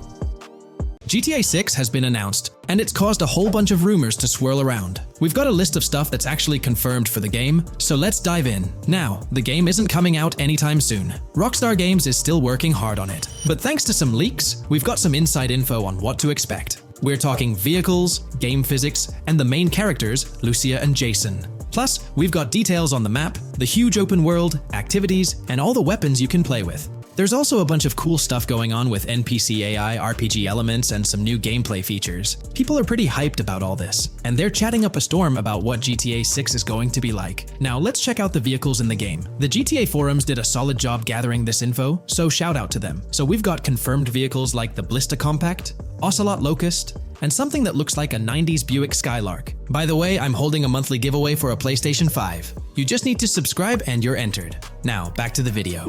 There are a bunch of other cars too, without official names, like a 90s Chevy Caprice, a 2016 present Chevy Malibu, a Chevy Sonic, and a 2018 to 2022 Honda Accord. Rockstar usually gives these cars funny names. Other rides include the Albany Primo, Benefactor Shafter LWB, something that's like a mix of Ford Explorer and Tahoe from the 90s or 2000s, a 2018 present Toyota RAV4, with Lexus NX vibes and a Mercedes grille, the Pegassi Tauros, a 1980s Jeep CJA Scrambler, a 5th-gen F150, a G20 conversion van, a Brute camper, a Vapid Speedo, HY Mixer, Metro Mover, D-Class Sheriff SUV, Mobatsu Sanchez livery, Nagasaki Street Blazer, a 1970s Ford Ranchero, a 1971 Buick Estate, an Albany Emperor, D-Class Turbo Sabre, Yoga Classic, the Contender, and Sadler. And don't forget the Slam Van pickup, Bobcat XL, an updated Regina, Alpha, Gauntlet Classic, Moonbeam Helion, Boxville Go Postal, an unknown Albany car that's based on a 1959-60 Cadillac, a Rebel, some Asian sedan, Ferrari or Feroci, Baller, Novak, Buffalo STX, Alpha and Feudo, a Benson, NF 890, Buffalo with no sports bumper, and the Stanier and Landstalker. With all these vehicles, GTA 6 is going to be quite the ride. Now let's talk about some gameplay clips making the rounds on social media. They give us a sneak peek at missions and what Rockstar is up to. One clip shows Lucia, our main character, trying to rob a place called Hank's Waffles, a diner. In this early test, the non-player characters look kinda generic and are jokingly called dummies in the game. The NPCs react to Lucia's aggressive moves, and their animations show they're pretty freaked out, kind of like what we saw in Red Dead Redemption 2. During the robbery, Lucia can aim her gun at a hostage, giving you the choice to rob or have a face-off. Taking a hostage adds some spice to the crime. Jason, the other protagonist, is there too, and you can interact with both characters during the heist. Jason pushes Lucia to hurry up and make a clean getaway, hinting at a Bonnie and Clyde style partnership, which lines up with earlier leaks about the game's story. People are even saying that Lucia and Jason look like Eva Mendes and Ryan Gosling from the Place Beyond the Pines movie, but we're not sure if the game's story will follow a similar path. Lucia and Jason look like they're in their late 20s. You can switch between them in the game using the controller's D-pad. When the cops show up, Lucia can threaten another hostage, and it leads to a face-off with the police outside. The outdoor area looks like it's inspired by northern Florida with all the greenery. While trying to escape, Lucia and Jason rack up 2 wanted stars, but instead of a shootout, they skillfully maneuver through parked cars and hijack a police cruiser. You can tell it's an early part of the game from the tutorial-like prompts, including one about the police getting smarter and remembering cars involved in crimes. The clip ends with Lucia driving off in the stolen police car, and Jason assures her they can shake the cops. But their getaway ends with an accidental crash at an old car wash. In the next mission, Jason and Lucia hit up a strip club called Jack of Hearts and run into Dre, who's chatting with another lady. Dre talks about his music dreams and hints at someone named Boopy. During this chat, we get messages from 2 new contacts, Billy and RB Shaw, through a WhatsApp parody. The early footage shows a minimap that looks like the one in GTA 5, with icons that probably stand for missions from characters labeled WM and YJ. As they head up to the VIP second floor, Dre has a run-in with DJ Tip, who's upset about waiting for drinks. Dre steps in, but it's clear that Tip isn't the most popular guy. Dre moves on, and that's where the clip ends. Just remember, this is early development footage, and things might change as the game gets closer to release. Another leak spills the beans on more than 500 world events, encounters, and Easter eggs you'll come across while playing. There's too much to cover, but I'll mention a few interesting ones. You'll find stuff like missing tourists, yard sales with new clothes, an event that's a bit like the insurance fraud thing in Saints Row, a voice in the storm drain that might remind you of Pennywise, a Bonnie and Clyde mystery that spans different places, and a workout challenge that suggests fitness activities are back. Players can also stumble upon an island camp, DUI tests, UFO sightings, an animal house,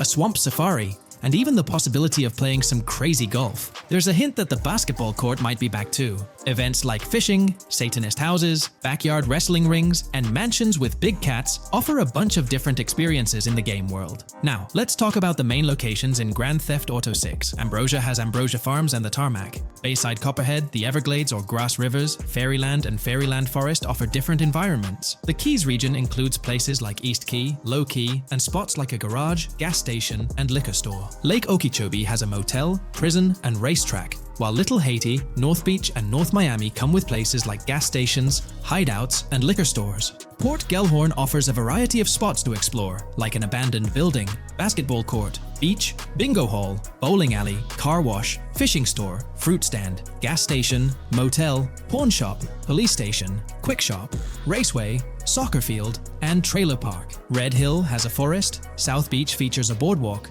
gym, hotel, Ocean Drive and Park. South Miami Sundown includes a beach and tarmac, and Vice Beach covers Vice City suburbs and Washington Beach. There are also other interesting places like an abandoned hotel, observatory, Fountain of Youth, homeless community, Malibu Club, Monument of Leonida, Redneck Yacht Club, Spaceship House, underwater research facility, and Dinosaur World. According to info from the GTA forums, Grand Theft Auto 6's open world is estimated to be at least 2.5 times the size of GTA 5 ES, giving players a massive world to explore. The game seems to take cues from the successful approach in Red Dead Redemption 2, promising a well-designed open world with intriguing mysteries. We've spotted some real-life Florida locations in GTA 6's development footage, like the Homestead Miami Speedway turned into the Port Gellhorn racetrack, and recognizable places such as Portofino Tower, Sombrero Key Light, Solar Amphitheater Bayfront Park, and Lone Depot Park. Even the 1000 Museum, a high-rise condo in Miami, is in the game, showing Rockstar's attention to detail. A metro map that's a match for Miami's real one suggests a deep immersion in the game world. The lush landscapes and greenery might hint at a move into Georgia, but that's just speculation until we get official word. Details like the Vice City Neighborhood Police Department resembling the Miami Beach Police Department show Rockstar's creativity and world design. As always, we're waiting for official announcements to see how all these elements come together in the final game. Until then, the mystery of Grand Theft Auto 6 keeps fans excited. There's a recent leak suggesting that Alexandra Christina Echevarri could be the voice behind Lucia in Grand Theft Auto 6. Her voice from a demo reel seems to match up with Lucia's leaked dialogue. We've covered a ton of info about Grand Theft Auto 6, from gameplay details to new features. It's important to remember that the game might still be a couple of years away from release, so we'll have to be patient. Now, let's dig into some interesting findings from the leaked clips. We see Jason and his pals hanging out by an in-ground pool in a lower-income neighborhood, cracking jokes about a parody of social media called Life Invader.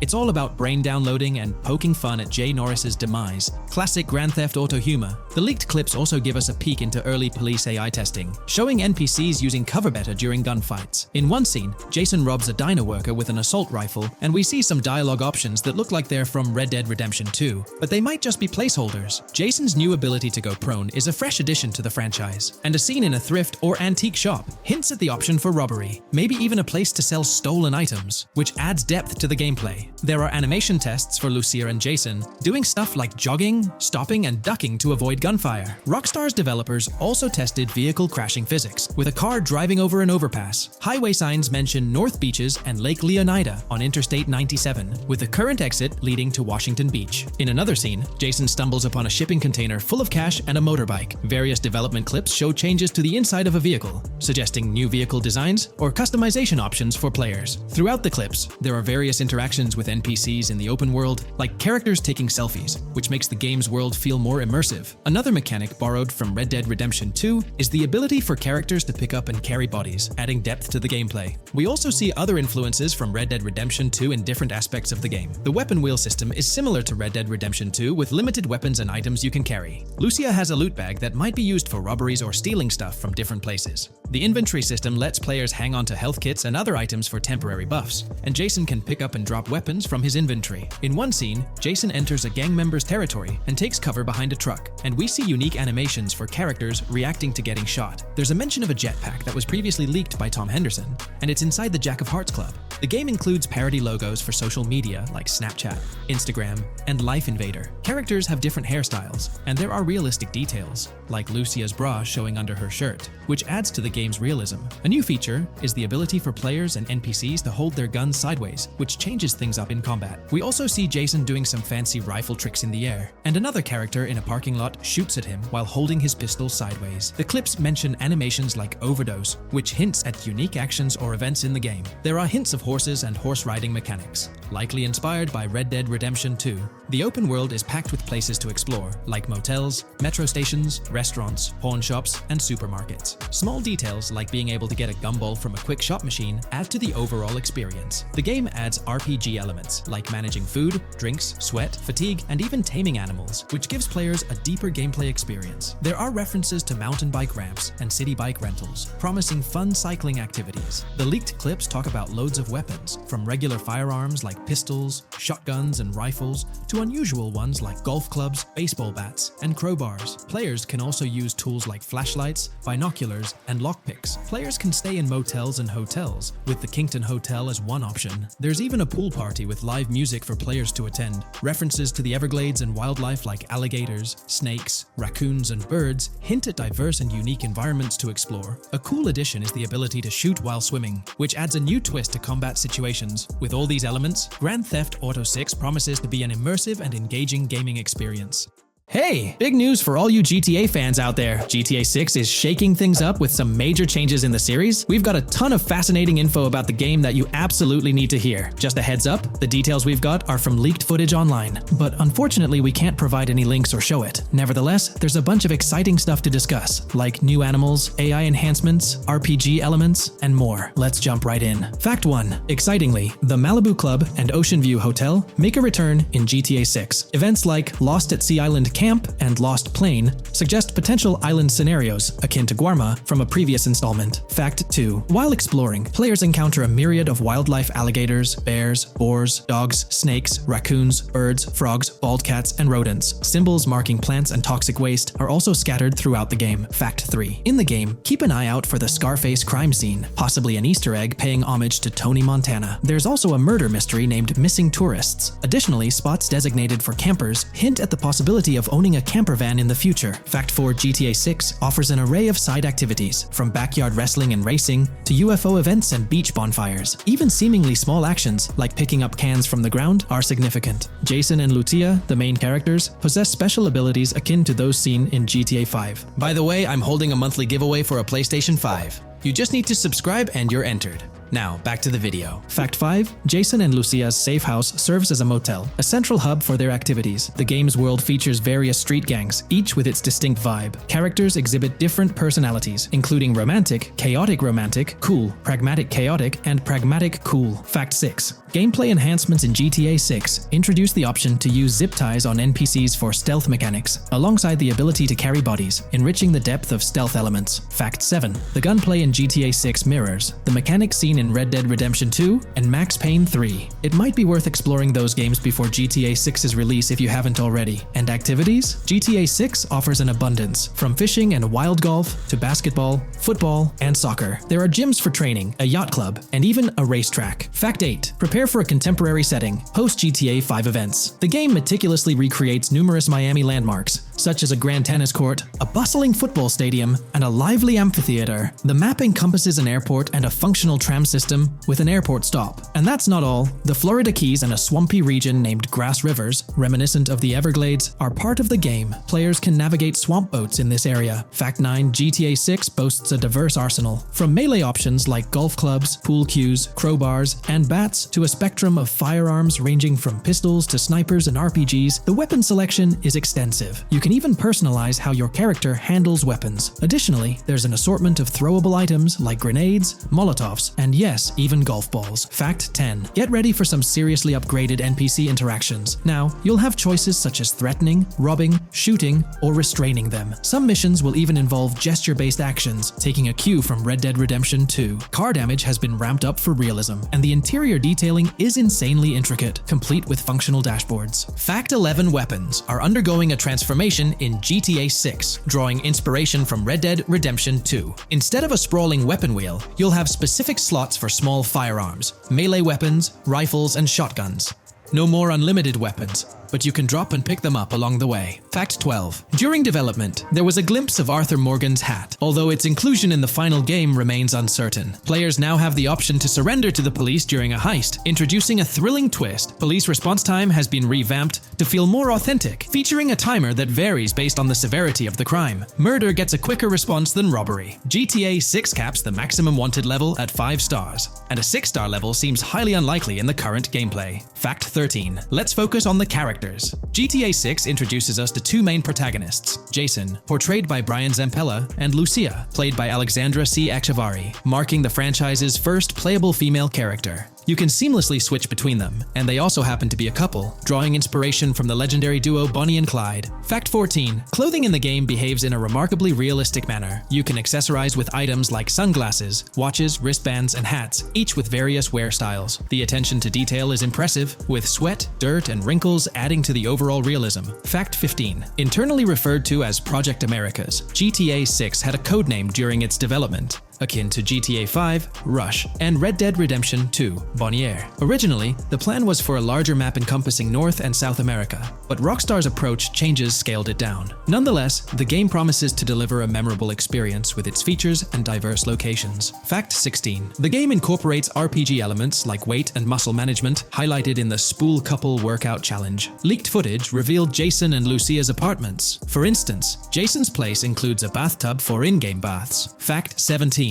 Rockstar plans to continuously introduce new missions and cities post GTA 6's launch. Whether this expansion is for online or story mode remains unclarified. Expect an enhanced cover system, surpassing what we've seen in other Rockstar games. Fact 18. Don't overlook the Kingston Hotel. It's a bustling spot with pool parties and live music, adding vibrancy to GTA 6's world. Fact 19. A significant enhancement in GTA 6 revolves around NPC behavior. NPCs come in varied sizes and shapes, and their reactions feel incredibly authentic. Wave a gun around and nearby folks might understandably panic. The game also features an intricate injury system, including concussions. Fact 20. Now, let's delve into the stunning visuals and exciting new features. Characters will naturally grow facial hair over time in GTA 6. Moreover, the game world will introduce a social platform called What's Up, resembling a playful version of WhatsApp. Excitingly for fans, spoof versions of social media platforms like Life Invader, Facebook, Bleeder, Twitter, and Snapmatic, Instagram, are making a comeback. Fact 21. Let's focus on our main characters, Jason and Lucia, each with their own inventory and a shared one. Your inventory can hold a variety of items like wine, soda, and fruit. Additionally, there's a duffel bag system facilitating easy transportation of supplies and weapons. Fact 22. Rockstar approaches storytelling in GTA 6 with greater caution, avoiding offensive jokes and being considerate about groups that might feel targeted. The narrative unfolds through chapters, akin to Red Dead Redemption 2's structure. Fact 23. Robberies take center stage in GTA 6, spanning from significant heists to smaller scores. There are easy scores like targeting bingo body shops, burnout skirts at Cafe Caraway, clothing stores, food trucks, massage parlors, and more. Moreover, the inclusion of robbing shipping containers elevates the thrill to a whole new level. Fact 24. Gameplay takes a significant leap.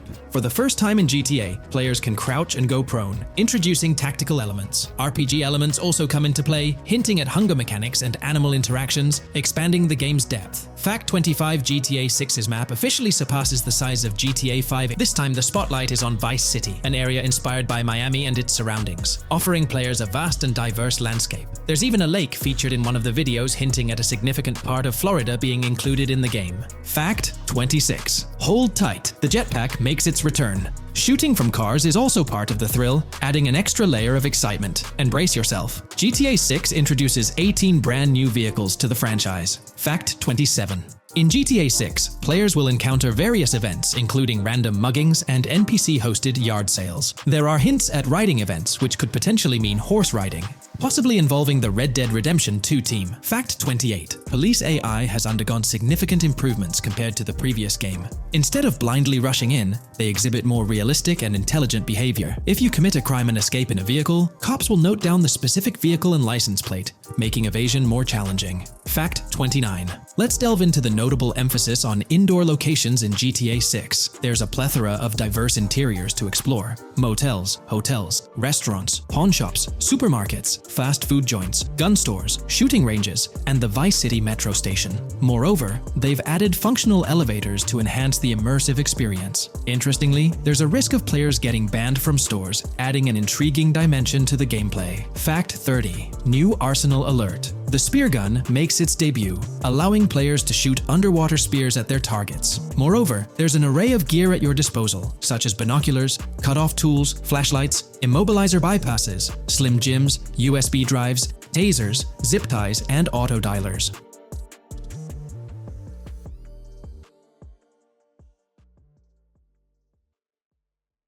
In today's video, we'll delve into the most recent iteration of the GTA 6 mapping endeavor.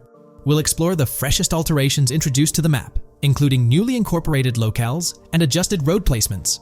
Additionally, we'll examine some intriguing revelations stemming from the inaugural official trailer, such as the appearance of a swordfish. Furthermore, we aim to tackle one of the pivotal queries surrounding GTA 6, the extent of Rockstar's intention to amalgamate multiple states into the fictional entity of Leonida. We'll sift through all available clues, encompassing leaks and insights from the initial trailer, to shed light on the potential inclusion of Georgia in the game. Let's kick off by scrutinizing the latest rendition of the GTA 6 mapping endeavor. This most recent update, which debuted just a few hours ago, represents the pinnacle of this extensive fan-driven mapping project. Here's a peek at the current state of the GTA 6 map. We've got Vice City and Port Gilhorn in the mix, with tweaks made to both cities, along with some other spots on the map. Keep an eye out for changes like the prison from the opening shot and the Gator Keys. To kick things off, there's a fresh addition to Vice City known as Waning Sands. While details about this neighborhood are mostly speculative at this point, it's believed to be the setting for a pivotal scene from the trailer. You know, the one where Jason and Lucia dodge past a few police officers in their getaway vehicle. In this vicinity, you'll find the Evergreen Mall Center, prominently featured at the start of the scene. Keep an eye out for a sign on the right side of the frame, showcasing various stores set to be part of this plaza. In a recent mapping video, there was some speculation about whether this plaza would be fully accessible. While only part of the name MLE is visible at the top of the sign, it seems the mapping community is also leaning towards it being called Evergreen MLE. However, the exact location of the MLE within the plaza is still up for speculation. Notice how the buildings on the map are marked in red? Well, there are a few other speculative additions to Waning Sands. These include a gas station, Sailbolt K condos, and Cricket Club condos. Here's what we're using as a reference. You can catch a glimpse of the gas station roof along with other nearby buildings. In a previous video, we floated the idea that this could be Topgolf in Dalal, Florida. However, it seems unlikely now since the placement doesn't quite line up.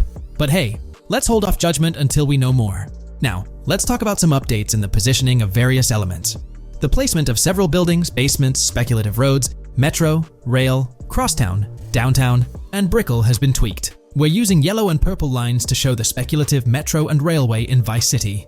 The metro system has seen some significant enhancements, especially in its connectivity to Vice City International Airport and the area between Crosstown and Brickell. The buildings in this vicinity have also been reorganized to more closely resemble their real-life counterparts. Speculative roads and highways have been adjusted to better fit the new placements. We've also made slight adjustments to the rotation of the prison from the opening scene with Luke to align with new evidence. Additionally, we've fine-tuned the positions of some trailer markers in the stockyard area, such as those for the car meet in Windwood and the bikers in Little Haiti. In terms of location changes, leaf links from the previous map version has been moved to Virginia Key, meaning earlier speculations regarding leaf links are no longer applicable. Furthermore, based on new radar map evidence, the shape of Picnic Island has been altered. Heading down south, you'll notice that Hamlet is no longer labeled as such. Instead, it's reverted to its real-life name, Homestead. This change suggests that Hamlet might be situated elsewhere in the game. Now, shifting our focus to Port Gilhorn, the other major city on the map, it's also undergone some updates. We've added more speculative details for the area across the body of water on the other side of Buer Bridge, incorporating new evidence into the mix. So, to sum up, those are the latest updates to the GTA 6 mapping project. Before we wrap up, let's delve into an interesting discovery from the first official trailer. I'm not into fishing, but I noticed this in the trailer, and my first thought was a swordfish. But I could be wrong. Is anyone who knows more about fishing able to confirm? Let me know what you all think this is. Well, that's quite an intriguing find. Personally, it seems like a house decoration to me, but I'm eager to hear your thoughts in the comments below. In the next part of this video, we'll tackle the question about Georgia. On display in the leaks and backed up by inside journalists, the game will feature a plethora of locations that focus on Miami and the surrounding areas. The two main locations of the game are Vice City, based on Miami, and Port Gilhorn, which lifts direct locations from Panama City. As well as this, it seems Rockstar have brought down and featured locations from Georgia, including a prison and mountain ranges not present in real-world Florida.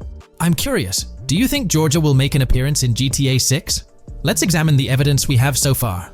There have been some recent findings, so let's kick off by checking out this Reddit post. Georgia evidence.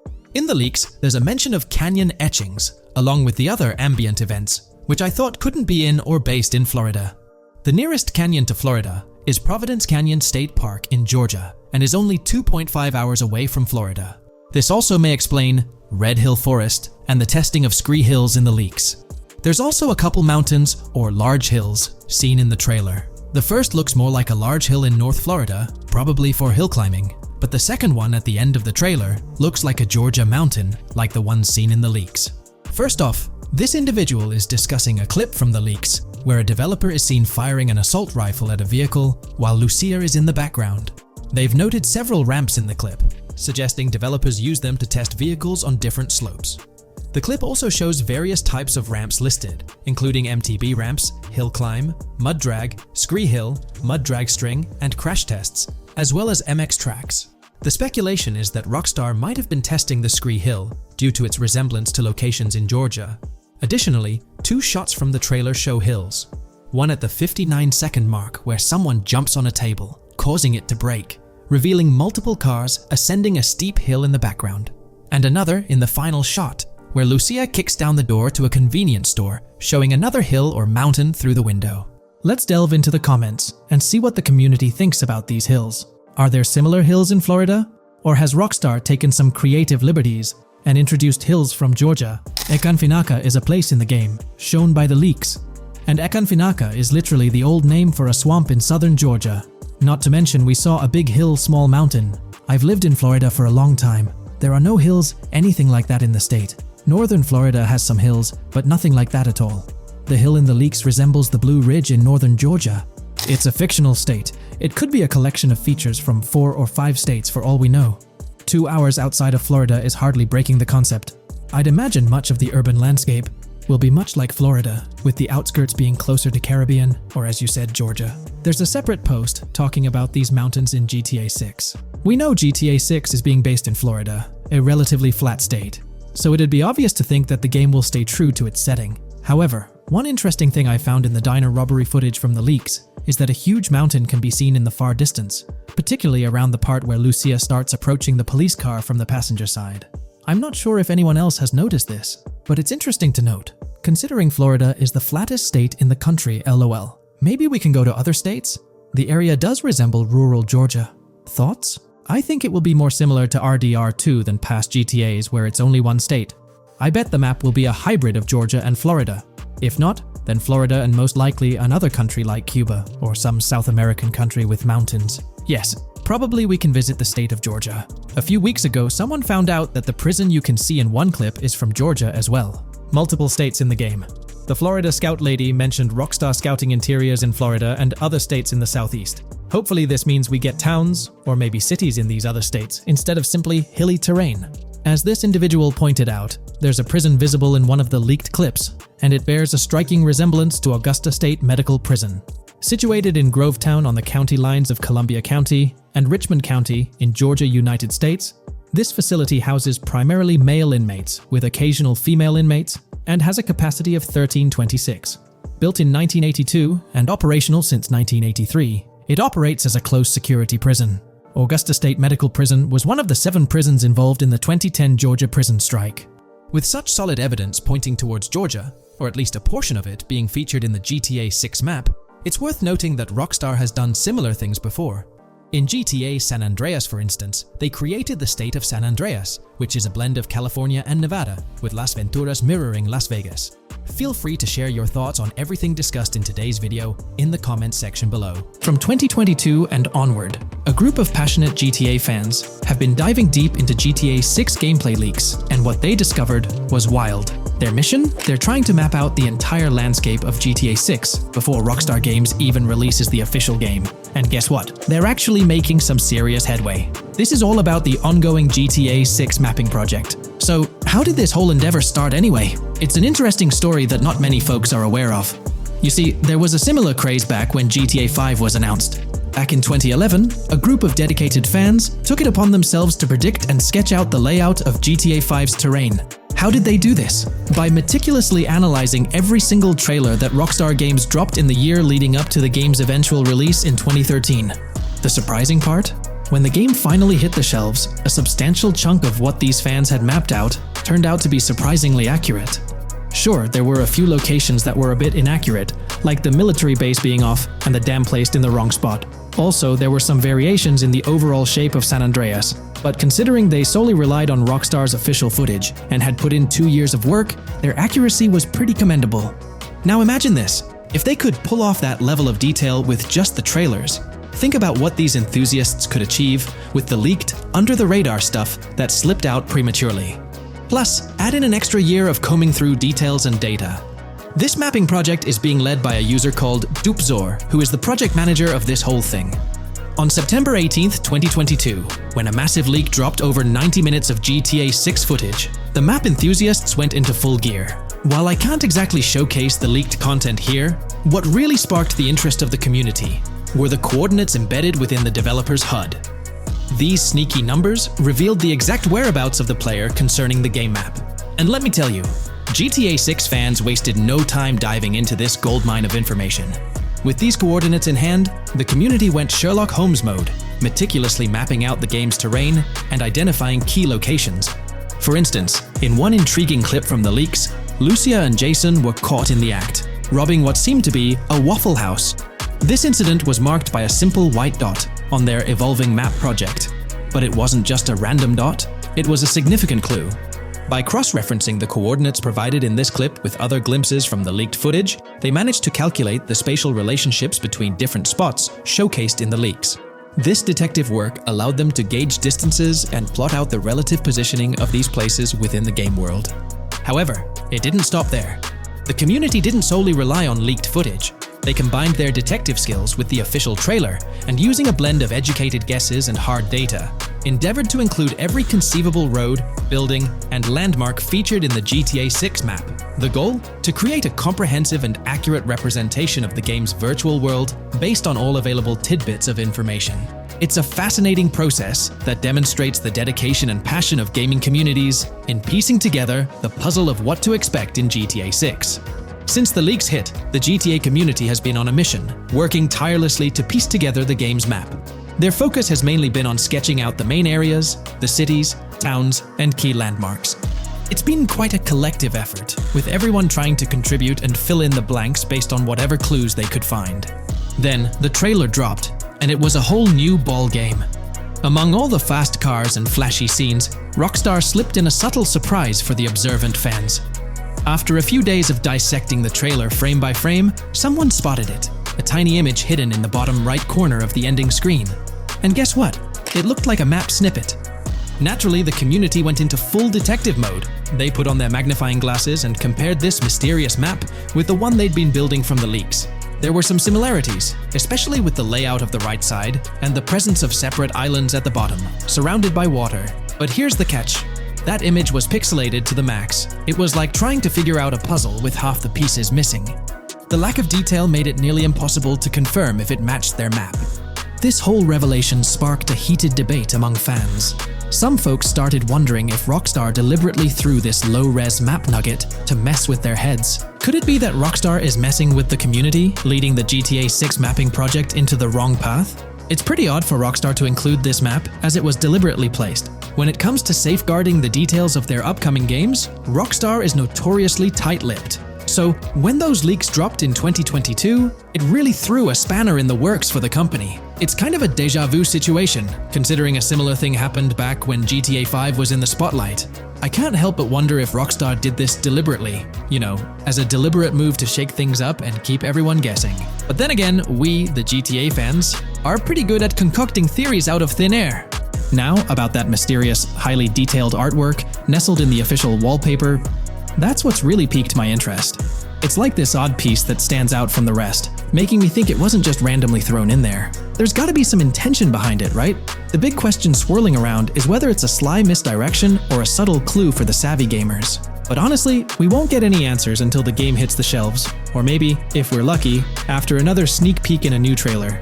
The GTA 6 mapping community dove headfirst into dissecting this artwork, but truth be told, there wasn't much to work with. So, they've been sticking to the stuff they can actually confirm. Oh, and those maps floating around, especially the ones from IGN and PC Gamer, they're more like creative interpretations. Think of them as speculative mock-ups cooked up by the mapping community based on their hunches and educated guesses. There's a whole lot of imagination at play there, but none of it has received the official stamp of confirmation.